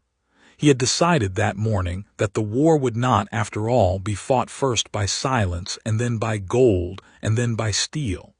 He had decided that it would be fought from this morning on by all 3 at once. Chapter 8: The Boy King and His Regents. In 2 years, a boy king is a curious thing for a realm to have. The realm of Westeros has had a number of them in its long history. There was Aegon III Dragonsbane, who came to the throne at 11. There was Aegon V the Unlikely, who came at 36, but who had grown up in a kitchen and was, in some inward respects, a boy still on the morning of his coronation. There was Daeron I the Young Dragon, who came to the throne at 14 and conquered Dorne at 15 and died in it at 18, and who is the cautionary tale of every regency council in the long history of the realm. The realm has had its boy kings. The realm has, by and large, survived them, though the realm has, by and large, paid for the surviving in the small particular ways of the realm, in the unraveling of treasuries and the loss of provinces, and the marrying off of sisters to faraway princes, and the slow, patient settling of grudges over the long subsequent reigns of the boy king's eventual heirs. The realm has, on the whole, learned to be patient with its boy kings. It was, however, no part of the patience of the realm that it would tolerate any boy king who proceeded to ruin the realm out of inexperience, and Aegon VI, who had been crowned by his lords at the age of 12 in the late spring of 295 AC, understood, perhaps more clearly than any boy king of the realm had understood before him, that the patience he had been given was a borrowed patience, and that the lenders were keeping accounts. He understood it because his hand had told him so. Lord Eddard Stark had taken the chain of the hand of the king upon his shoulders at the same ceremony at which the small iron coronet had been set upon Aegon's head, and Lord Eddard had been, since that hour, the principal figure of the regency. He was not the only figure. The regency had been set by the council, as a council of three, the others being the Prince Doran Martell, who had agreed to remain at King's Landing in spite of his infirmities, for as long as the work of the regency required him, and who had been provided with a small wing of Meagher's holdfast outfitted in the Dornish manner, with fountains and orange trees in pots and a small army of Dornish servants, and the imp of Casterly Rock, Tyrion Lannister, who had been named Master of Coin upon the express and slightly amused recommendation of the Prince Doran, who had remarked dryly in council that the realm's coin was best entrusted to a man who had been raised in the company of the realm's largest pile of it, and had now come away from that pile with the sound habit of not trusting it. The three of them made the regency. The boy made the fourth member in his own particular small grave way. He had insisted, against the gentle suggestion of his uncle, that he be present at every meeting of the regency, and his uncle, who had thought the boy might find the meetings tedious, had assented, and the boy had, in fact, never missed one. The work of the regency was, in those first 2 years, the work of a great house, the great house, that is, of the realm of Westeros that had received a great inheritance and was now obliged to set the affairs of the inheritance to rights. There were debts to be paid. There were debts to be collected. There were granaries to be restocked. There were ships to be built. There were watchtowers along the coasts of the narrow sea to be repaired. There were companies of the city watch to be paid out of their long arrears. There were quarrels between minor houses, postponed for years out of the previous king's indifference, to be settled. There were marriages to be arranged, in the careful long way of a realm that ran its politics through its weddings. There were complaints from the small folk of the Kingsroad about the depredations of the gold cloaks of the previous king, which the new regency, on the principle that the dignity of a new reign was very largely a matter of seeing to the small immediate grievances of the small folk, did its slow patient best to attend to. There was, above all, the great long matter of the Westerlands, which had not yet been settled in any form, and which sat upon the regency's table at every meeting like a small gray cloud at the corner of the eye, refusing either to break and reign or to lift and pass. We will speak in the next chapter of the breaking of the Westerlands cloud, for that breaking belongs in its own chapter and not in this one. We speak here, instead, of the first 2 years of the regency's work, and of the small particular reshaping of the realm that those 2 years quietly produced. The first reshaping was the small reshaping of King's Landing itself. When the boy had first come to the city, he had come into a city that had been the Robert Baratheon city for 15 years, a city of gold cloaks and bad bread and unswept gutters, and a great many small unenforced laws and a great many large unpunished crimes, in which the great families of the kingdom did their business in the high keep, and the small folk did their business in the low alleys, and the two seldom met, except at the public executions in the courtyard of the Red Keep on the half-year. The boy and his hand had decided, in the first month, that the city had to be a different city, for the simple practical reason that a boy king could not afford to govern from an unloved capital. They had set about, accordingly, A great number of small changes which were not, in any one of them, of any great moment, but which were, together, the kind of changes that the small folk of a city notice and remember. They had cleaned the streets. Lord Eddard had set the gold cloaks to it, the same gold cloaks who had been the chief depredators of the small folk under the previous king, and had told them that the gold cloaks who could sweep would keep their cloaks, and the gold cloaks who could not would be turned out of their office and put to the night watches of the narrow sea coast. The cloaks had swept. The streets had been cleaned. The matter had taken 3 months. Within those 3 months the small folk of the city had begun, in the way of small folk, to remark in their taverns that the new king was a king who did not let the dogs of his city walk in their own filth, and that this was, in itself, no small thing. They had set the granaries. The boy had insisted, and the imp had agreed, that the granaries of the city be restocked in advance of the harvest, by purchases from the Reach, which had agreed, through Mace Tyrell, to sell at preferential rates, and that the granaries be opened on the lean weeks before the harvest, to the small folk at a fixed low price, which was below the price of the open market. The imp had paid for the granary work by a small careful sequence of new taxes on the free city's trade that came through the Mud Gate and the River Gate, which the imp had negotiated with the merchant syndicates of the city, in such a way that the merchant syndicates believed they had got the better of him in the negotiation, and which had been, in fact, the precise rates the imp had wished to impose all along. The granaries had been full by the autumn. The bread had been cheap.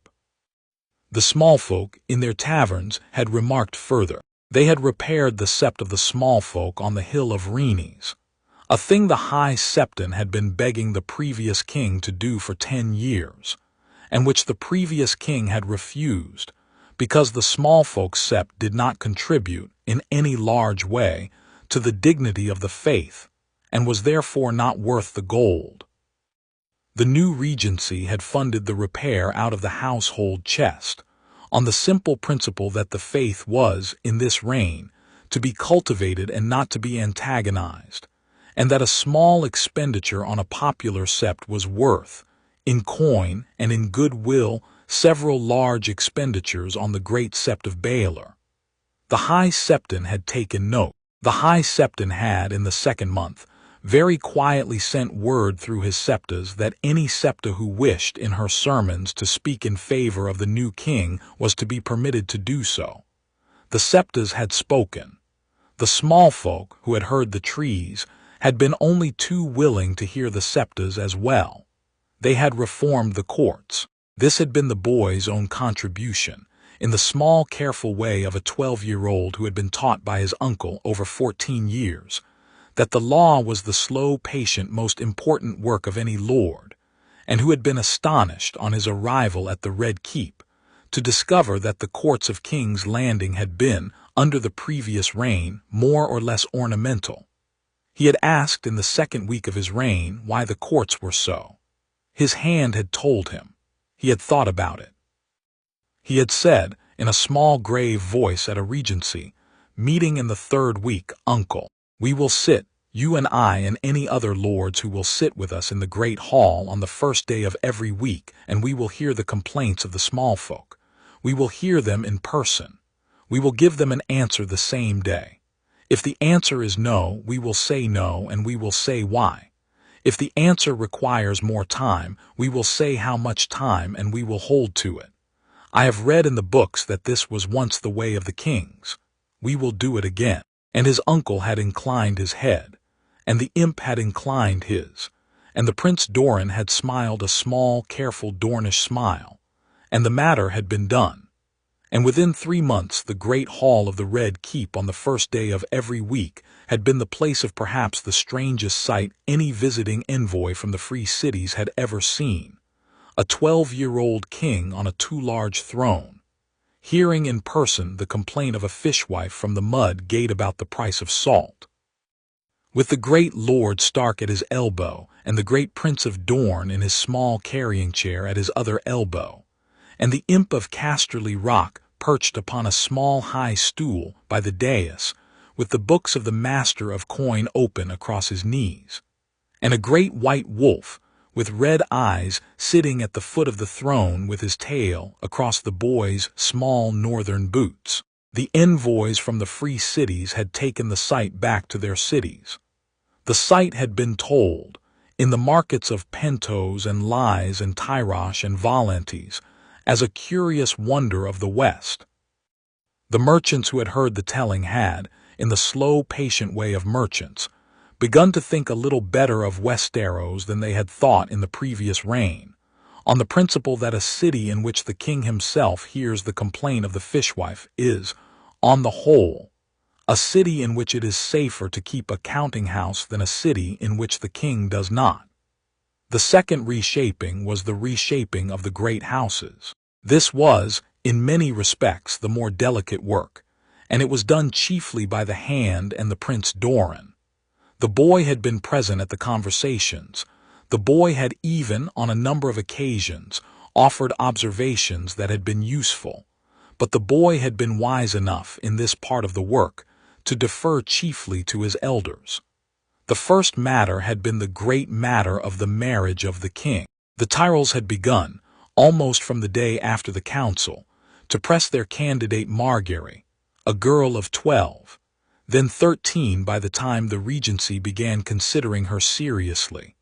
A beautiful girl, a clever girl, by all accounts a kind girl, the favorite granddaughter of the old Queen of Thorns and the only Tyrell of her generation in whom the old queen had any real confidence. The Dornish had pressed, less openly, their candidate Arianne, a girl who was 3 years older than the king, in her 16th year, the heir to Dorne, a woman of strong opinions and strong appetites. The Tullys had pressed nothing, the Tullys having no marriageable daughter of suitable age. The Tullys had, however, made it known by various indirect means that they would prefer the king's marriage to be made within a northern or river house, on the principle that the king's blood, half Stark as it was, would best be reinforced by an alliance to the realm's older houses.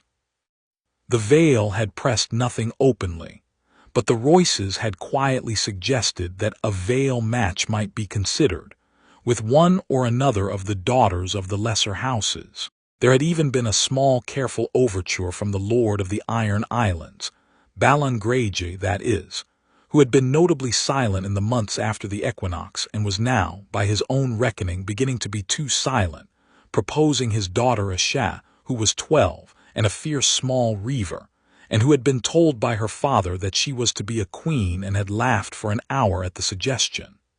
The regency had, in the careful way of regencies, declined to be hurried. The boy had been 12. The boy could not be married for some years.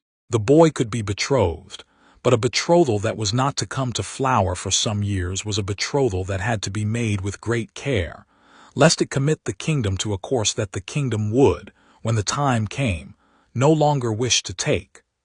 The matter had been set in the regency's quiet judgment for the boy's 15th year, the year at which, under the laws of the faith, he might lawfully be married. The matter of the candidate had been left open.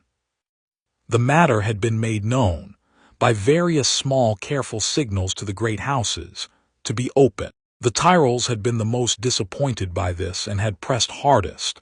The Dornish had been the most patient and had pressed least. The Tullys had been satisfied. The Vale had been content. The Iron Islands had been ignored. It had been in the second year of the regency that an unexpected candidate had appeared. The candidate had been Sansa Stark, the boy's cousin, then 13, the second eldest of Lord Eddard's children, a girl of considerable beauty and considerable accomplishment in the small, careful arts of the Seven Kingdoms, and the candidate had been proposed not by any of the great houses but by Lady Catelyn, in a small, careful private conversation in her husband's solar, with the door closed and only her husband present. Lord Eddard had heard her out. He had been silent for some minutes after she had finished. He had then said in his slow, careful northern voice, "Cat, the boy is my sister's son. Sansa is my daughter. They are first cousins. I know what they are, Ned. The faith permits first cousin marriages. There are 7 generations of Targaryen first cousin marriages on the wall of the Great Hall. There are 16 generations of Tyrell first cousin marriages in the books at Highgarden. There are first cousin marriages in every great house of the realm. The faith does not object. The faith has never objected. Sansa would not. Sansa would," said Lady Catelyn, very quietly. "Sansa has been writing to me since we were apart. Sansa has been asking me in every letter after her cousin. Sansa has not, in any one of those letters, called him her brother. Sansa is, of all my children, the one who has best understood the change. She has loved him as her cousin from the first letter. She has loved him as her cousin a little more in each succeeding one. She has not, I think, yet noticed what she is doing, but I have noticed. And Sansa will, in another year or 2, have noticed it herself." Lord Eddard had thought about this for a long time. He had thought about it, in fact, for several days. He had not, at first, mentioned it to the Regency. He had wanted to think about it himself first. He had finally raised it, in a small private dinner in his own chambers, with only his lady wife and the Prince Doran and the imp present. He had laid the proposal out plain.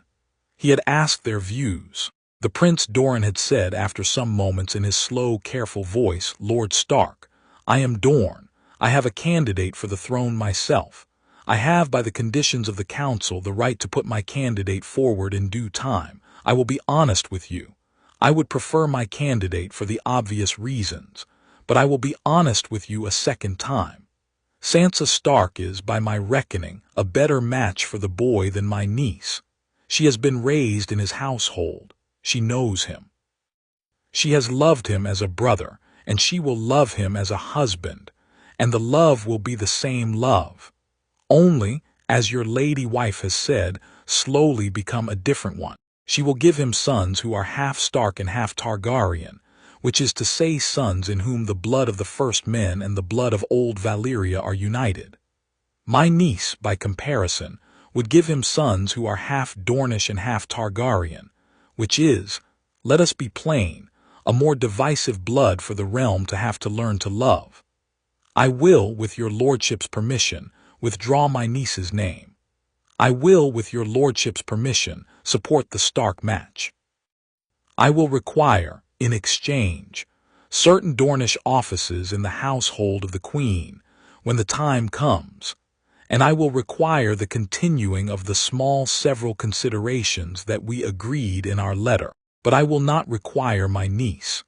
The imp had said, after a small private smile of considerable amusement, "Lord Stark, I am a Lannister.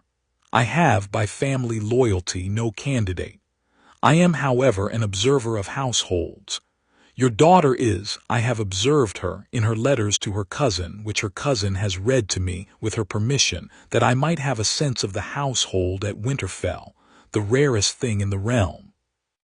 She is a young woman who is kind and clever in the same head, which is a combination one would think more frequent than it is. She has a temperament that will, I think, make her not only a good wife but a good queen, which are 2 different jobs and require 2 different sets of muscles. The boy will love her. The boy will trust her.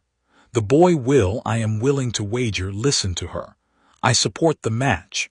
Lord Eddard had inclined his head. Lady Catelyn, who had been silent through the consultations, had inclined hers. It had then been a matter of consulting the children themselves, for Lord Eddard, who had been a father all his life, was not the sort of father who arranged his children's marriages in their absence. He had sent a raven, that night, to Lady Catelyn's mother at Riverrun, for Sansa had been at Riverrun for some months, with her younger sister Arya, on a careful arrangement between her parents that had let her see something of the realm that was not Winterfell and not King's Landing, and he had asked his lady mother-in-law, very privately, to put the matter to Sansa in such a way as to allow Sansa to say no with no shame at all if Sansa wished. He had asked the boy himself the next morning in his solar in the Red Keep. He had said, "Lad, there has been a matter under discussion. Your aunt has proposed it. The Prince Doran agrees. Tyrion agrees. I have not yet decided. I will not decide without your view, which has in this matter the deciding weight. The matter is your marriage. The matter is the marriage, that is, of Aegon Targaryen, 6th of his name, in his 15th year. The candidate is—" He had stopped. He had looked at the boy. He had said, with the small, unwilling honesty of an old northern lord who had been pushed by his lady wife to a position he had not in his life expected to be in, "The candidate is Sansa. Your cousin, my daughter." The boy had been silent for some seconds. The boy had said, "Uncle, Sansa, yes. Sansa would be my queen, yes. Sansa would be the mother of your children, lad, yes." The conversation has come round to that point. It is the point of every such conversation. Forgive me the bluntness. I have not had time this year for the small, careful avoidances. The boy had stood up from his chair. He had walked to the small window of the solar. He had looked out at the city. He had stood there for some minutes. Then he had turned back, and the boy who turned back was a boy who had thought about a great many things at the window in those minutes, and who had, in the way of a boy who had been doing a great deal of growing up in a short time, come to a small grave conclusion. He had said, "Uncle, I will not say yes today. I will not say no today. I will write to Sansa. I will not write to her of the matter directly. I will write to her of small things, of the city, of the work of Ghost, of Maester Luwin's small mannerisms which she will laugh at, and I will write to her many times. She will write back to me. We will write each other for a year. At the end of the year I will ask her in person when she has been brought back from Riverrun. I will ask her in such a way that she may say no with no shame. If she says yes, I will marry her. If she says no, I will not marry her, and we will choose another candidate. This is the only way I can do this, uncle. I cannot have her marrying me because the Regency decided it. I have to have her marrying me because she has chosen it." He had paused. He had said, with the small, quiet honesty of a boy who had, in the small, private back of his head already, perhaps, decided what he hoped Sansa would say, "And uncle, I will tell you a thing. I will tell you because you are my uncle and you should know it. I have, in the year since the equinox, thought a great deal about Sansa. I had not thought of her in this way before the equinox. I had thought of her as my sister.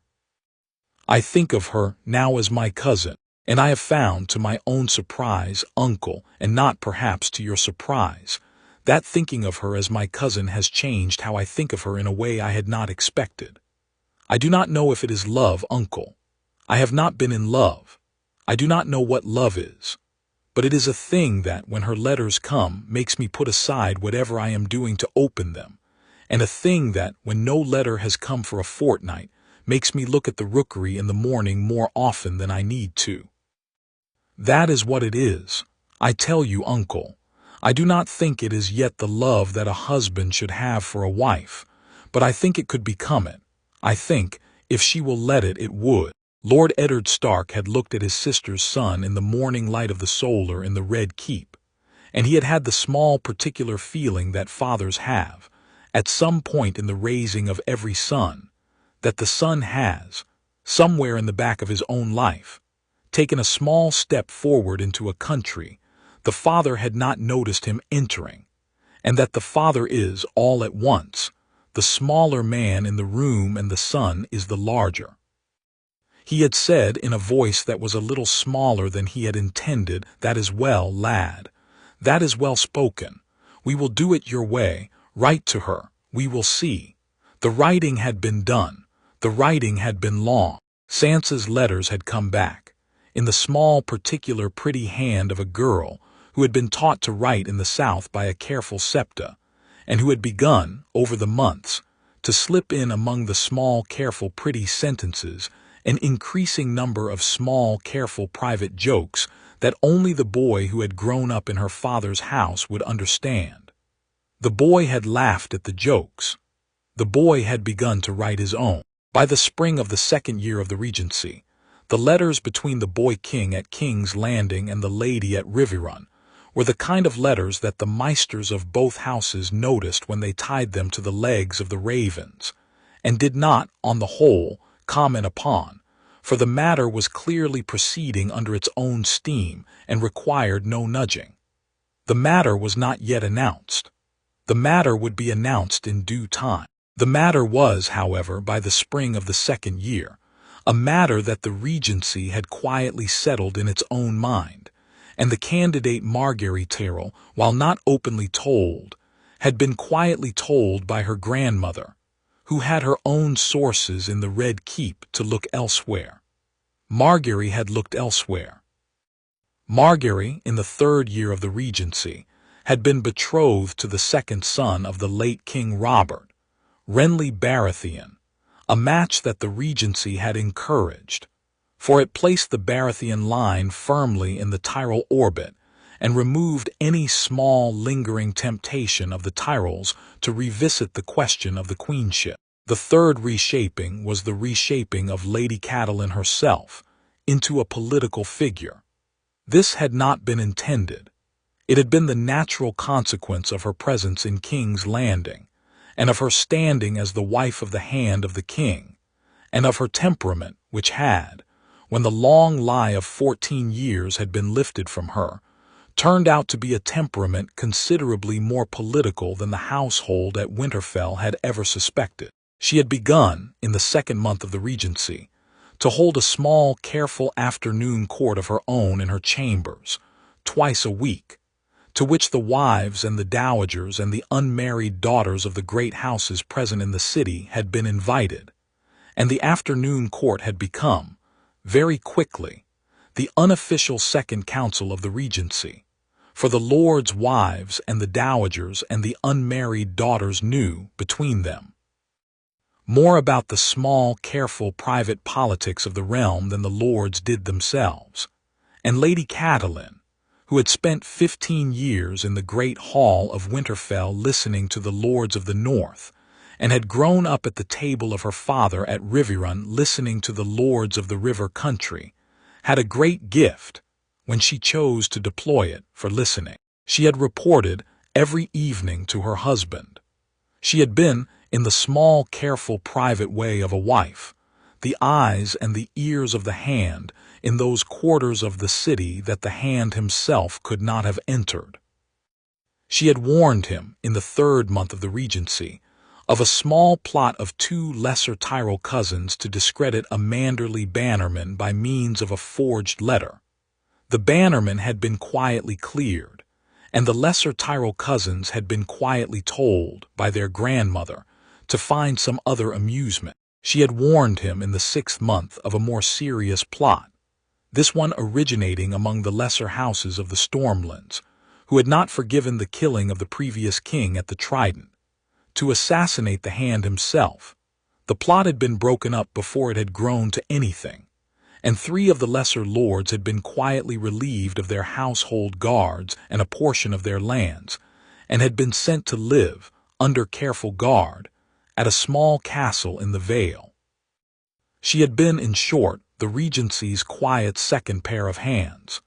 She had also been, in those years, an aunt, and the boy who was the king had become, in his small grave way, very fond of her. He had taken to having supper in her chambers once a week, in the small private way that 2 people who have been hurt by the same long silence sometimes do, and the suppers had become, over the months, the suppers in which the boy spoke most freely of the small private fears and hopes and uncertainties of his work. Lady Catelyn had not given him much advice. She had listened. She had, once or twice, said a small careful thing. She had done, that is, the work that an aunt who has spent 12 years being cold to a nephew does, when the coldness is at last set aside to make up for it. She had not made up for it. The 12 years would, perhaps, never be made up for, but she had built, in those small weekly suppers, a thing, a small particular trust between an aunt and her nephew, that had not existed in the household at Winterfell, and that was, In the small, careful, private back of the boy's head, perhaps the single thing that had most kept him steady through the first 2 years of his reign. By the spring of the 3rd year of the regency, by the equinox of the year 297 AC, that is, 2 full years after the trees had spoken, the boy was 14 years old. He had grown some inches. He had grown some pounds. He had begun in the late afternoons to spar with Sir Roderick Castle and with his cousin Rob, who had remained in the city, as the boy's most trusted personal companion, and with his cousin Theon Greyjoy, who had also remained, by the boy's express request, at the swords in the inner yard. He had begun to hear the counsel of his master of whispers, for the Prince Doran had, in his small Dornish manner, built up a small, careful network of small, careful informants in every great city of the realm, and the small, careful daily reports of the network had become, in the boy's counsels, a small, important feature. He had begun also to ride out of the city with a small mounted guard in the late afternoons, and to look at the country south of the gates and to know it. He had begun, in short, to be a young man. He had not yet been to war. The war had not yet in those 2 years been begun in any open form by the West, for the old lion in his rock had been doing his work in silence and in gold, and the gold had been doing the work in the small, unspeakable ways that the gold of Casterly Rock had been doing for 40 years, and the silence had been keeping the realm guessing about what was being done, and when. The imp, in his office of Master of Coin, had been watching. The imp had been watching very carefully. The imp had known, in a way no one else in the realm knew, the strange small fact that the gold mines of Casterly Rock were producing less gold than the books of Casterly Rock recorded. And the imp had been, in the months after the council, conducting a small, careful private investigation, through correspondence of his own among the small private creditors of his father's house in the free cities, of what the books of Casterly Rock actually contained. The imp had concluded, by the equinox of the 3rd year, that the books contained 2 truths. The first truth was that the mines were spent, that the great Lannister wealth of the last 100 years had been, in the last decade, a wealth living chiefly upon the promise of itself, and that the actual gold coming out of the great hill of the rock was now perhaps half of what it had been 20 years ago. The second truth was that the great Lord Tywin Lannister had been borrowing, very heavily and very quietly, from the Iron Bank of Bravos to make up the difference, and that the borrowing had now reached such a sum that, if the Iron Bank were ever to call in the loan, Casterly Rock would be insolvent in a week. The imp had drawn from these 2 truths a small, careful private conclusion. The imp had not yet shared the conclusion with his colleagues on the Regency. The imp had been making, in the small private dark of his own office, certain preparations to share the conclusion at the right moment, and the right moment, he had judged, would be the moment when his father had at last gathered his army and marched. The moment, the imp judged in the late spring of 297, would not be long in coming. He was correct. It came, in fact, in the harvest of that same year. But that is the story of the next chapter, and not of this one. We close this one, instead, upon a small private scene in the small private chambers of the Hand. It is an evening in the late summer of 297. The boy is 14. He has come to his uncle's chambers, as he has taken to coming once a week, to share a small supper with his aunt and his uncle and his cousin Rob, who has, by now, been a fixture at these small suppers for 2 years. The supper is over. The wine is poured. The boy is sitting at the small table in front of the small fire, with his small northern boot stretched out toward the embers, and the wolf ghost is on the hearth at his feet, and the boy is laughing at a small story Rob has been telling about a horse at the Riverrun stables that has a temperament very like the temperament of Theon Greyjoy. Lady Catelyn has set down her cup. She has reached across the table and laid her hand, for a moment, upon the small wrist of the King of the Seven Kingdoms. She has said in a small quiet voice that had not in 14 years been used in this small private way to him, "Jon, yes, Aunt, you are doing very well." He had looked at her. He had said in the small, unguarded way of a boy who, however much of a king he had become, was still in many ways a boy. "Do you really think so?" "Yes," she had said, "I really do." He had nodded. He had looked back at the fire. The wolf had thumped his tail once softly upon the hearth. The boy had said very quietly to his cousin, to his uncle, to his aunt, to the fire, to no one in particular, and to all of them at once, "Good." It is a small word. It is not a kingly word. It is the word of a boy who had been called names other than his own name for 12 years, and who had been told for the first time, by the woman who had been his aunt and was now becoming his other mother, that he was doing well. He sat with it. The fire burned. The wolf slept. Outside the window of the chamber, the City of Kings Landing slept also. The summer night was warm. A gull cried, somewhere far below over the Blackwater. The stars stood in their long, careful, patient order above the Red Keep. The old gods in their groves perhaps were watching. The regency was holding. The realm was, for the moment, at peace. The peace, however, would not hold the autumn. Chapter 9. The falling of the rock. And the coming of the dragons. There are wars that are decided upon a field, with the great cavalry crashing into the great cavalry, and the great pikes coming down, and the great heralds blowing their great horns. And there are wars that are decided in small rooms, by small men, over small ledgers. The war that the old lion of Casterly Rock had begun in silence on the morning of the second trident, and that he had continued in silence through the 2 years of the regency, was a war of the second kind. It was a war of gold. It was a war of ledgers. It was, by the harvest of the year 297 AC, a war in which the old lion had committed his whole reputation, his whole inheritance, his whole patient, long 40-year accumulation of cunning, to a single great strategic gamble, and the gamble was that the Iron Bank of Bravos would, when he was ready, loan him one last great sum, of an amount no merchant of the West had ever before been loaned, to be repaid out of the gold he proposed to take from the regency by force. The gamble was a brave one. It was a gamble made by a man who had spent his life believing that the world was governed by gold, and that gold was, in the last instance, governed by him. The gamble had been, for 40 years, the correct gamble. It had won him every war he had fought. It had bought him the king he had wanted his daughter to marry, and the son-in-law he had not wanted his daughter to marry, and the council he had not wanted his daughter's son to be born under.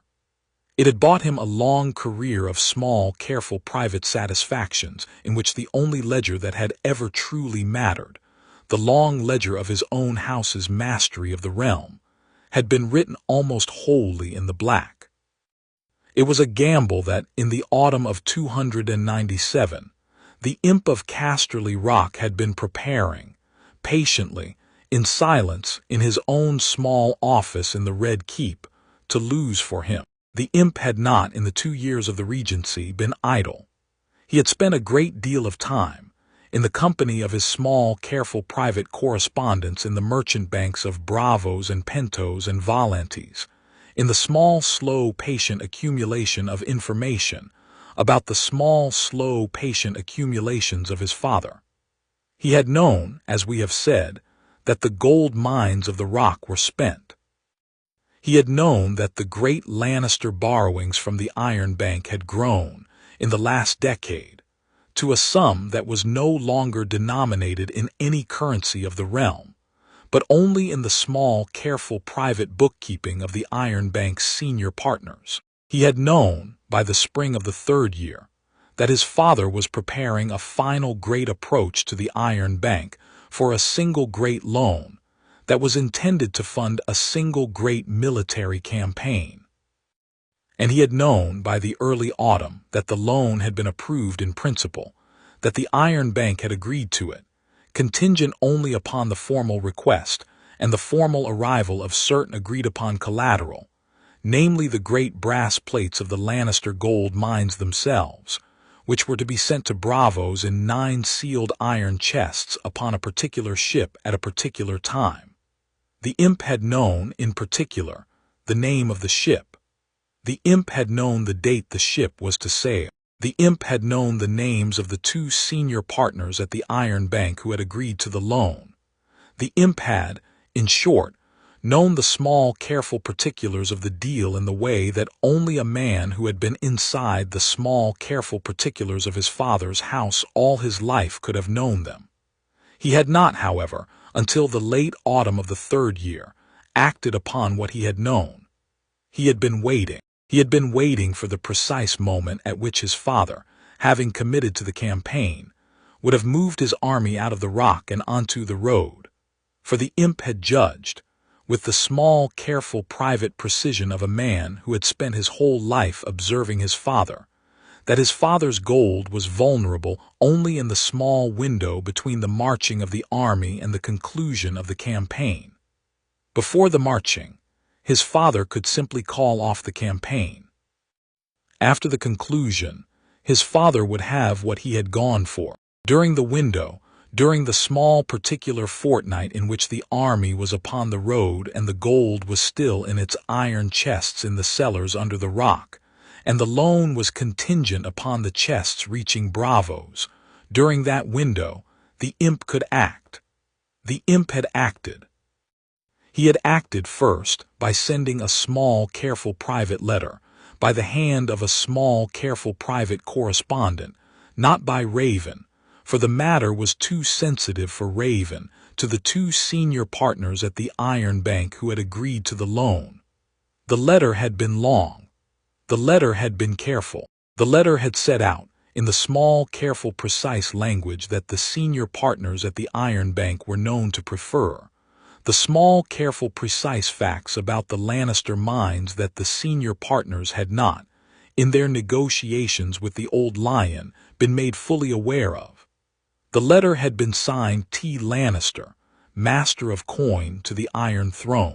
The letter had been countersigned, in the small private space at the foot of the page, by the personal seal of the hand of the king and the personal seal of the Prince of Dorne. For the imp had judged that the senior partners at the Iron Bank would be unmoved by the letter of a Lannister cousin denouncing another Lannister cousin, but would be moved by a letter that came with the seals of the Regency itself. The letter had reached Braavos in the 3rd week of the autumn. It had been read by the 2 senior partners on the morning of the 4th. The conclusion of the loan had been suspended by the senior partners on the afternoon of the same day. A small, careful private letter had then been sent back, by the hand of the same correspondent, to the imp at King's Landing, a letter that thanked him for his information, regretted the necessity of the suspension, and indicated that the Iron Bank would be pleased to do business with the Regency in the future on terms to be agreed. The imp had read the reply. The imp had smiled briefly, the small private smile of a man who had, after 30 years of being underestimated by his father, done his father a turn of work that his father would not, perhaps, see coming until it was upon him. The imp had filed the letter. The imp had said nothing of it that day to his colleagues on the Regency. He had not yet, that day, completed his work. He had spent the next fortnight, in fact, in small, careful private conversation with a small, careful number of his other correspondents, among them a small, careful Pentoshi merchant who had, for some years, been the chief intermediary between Casterly Rock and a sellsword company in the disputed lands, and among them, also, a small, careful man at Lannisport who had been, for some years, the chief paymaster of the Lannister household, and among them, finally, a small, careful officer of the Lannister household troops who had been promised, by the imp, a small, careful private holding in the Westerlands, of a size that the imp could afford to grant, and that the officer in question had never expected to be granted in his life. The conversations had been small. The conversations had been careful. The conversations had been private. The conversations had, by the end of the fortnight, resulted in a small, careful series of small, careful private adjustments to the small, careful private logistics of the Lannister army that was now upon the march. The pay chests that had been promised to the Pentoshi Sellsword Company had been, at the small, careful suggestion of the Pentoshi merchant, redirected through a series of small bookkeeping errors that no one would notice until the company arrived at the appointed meeting place, to the wrong port. The grain trains that had been promised to the army's commissariat had been, by a small, careful series of small, careful suggestions from the paymaster at Lannisport, slightly late in setting out. The relief column that had been promised to the army's left flank had been, by the small, careful suggestion of the officer in question, slightly misdirected. None of these adjustments would, in any one of them, have changed the outcome of any battle. They were, individually, the small, careful kinds of errors that an army on the march produces simply by being on the march. Taken together, however, they amounted to the slow, careful private hollowing out of the old lion's army, in the small, careful, precise places where his army could be hollowed out without his noticing, and they amounted also to the slow, careful private hollowing out of his father's confidence in the men around him. For an army that experiences such errors begins, very quickly, to doubt its own commanders. The old lion's army marched out of Casterly Rock in the second week of the autumn. It was the largest army the Westerlands had put in the field in 20 years. It was perhaps 30,000 strong, with 8,000 horse, and it was commanded by the old lion in person, with his brother Sir Kevin as his second and his cousin Stafford as his third. It marched east upon the Gold Road, with the Crag and Banefort and Crakehall banners in the van, and with the great red and gold Lannister banner upon its central column, and with the supply train, slightly late, slightly under strength, slightly misdirected, following in the rear. It marched by the third week of the autumn into the southern foothills of the Westerlands. It crossed, by the fourth week, the long narrow pass at the Golden Tooth. It debouched, by the fifth week, into the western marches of the Riverlands. It did not, however, find the river country undefended. The Regency had been ready. The Regency had, in fact, been ready for some weeks, for the Imp's small, careful private network had given the Regency some 6 weeks' notice of the march, and the Regency had used the time. Lord Eddard Stark had moved south out of King's Landing with the household troops of the new royal army, a force of perhaps 12,000, which had been built up, in the 2 years of the Regency, out of the consolidated remnants of the old Baratheon household, and a small, careful addition of Northern and Riverlands men. The Tully banners had moved west out of Riverrun under the command of the Blackfish, perhaps 8,000. The Reach had sent up its contingent under the command of Garland Tyrell, perhaps 10,000, and the Dornish had sent up, for the first time in the long history of Dorne's participation in Westerosi wars, a contingent of perhaps 6,000 spearmen under the personal command of the Prince Oberyn, who had at last been called home from Essos, and who had ridden west upon the news of the march, with the small, dangerous smile of a man who had been waiting 15 years to put his particular spear through a particular Lannister. The combined royal army had numbered, by the fifth week of the autumn, perhaps 36,000. It had been numerically superior to the Lannister force by some 6,000 men. It had been, more importantly, the army of a king whose accession the realm had blessed, and it had been the army of a hand who had killed his oldest friend in the open field for the sake of the king he served. The morale of the army had been, in short, considerable. It had taken up its positions, by the end of the fifth week, upon a long line of low hills west of the Riverlands village of Shurer, the same village, by a small particular irony, which had been famously burnt by Sir Gregor Clegane some years before in an episode that had nearly precipitated a different war between the houses. The Lannister army had come up to the position, in the 6th week, in the small, gray, rainy late autumn weather of the river country. The Lannister army had not, however, fought, for the Lannister army, by the time it had reached the position, had already begun to understand, in the small, careful, private way that an army understands such things, by ones and twos in its watch fires and at its mess pots, that something had gone wrong with its supply, and that the Pentoshi sellswords, who had been due to join the army at the Golden Tooth, had not arrived, and that the relief column that had been due upon the left flank was, by some confusion of orders, 3 days' march to the south, and that the pay that had been promised to the men at the end of the first month had not, in fact, been delivered, and that the imp of Casterly Rock had been heard, by various of the older sergeants who had been around long enough to know, was now in some kind of position of consequence on the other side of the line. The army had done, in short, what armies do when they begin to suspect that they have been led upon a march by a leader who does not, in fact, have the resources to support the march. It had begun to grumble. It had begun, by the 8th week of the autumn, in the small particular fortnight that the imp had identified as the window to come apart. It had not deserted in large numbers. Lannister discipline had been considerable. It had not, however, fought. The old lion had attempted, in the 2nd day of the actual contact between the lines, to force an engagement. He had ordered his right wing forward in a long, careful pincer movement which had been the kind of movement at which his army had, for 40 years, been very good. The right wing had moved forward. The right wing had been, however, not the right wing it had been 20 years before. The right wing had been a wing of men who had not been paid, and who had not been fed for 2 days, and whose lead horse troops, the Pentoshi cavalry that had been agreed upon, were not present. The right wing had been, by the 2nd hour of the engagement, in retreat.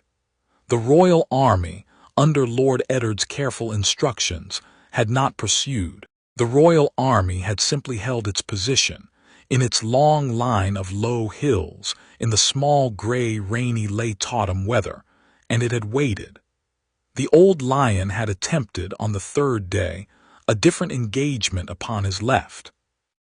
The left had performed slightly better, but the left had been engaged by the Dornish under the Prince Oberyn, who had a small particular personal interest in killing as many Lannister bannermen as could be efficiently killed, and the Dornish spearwork, which the Westerlands had not, in living memory, had to face on a battlefield, had been a kind of work that the Lannister knights had not been trained to defend against. The left had been, by the 4th hour of the engagement, in retreat.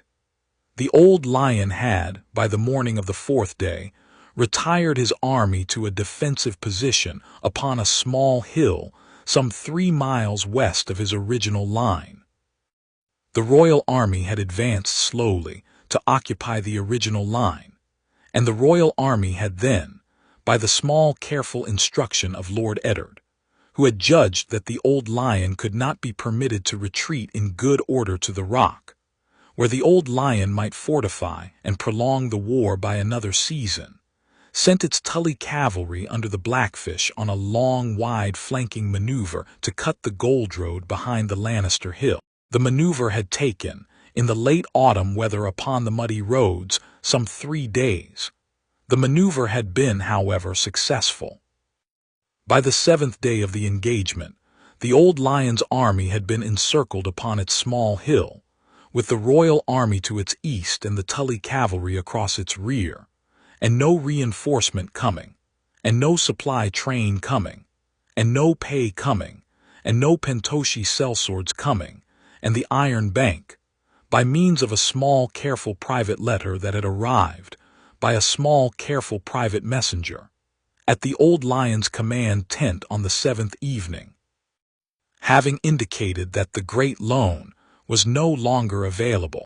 The old lion had read the Iron Bank's letter in his command tent.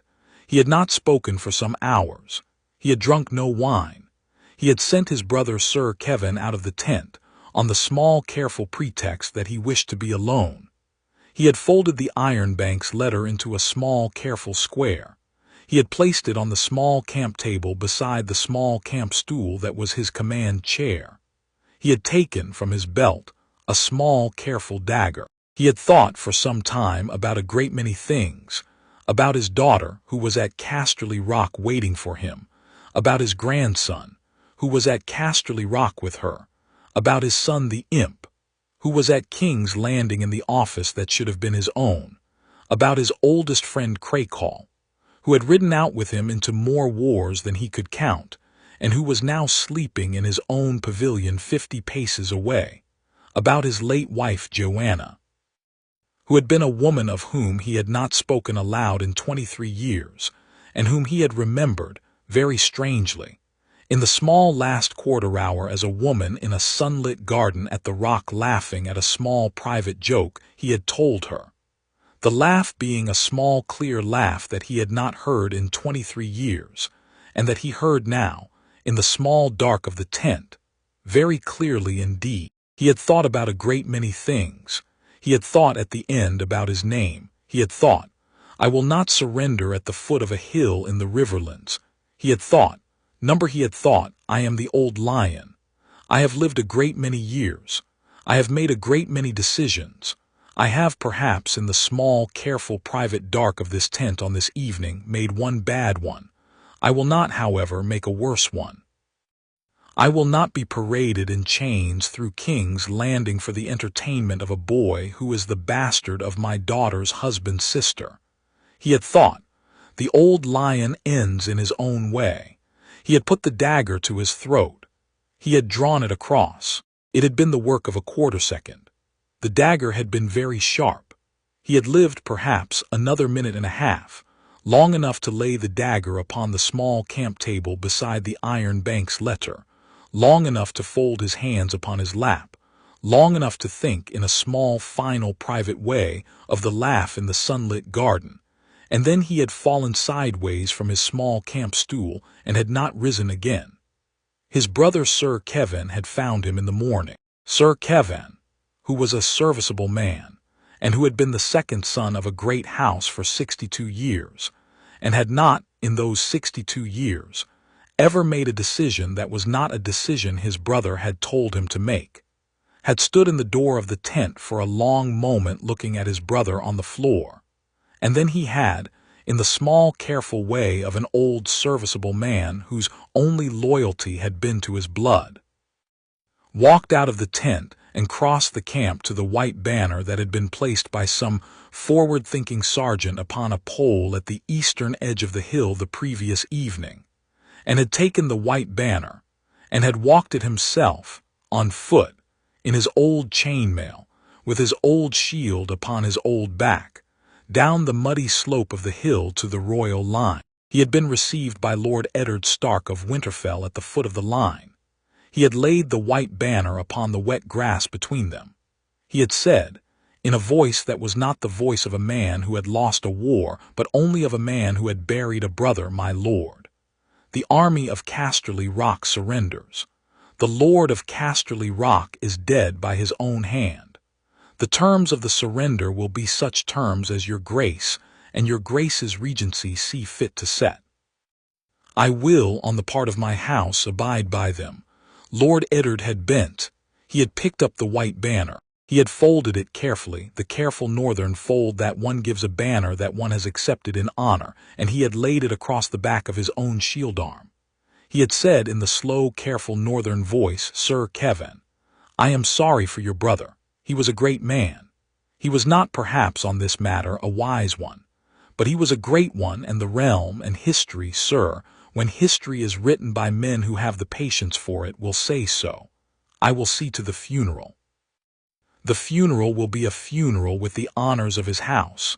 The funeral will be conducted by his own septon. The body will be returned to the rock. Do you understand? I understand, my lord, thank you. And, sir, Your nephew, the king's grace's cousin Joffrey. He is to be sent to the wall. The decision has been made. The decision is not negotiable. He will be sent under guard. He will take the black as a boy of his age may take it, and he will spend the rest of his life in the watch, and the watch will see to it that he is taught the small old work of a sworn brother. He will be neither tortured nor abused. He will be safe. He will have the friendship of those of the watch who can stomach him. But he will not return south. He is the king's grace's blood, and the king's grace's regency cannot, in conscience, kill a child for the sins of his mother and his grandfather. But the king's grace's regency cannot, in conscience, allow a Lannister claimant whose mother has already tried once to assassinate the king to remain in the realm. He goes to the wall. Will you accept that, sir? Sir Kevin had looked at the wet grass for some moments. He had said, "I accept that, my lord." The boy is what his mother has made him, and his mother has made him a thing none of us in the Rock are proud of. He will perhaps do better at the wall than he would have done at the Rock. I will not, in any case, fight for him. I will go home, my lord. I will go home, and I will tend the Rock for my niece's children if they survive me, and I will not raise my hand against the throne for the rest of my days.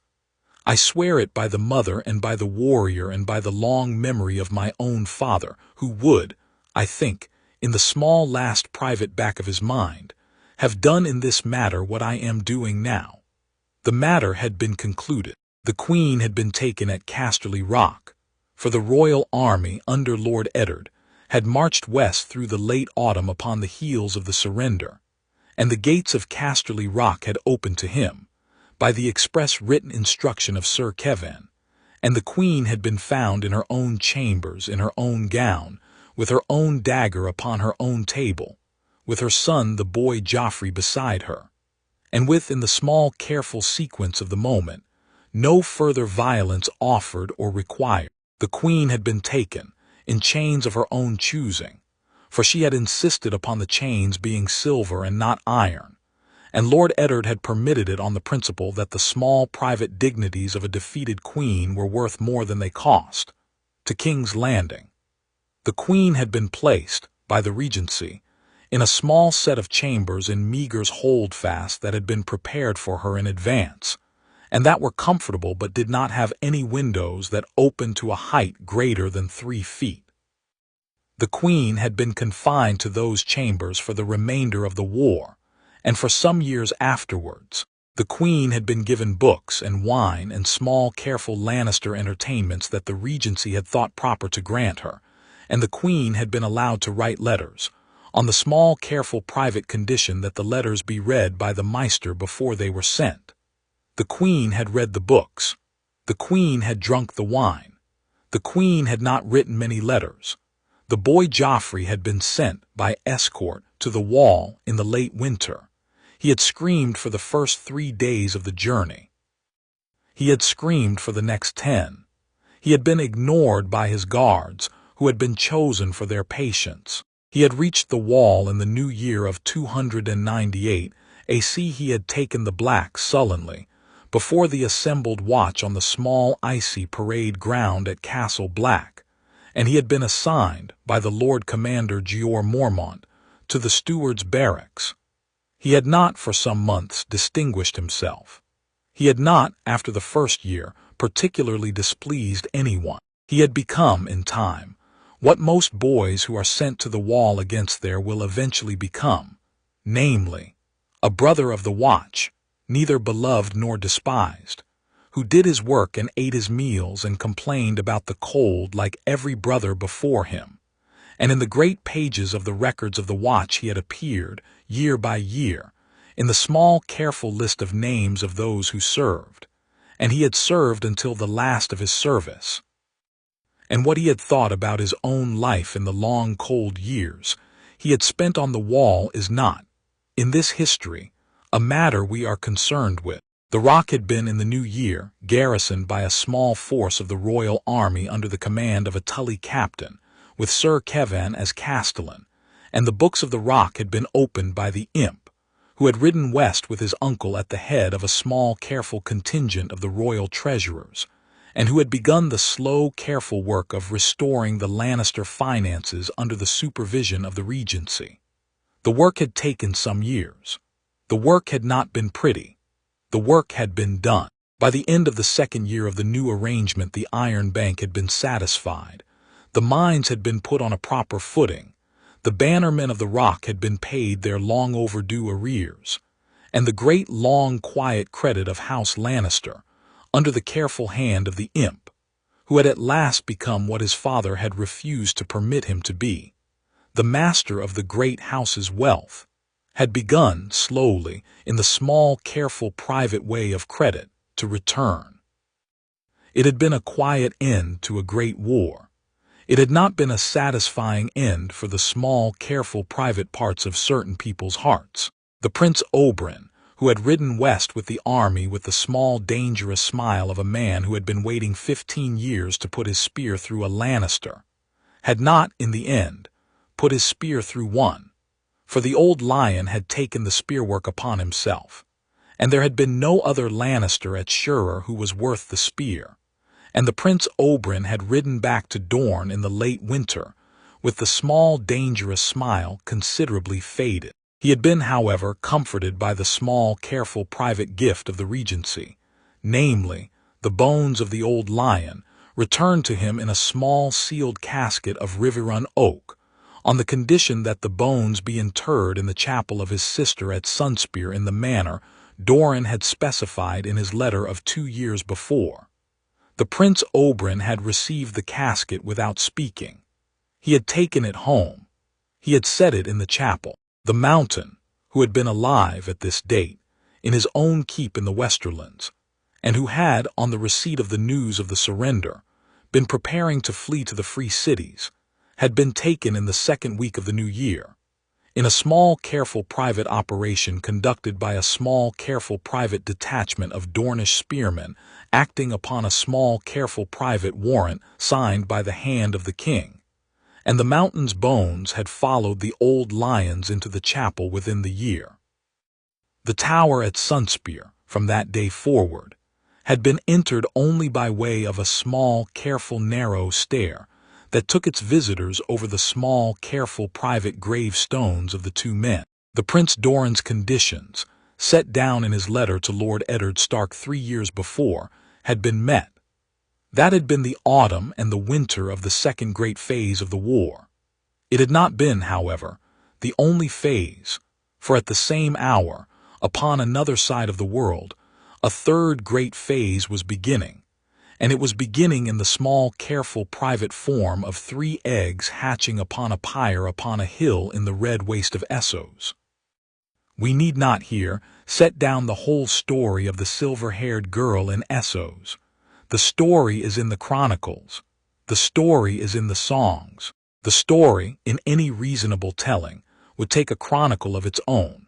For the small 13-year-old girl who had been wed in Pentos on the morning after the equinox of 295 had been by no means a girl who had remained a girl for the next 3 years. She had ridden with her husband's Khalasar across the great grass sea. She had survived her brother, who had been killed by her husband's hand in the city of V's Dothrak for the small offense of having drawn a sword in the city. She had borne her husband a son, who had died in the womb in a small terrible night of fire and blood at the small village of Satha. She had survived her husband, who had in the same night taken a fatal wound at the hands of a Lazaran Migi by way of a long, slow, patient curse that the Migi had laid upon him. She had walked after her husband's death into a great pyre on a hill in the red waste, with 3 petrified dragon eggs and a small captive Migi, and a small particular grief that had perhaps required, in her own small private estimation, to be burnt out of her, and she had by the morning walked out of the ashes naked, unburnt, with 3 small newborn dragons clinging to her smoke-blackened arms. The story had taken the better part of a year. The story had reached the western shore, however, only in the small, careful private form of small, unreliable rumors carried by small, unreliable Pentoshi merchants, and the small, unreliable rumors had not been believed by the men of the Regency. Until, that is, the morning of the 17th day of the first moon of 298 AC, when a small, careful private raven from Dragonstone, where the household of Lord Stannis Baratheon had, for some years, been keeping a watch upon the narrow sea, had brought to the small, careful office of the Master of Whispers in King's Landing the small, careful private intelligence that a Pentoshi galley flying no banner had put into the port of Dragonstone in the small hours of the morning before, and had disembarked a silver-haired young woman, perhaps 15 years of age, with 3 small dragons of perhaps a yard's wingspan apiece riding upon her shoulders, and that the young woman had announced herself, in a small, careful, clear voice, as Daenerys Stormborn of the House Targaryen. Prince Doran had read the Raven twice. He had set it down. He had said very quietly, "Send for the hand." Lord Eddard Stark had come. He had read the Raven. He had said, "Send for the king."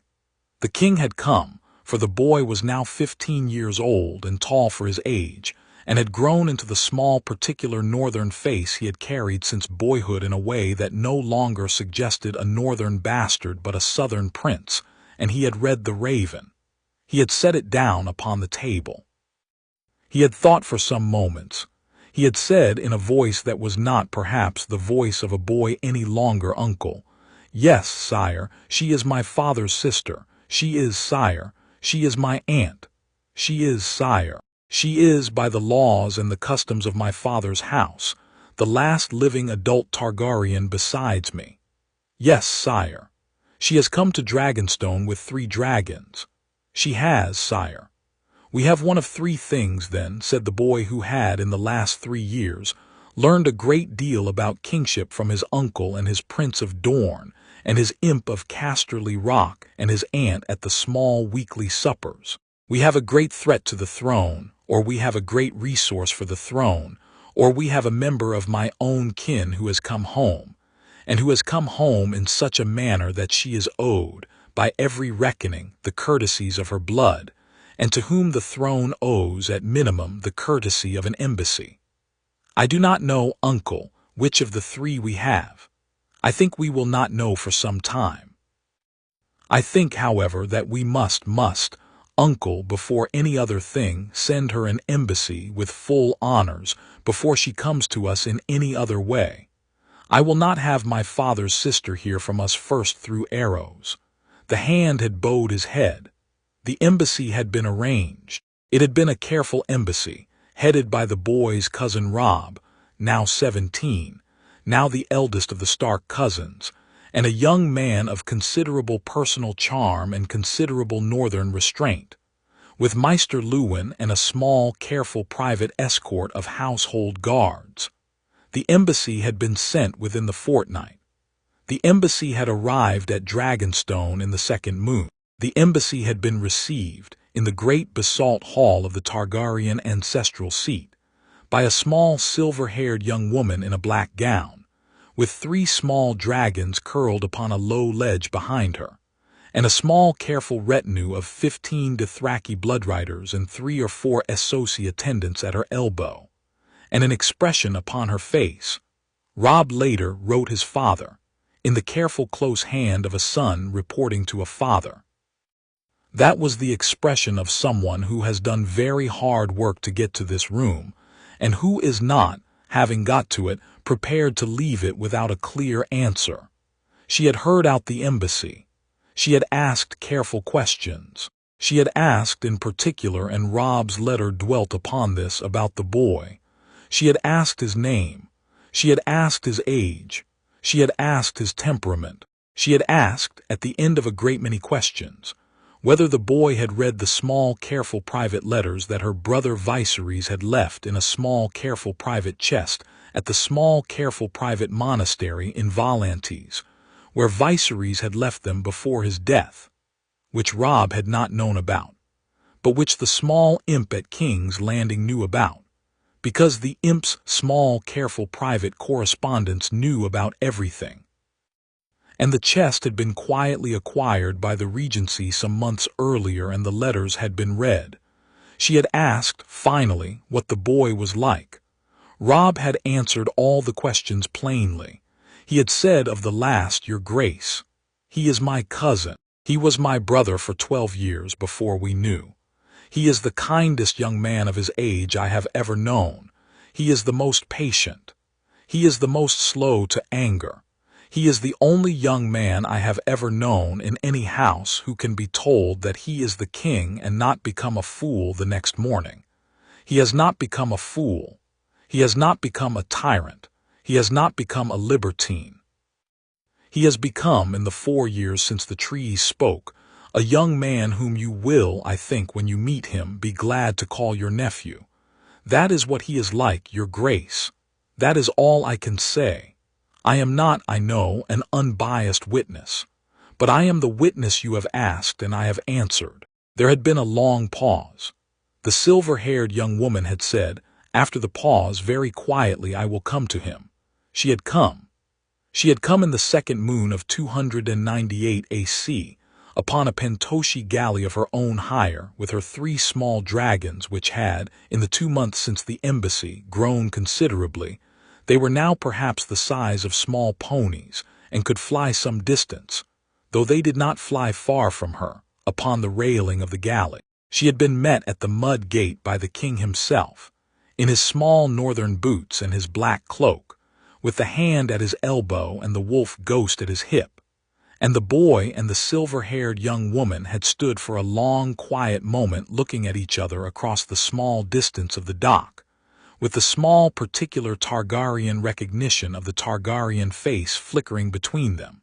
For the boy's face, while it had been a northern face for 12 years, had been a Targaryen face also from the start, and the silver-haired young woman, who had grown up looking at her brother's face every day of her life, knew what to see when she saw it. She had crossed the distance. She had not knelt. She had said, in a voice that was not the voice of a queen offering homage, but the voice of a sister speaking to a brother in a small private room, "Cousin, I have come home." The boy had said, in the small grave voice that had become, in the 4 years since the trees spoke, the voice of a king, "Aunt, I am glad you have. We have a great deal of work to do." She had nodded. She had said, with the small first beginning of a smile that was the smile of a young woman who had spent 3 years among strangers and was, for the first time in 3 years, in the company of one of her own, "Yes, we have." She had then knelt. She had not knelt, she said, because he was her king. She had knelt because he was her family. The 2 things, she had said, were not the same, but in this case the second of them had brought her, of its own accord, to the same posture as the first. She had knelt. The boy had bent and raised her up. The crowd at the mud gate, which had been some thousands of the small folk who had come down to see the great sight, had made a small, soft northern sound that had been the closest thing the small folk of King's Landing had ever made to the sound the men of Winterfell would have made.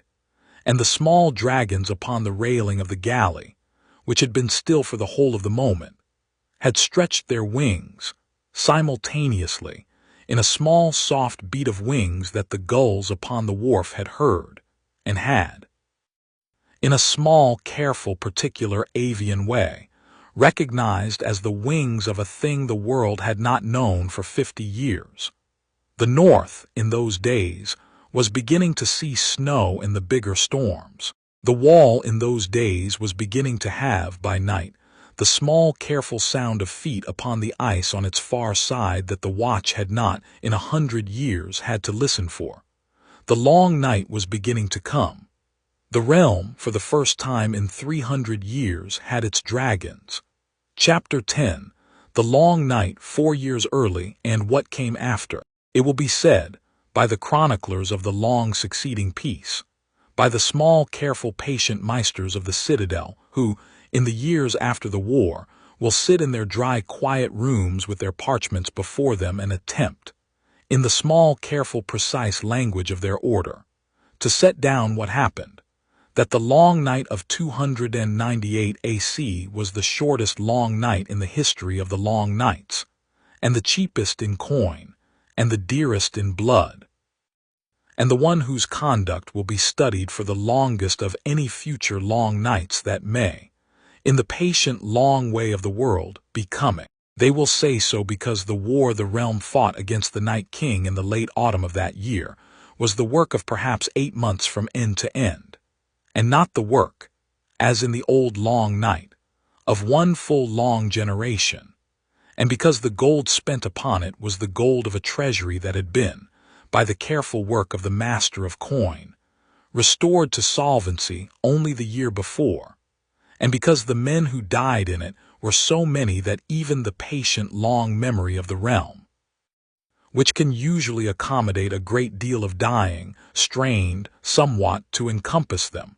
They will say all of these things. They will not, in the end, say much that is wrong. We propose, however, in the closing chapter of this account, to say something more, to say the small particular private things that the chronicles of the dry quiet meisters in their dry quiet rooms will not, in the small careful precise language of their order, find room for. We propose to say, first, what kind of preparing the realm had done in the 4 years between the equinox and the night. The preparing had been the preparing of a realm that had been told in advance what was coming. This had been the great practical gift of the old gods on the night they had spoken, for they had not only named the boy, they had named the threat, and they had named the threat in such a way that the lords of the realm had had 4 full years, and 4 full harvests, and 4 full seasons of grain set aside, and 4 full seasons of arrow shafts shaped, and helmets fitted and dragonglass mined from the cellars of Dragonstone where Stannis Baratheon, in his small, careful, private way, had found a great supply of it some months before the equinox, and had said nothing of it to anyone to prepare. The lords had prepared. They had prepared because they had no excuse for not preparing. They had prepared because they had heard the voice. They had prepared because every reckoning of every chronicle of every previous long night that the meisters had been able to dig out of the old vaults of the citadel, and in the 4 years of the regency, they had dug out a great many, had told them that the long night was a war, and that the war was won by preparation as much as by valor, and that the realms that had failed to prepare had been the realms that had not survived.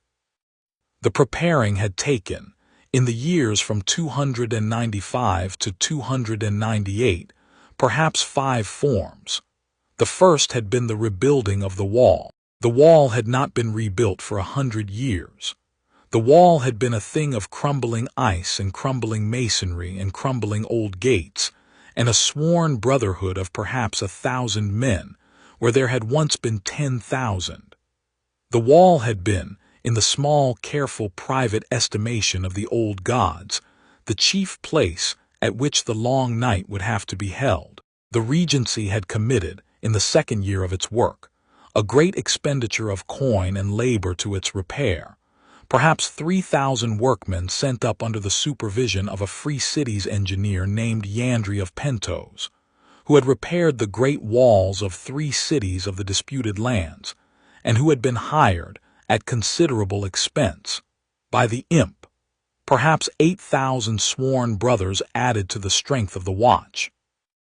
The new brothers having been recruited not from the dungeons of the realm, but from the small, careful, patient annual conscription of men of suitable years from each of the great houses, a system that had been the boy king's own contribution to the council, and that had been received, by the watch, with the dry incredulity of an institution that had not been given any new men in 20 years, and was suddenly being given 8,000 of them.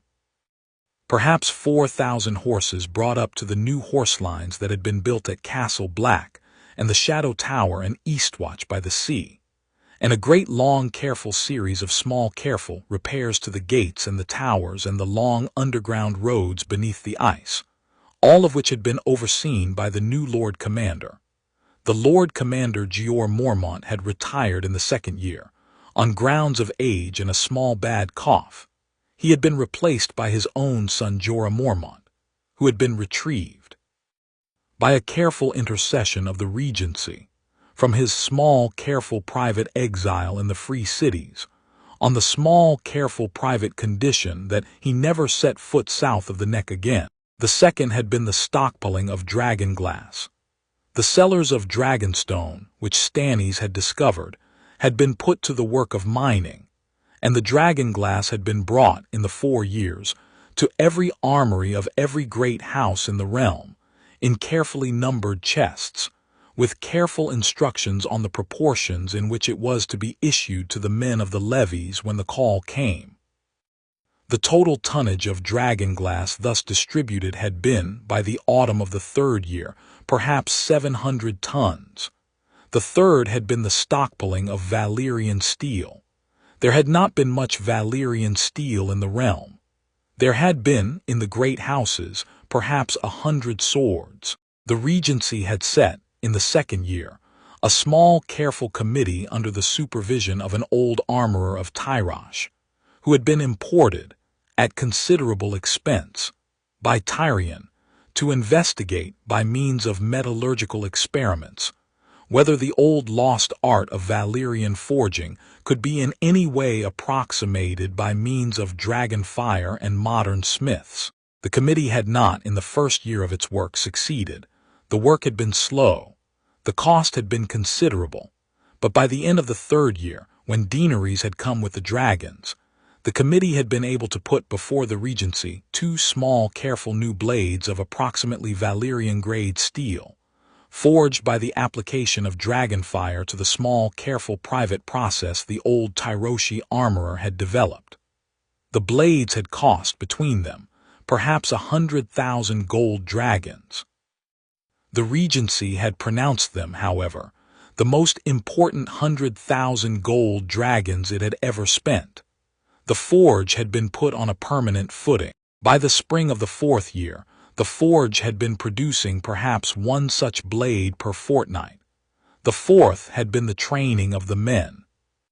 The Regency had set, in the 3rd year, a system of small, careful winter drills upon every household troop in the realm, drills designed by Sir Roderick Castle and a small, careful committee of the senior captains of the great houses, and conducted by small, careful traveling instructors, against the specific small, careful possibility of fighting an enemy that did not bleed, and that was not slowed by ordinary wounds. The drills had taught the men of the levies to aim, when they aimed, for the head and the neck and the small, careful joints of the skeleton, to fight in close formation with their long shields locked, in such a manner that the unmoving dead could not slip between them, to carry on their belts the small flasks of lamp oil that had been the standard issue of the 2nd year, in such a manner that the dead, when broken, could be quickly burned. The drills had not been popular. The drills had been mocked in the first months by the small, careful private mockery of the lower ranks of the household troops, who had thought them an old man's superstition.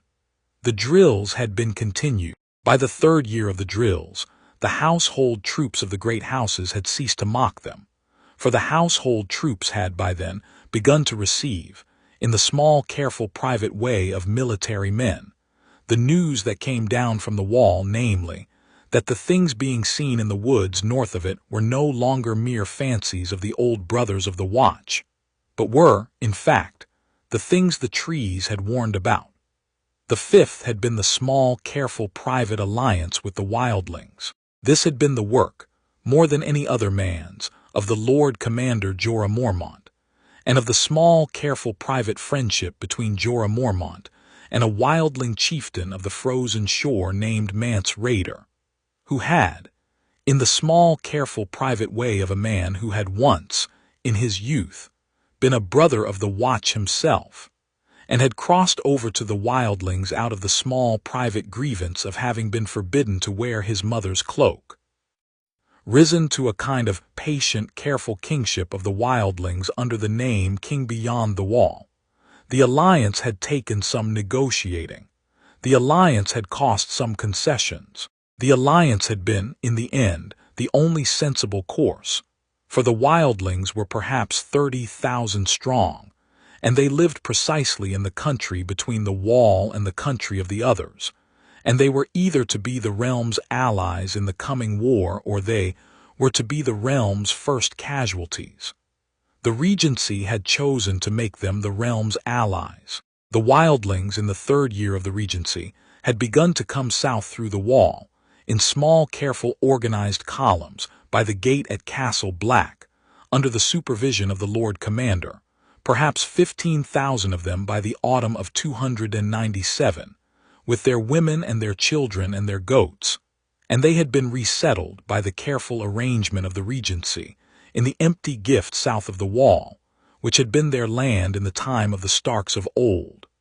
They had farmed. They had fought by the agreement of the alliance, under the command of Mance Rayder in the army of the king, with the small, careful private understanding that they would be fed and they would be paid, and they would be permitted, after the war, to remain in the gift forever and on what terms they preferred. These had been the 5 preparations. They had been, in the small, careful, precise estimation of the dry, quiet meisters who afterward studied them, the most thoroughgoing preparation any realm had ever made for any war in the history of Westeros. They had been required. It had begun on the 8th day of the 11th moon of 298 AC. The small, careful date, 4 years and 7 months and a few days after the equinox of the year of the trees. It had begun in the small, careful, particular way of such things. The watch had been alert.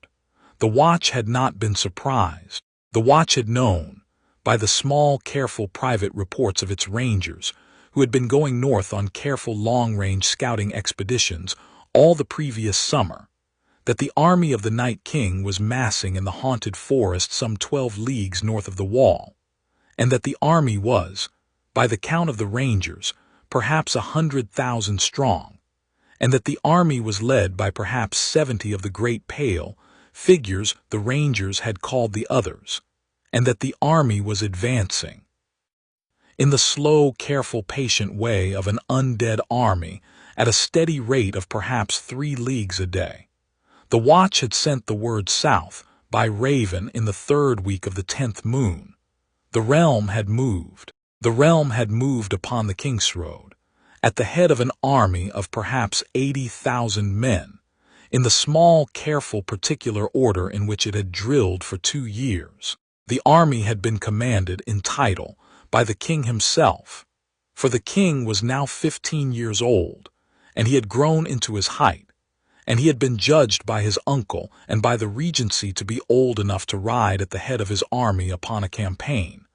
But it had been commanded, in fact, by his uncle the Hand, with the Lord Commander Jorah Mormont commanding the vanguard and the Prince Oberyn, who had stayed at King's Landing through the previous year, on the express request of the Regency, commanding the right wing and the great John Umber commanding the left, and Sir Garland Tyrell commanding the reserve. The young queen, for Daenerys Targaryen, had been confirmed by the Regency, in the year after her arrival, as the Boy King's heir until such time as the Boy King should have heirs of his own body, had ridden with the army, but had not joined the line of battle. She had ridden, instead, with her dragons, which by then had grown to perhaps the size of a small horse apiece, and which could carry her some distance in the air, and which she had, by the small, careful, patient work of the previous year, in a small, careful, private valley in the Crownlands, learned to fly. She had flown, in the campaign, scouting missions over the army of the dead. She had reported, by means of small, careful written notes that her dragons could carry south to the army by means of small, careful private leather pouches. She had brought, in the small, careful private way of a scout with 3 small flying lizards, more intelligence to the Regency in a week than any cavalry patrol could have brought in a season. The army had reached the wall in the 2nd week of the 11th moon. The army had taken up its position in the long, careful battle line that had been planned for it on a great parchment map in the council chamber of the Red Keep 3 years before. The wall, at the point at which the line had been drawn, was the great gate of Castle Black, and the line had been drawn upon the broad cleared ground south of the gate, a ground that had been deliberately cleared in the previous summer by the careful felling of every tree within bowshot of the wall, and the careful laying of a series of long, careful pitch-soaked trenches across the cleared ground, in a small, careful pattern that the engineer Yandri of Pentos had devised after a long, careful private study of the chronicles of the previous long night. The army of the dead had reached the wall on the morning of the 18th day of the 11th moon. The wall, that morning, fell. It had not fallen quickly.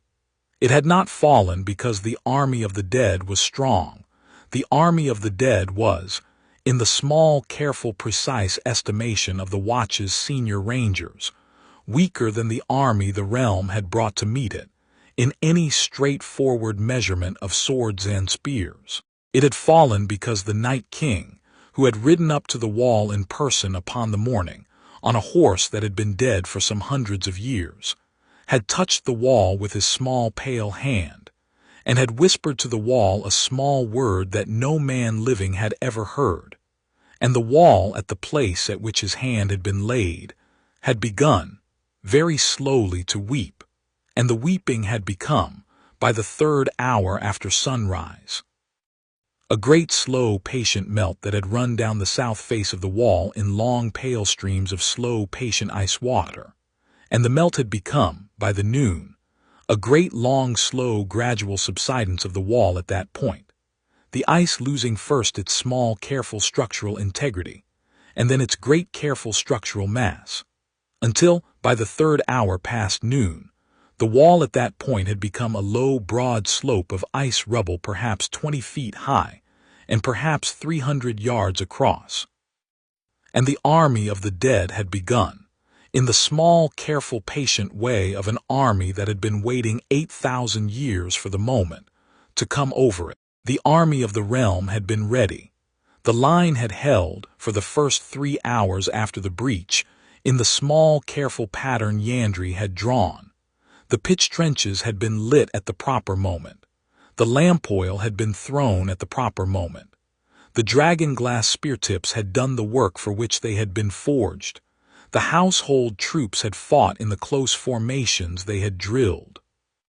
The wildlings had fought as wildlings fight, which is to say with a small, careful private fury that the household troops had not, in their drills, been prepared for the sound of, and the wildlings had broken 3 separate columns of the dead in the first hour. The northern levies had held the center.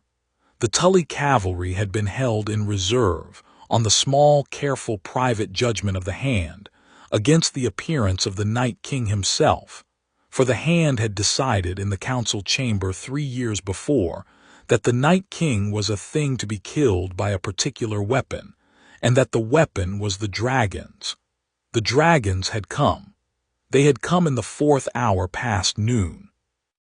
They had come not in the small, careful flying, scouting way of the previous months, but in the great, careful war way of dragons in the songs of old. They had come, Drogon the Black, Regal the Green, Viserion the Cream, in a great, low, slow, careful sweeping line across the cleared ground south of the wall, with their wings outstretched and their long throats wide and their fire pouring from them in 3 great, long, careful rolling jets that had set the cleared ground alight for perhaps 400 yards on either side of the breach. And the army of the dead, which had begun to spill over the slope of rubble, in such numbers that the line of the realm had begun, in places, to bow, had been, in the small, careful, particular phrase used by Sir Roderick Castle after the battle, halted as a thing that has run into a wall it could not see. The fire had done the work no living weapon could do.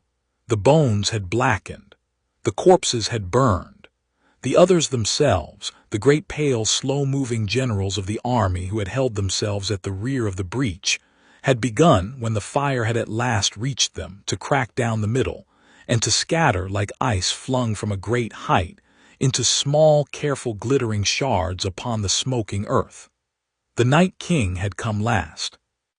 He had ridden, slowly, across the smoking ground, with the small, careful, patient hand still resting upon the neck of his long-dead horse. He had come into the very center of the burning, with the small, careful blue flames of his own small private aura burning around him in such a way that the fire of the dragons had not, when it had reached him, harmed him. He had ridden into the small, careful, clear space at the foot of the breach. He had looked up at Daenerys upon Drogon. He had not spoken. He had drawn from the small, careful sheath upon his back a great long pale spear of ice, the spear that the songs of the wildlings had described, the spear that had been forged at the dawn of the world by the first of his kind from a single great icicle that had hung from the eaves of the world for 9,000 years, and he had aimed it in a small, careful, precise motion at Drogon's great black throat, and he had thrown it. The spear had struck. The spear had taken Drogon in the long, careful place at the joint of the neck and the chest, where the great black scales of his armor had not yet finished growing in over the small, soft place that had been the only soft place upon him. And Drogon, with a great, long, terrible roar that the men of the line afterwards said had been heard, by some unaccountable acoustic of the ice, all the way to White Harbor, had fallen, slowly, slowly, with his great black wings beating in a small, useless, careful pattern against the air, out of the sky, and had crashed down upon the cleared ground in a great smoking heap, perhaps 50 yards from the foot of the breach. And Daenerys, who had been upon his back, had fallen with him, and had landed in the small, careful, private way of a person who has been thrown from a great height. That is, she had not in the falling survived. The army of the realm had seen the fall. The army of the realm had not, after the fall, been an army. It had become a thing that was about to break. It had bowed, in the small, careful, particular way of a line of men who have seen the thing they had thought invincible struck down before their eyes by a thing they did not know how to fight. It had, for the small, careful, patient breath of perhaps 2 seconds, wavered. In that 2 seconds, the boy king Aegon VI, 15 years old, riding at the very center of the line upon his small gray courser with his white wolf at his stirrup, and his small northern knife at his belt, and his cousin Robb at his right hand, and his uncle the hand of the king at his left, raised the small, careful blade that had been forged for him by the new forge at King's Landing 6 months before, the new sword of the new approximated Valyrian steel, which the imp had presented to him on the morning of his 15th name day with a small private smile that had said, "Do not lose it, sire, the Iron Bank is watching us." And he stood up in his stirrups in the small, careful, patient way the household captains had been drilled, and he said, in a voice that the chroniclers ever after agreed had been the voice of a young man and not the voice of a boy, "For my aunt, for the realm, for the trees that spoke, forward," and the line had not broken. The line, in fact, had moved.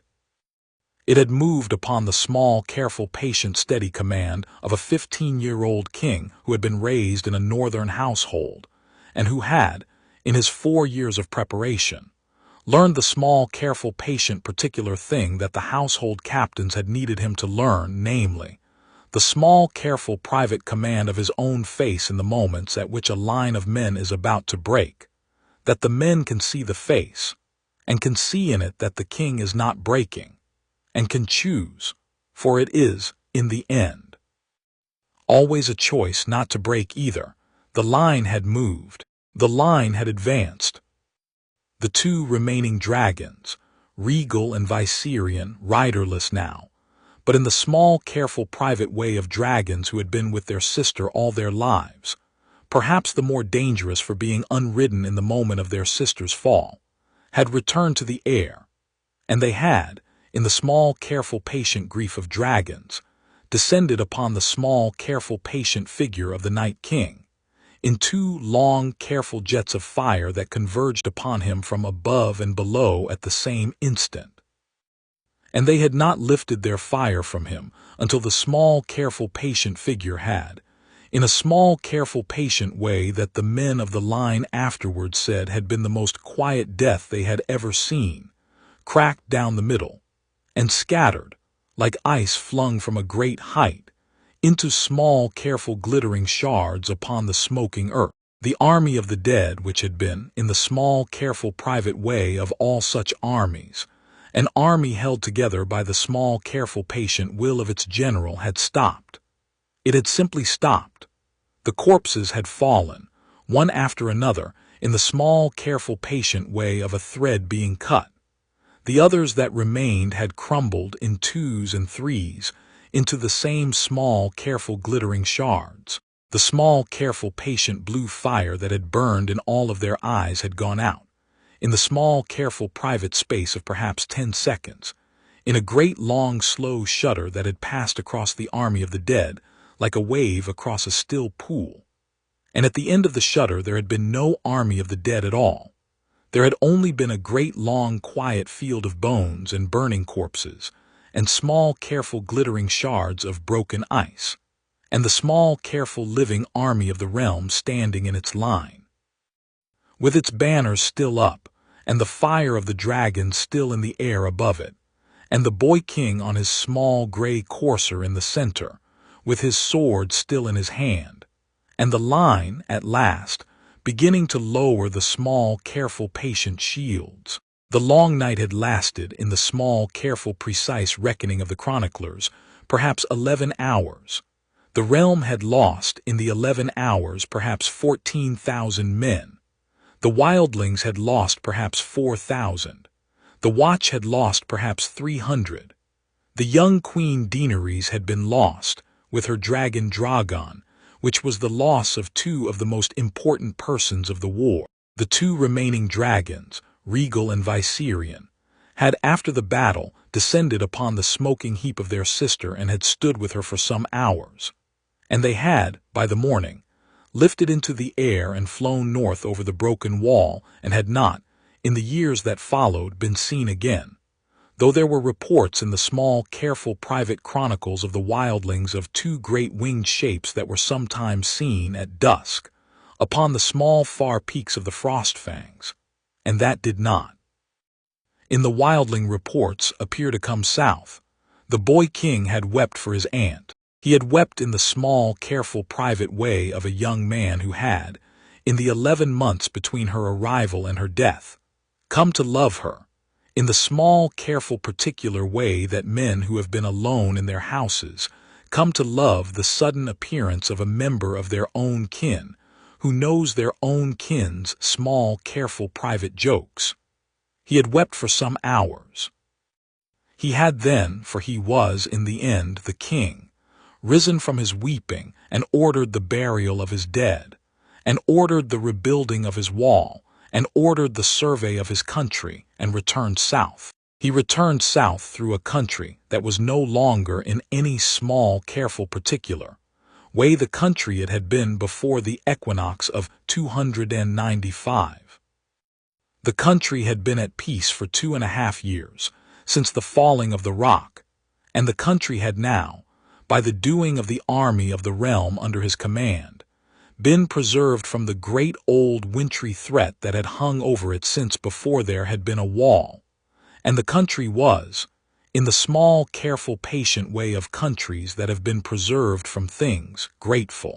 The small folk had come out to the road, as they had come out to it 4 years before when the boy had ridden south from Winterfell to be crowned, and they had stood at the road with their hats off and their small children held up to see, and they had, many of them, wept, and they had, many of them, laid bread and salt upon the long boards at the inn-yards as he passed, and they had, many of them, knelt. The boy had not asked them to kneel. The boy had ridden through, in the small, careful, patient way of a king who had learned in 4 years that the love of his small folk was a thing earned by what he did for them, and not by what he asked of them, and the small folk had knelt anyway. The kneeling had been their choice. The nailing, the boy understood, for he had grown into his understanding of such things, was the small, careful, patient way the country was saying, altogether, that the matter had been decided rightly. He had reached the Red Keep on the 8th day of the first moon of 299 AC. He had reached it at sunset. He had been met at the gate, in the small, careful, patient way that had become, over the 4 years of the Regency, the small, careful, patient way of his uncle's household, by his Aunt Catelyn and his cousin Sansa, who had been brought up from Riverrun in the previous summer, and who had been formally betrothed to him in the autumn, and who was now, at 16, perhaps the loveliest young woman in the South, with the small, careful, particular auburn-haired Tully beauty in her, and the small, careful, particular Stark gravity in her at the same time, and his cousins Bran and Arya and Rickon, who had all come south for the wedding that had been arranged for the spring, and a small, careful, private contingent of household servants and counselors, and the Prince Doran in his small carrying chair, and the imp at the Prince Doran's elbow. He had dismounted. He had been embraced in turn by every member of the small, careful, private welcoming party. He had embraced Sansa last and longest. He had said nothing to her. He had not, that evening, needed to. The wedding had taken place in the late spring of 299 AC. It had been a wedding in the small, careful, private style of the northern weddings of old, for both the king and his bride had insisted, against the small, careful protest of the Faith of the Seven, that the wedding be conducted in the godswood of the Red Keep, before the heart tree that Lord Eddard had caused to be planted there in the first month of the Regency. The heart tree had been a small young tree, only 4 years old, with a small carved face that had not yet wept any sap. But the heart tree had, on the morning of the wedding, in the small, careful, private way of weirwoods, begun to weep, a small, careful, single tear of red sap down its small, careful young face.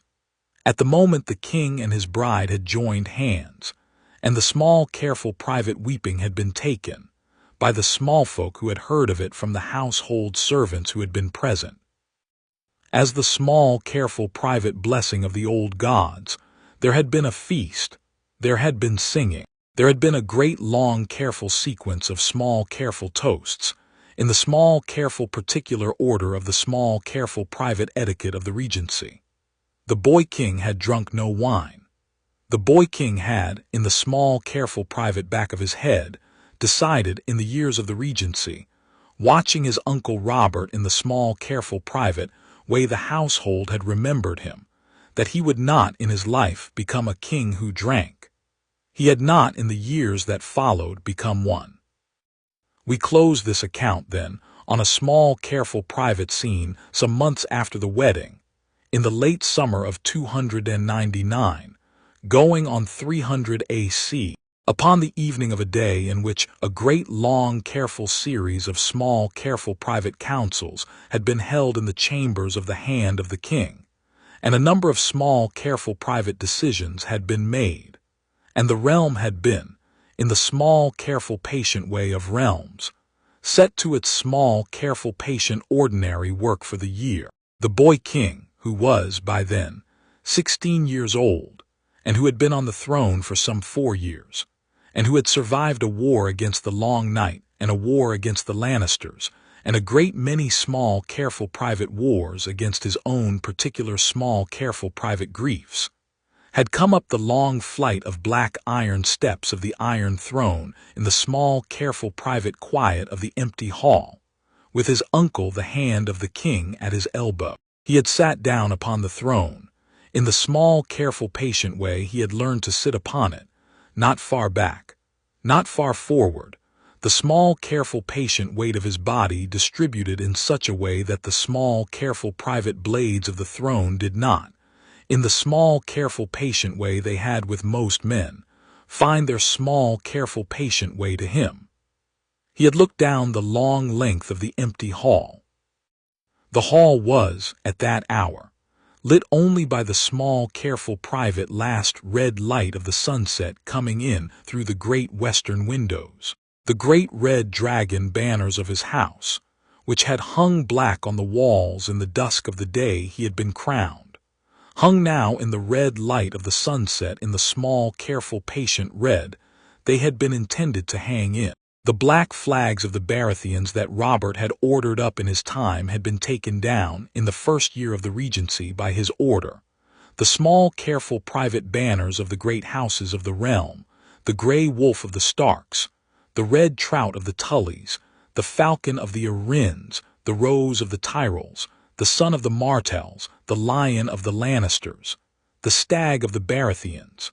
For the Baratheon line continued, under Renly at Storm's End, in a small, careful, patient way that the Regency had encouraged. The Kraken of the Greyjoys, for the Iron Islands had, after the small, careful, patient negotiations of the third year, sworn to the crown under the small, careful, private command of Theon Greyjoy, who had been sent home as the new Lord of Pike upon the death of his father Balon in 297, and who had, to the small, careful, private surprise of the Regency, turned out to be a careful and competent lord, had been added to the walls in the small, careful, private order of precedence, by the small, careful, private order of the hand. The hall was, at that hour, the small, careful, patient summary of the realm. The boy king had looked at it for some moments. He had said, in a voice that was no longer the voice of a boy, and not yet the voice of an old man, but in the small, careful, patient voice that men in the small middle years of a long and good kingship have used, in the small, careful, patient way of such kings, looking, as he spoke, not at his uncle, but at the great red banner of his own house hanging in the small, careful, private light at the far end of the hall. Father, his uncle, standing at the foot of the throne, did not at first answer. The address had been used between them in private for some years, but it had been used in private, and they were now, even in the empty hall, not strictly speaking in private, for the captain of the household guard was at the doors, and a small, careful, private maester was at the back, and the small, careful, patient white wolf of the king, who had spent the last 4 years sleeping upon the small, careful, patient cushion at the foot of the throne, and who was now, in the small, careful, patient way of direwolves who have been with their boys a long time, the size of a small horse, was on his cushion at the foot of the throne with his red eyes open. But Lord Eddard Stark of Winterfell, who was a man not given to gestures, had answered the address. He had said, "Yes, Aegon. Father, for he was my father in every way that mattered. We have done what the old gods asked." There was a quiet.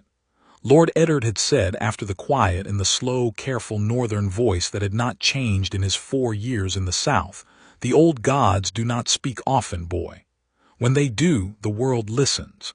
He had paused. He had said, and this was the sentence that the small, careful, patient maester at the back of the hall, who had heard it without the king or the hand knowing he was within earshot, had written down that night in his small, careful, private journal, from which we have it. For the journal had been deposited, after the maester's death some 40 years later, in the small, careful, patient archive of the citadel. And from there, it had passed into the small, careful, patient long account of the reign, and the world, lad, has listened. The world has done what the trees asked it to do. The trees asked it to find you. The trees asked it to keep you alive. The trees asked it to bring you to this chair. The trees asked it to hold a long night that, but for them, would have ended the world. The world has done all 4. The trees, I believe, are content. And we, father, we are tired, lad. There is no shame in being tired. We have done the work. The trees do not, and we do not, you and I, ask anything more of a man at the end of a long day than that he has done the work. The work has been done. The realm will go on now in the small, careful, patient way of realms. There will be other troubles. They will be the small, careful, private troubles of an ordinary realm, not the great, long, old troubles of the realm that the trees called you for. You will have a long reign, lad. You will have sons. You will have a queen who loves you. You will have a master of coin who keeps you solvent, and a master of whispers who tells you the truth when no one else will, and an aunt at the small weekly suppers who tells you the small, careful, private, hard things you need to hear. You will have when I am gone, and I will be gone, lad, in the small, careful, patient way of old men. In some year not too many years from this one, your cousin Rob at your elbow, who will be a better hand than I have ever been. You will have the realm in the small, careful, patient way of realms that have been preserved from the worst of their troubles will have you. And the old gods. Lord Eddard had been silent for a moment.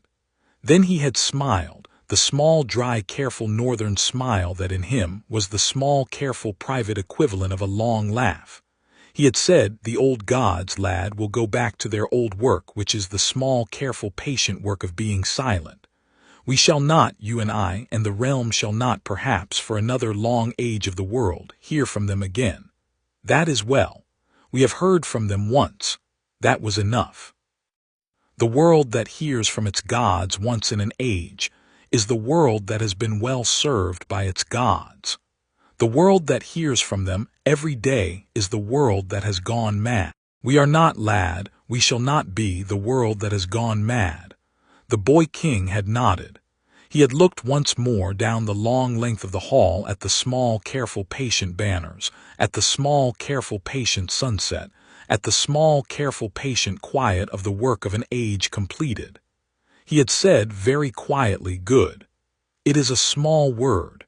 It is not a kingly word. It is the word of a young man who had been called names other than his own name for the first 12 years of his life, and who had been called his right name for the next 4, and who had, in those 4, done a great many things that the realm had no precedent for, and the word good, in his mouth in that hour, had been the small, careful, private word that all of the great work, the work of the trees and the work of the lords and the work of the hand and the work of the regency and the work of the army and the work of the dragons and the work, finally, of the boy himself, had been, by his small, careful, patient judgment, completed. The white wolf, on his cushion at the foot of the throne, had thumped his tail once softly upon the small, careful, patient stone. The small, careful, patient last red light of the sunset had come, at that moment, in through the great western windows of the hall, and had laid itself in the small, careful, patient way of evening sunlight upon the long length of the polished floor, and had reached, at the end of its small, careful, patient travel across the flags, the small, careful, patient foot of the iron throne.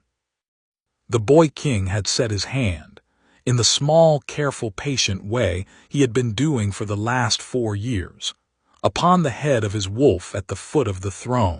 The wolf had pressed his head briefly against the small, careful, patient hand. There had then been a small, careful, patient further quiet. The hall, and in the small, careful, patient way of halls that contain the small, careful, patient hearts of their realms, the realm itself had been at peace. It had been the peace at last of a long day's work well done, and the old gods in their long groves, in their long, careful, patient silence, had been perhaps content. The end.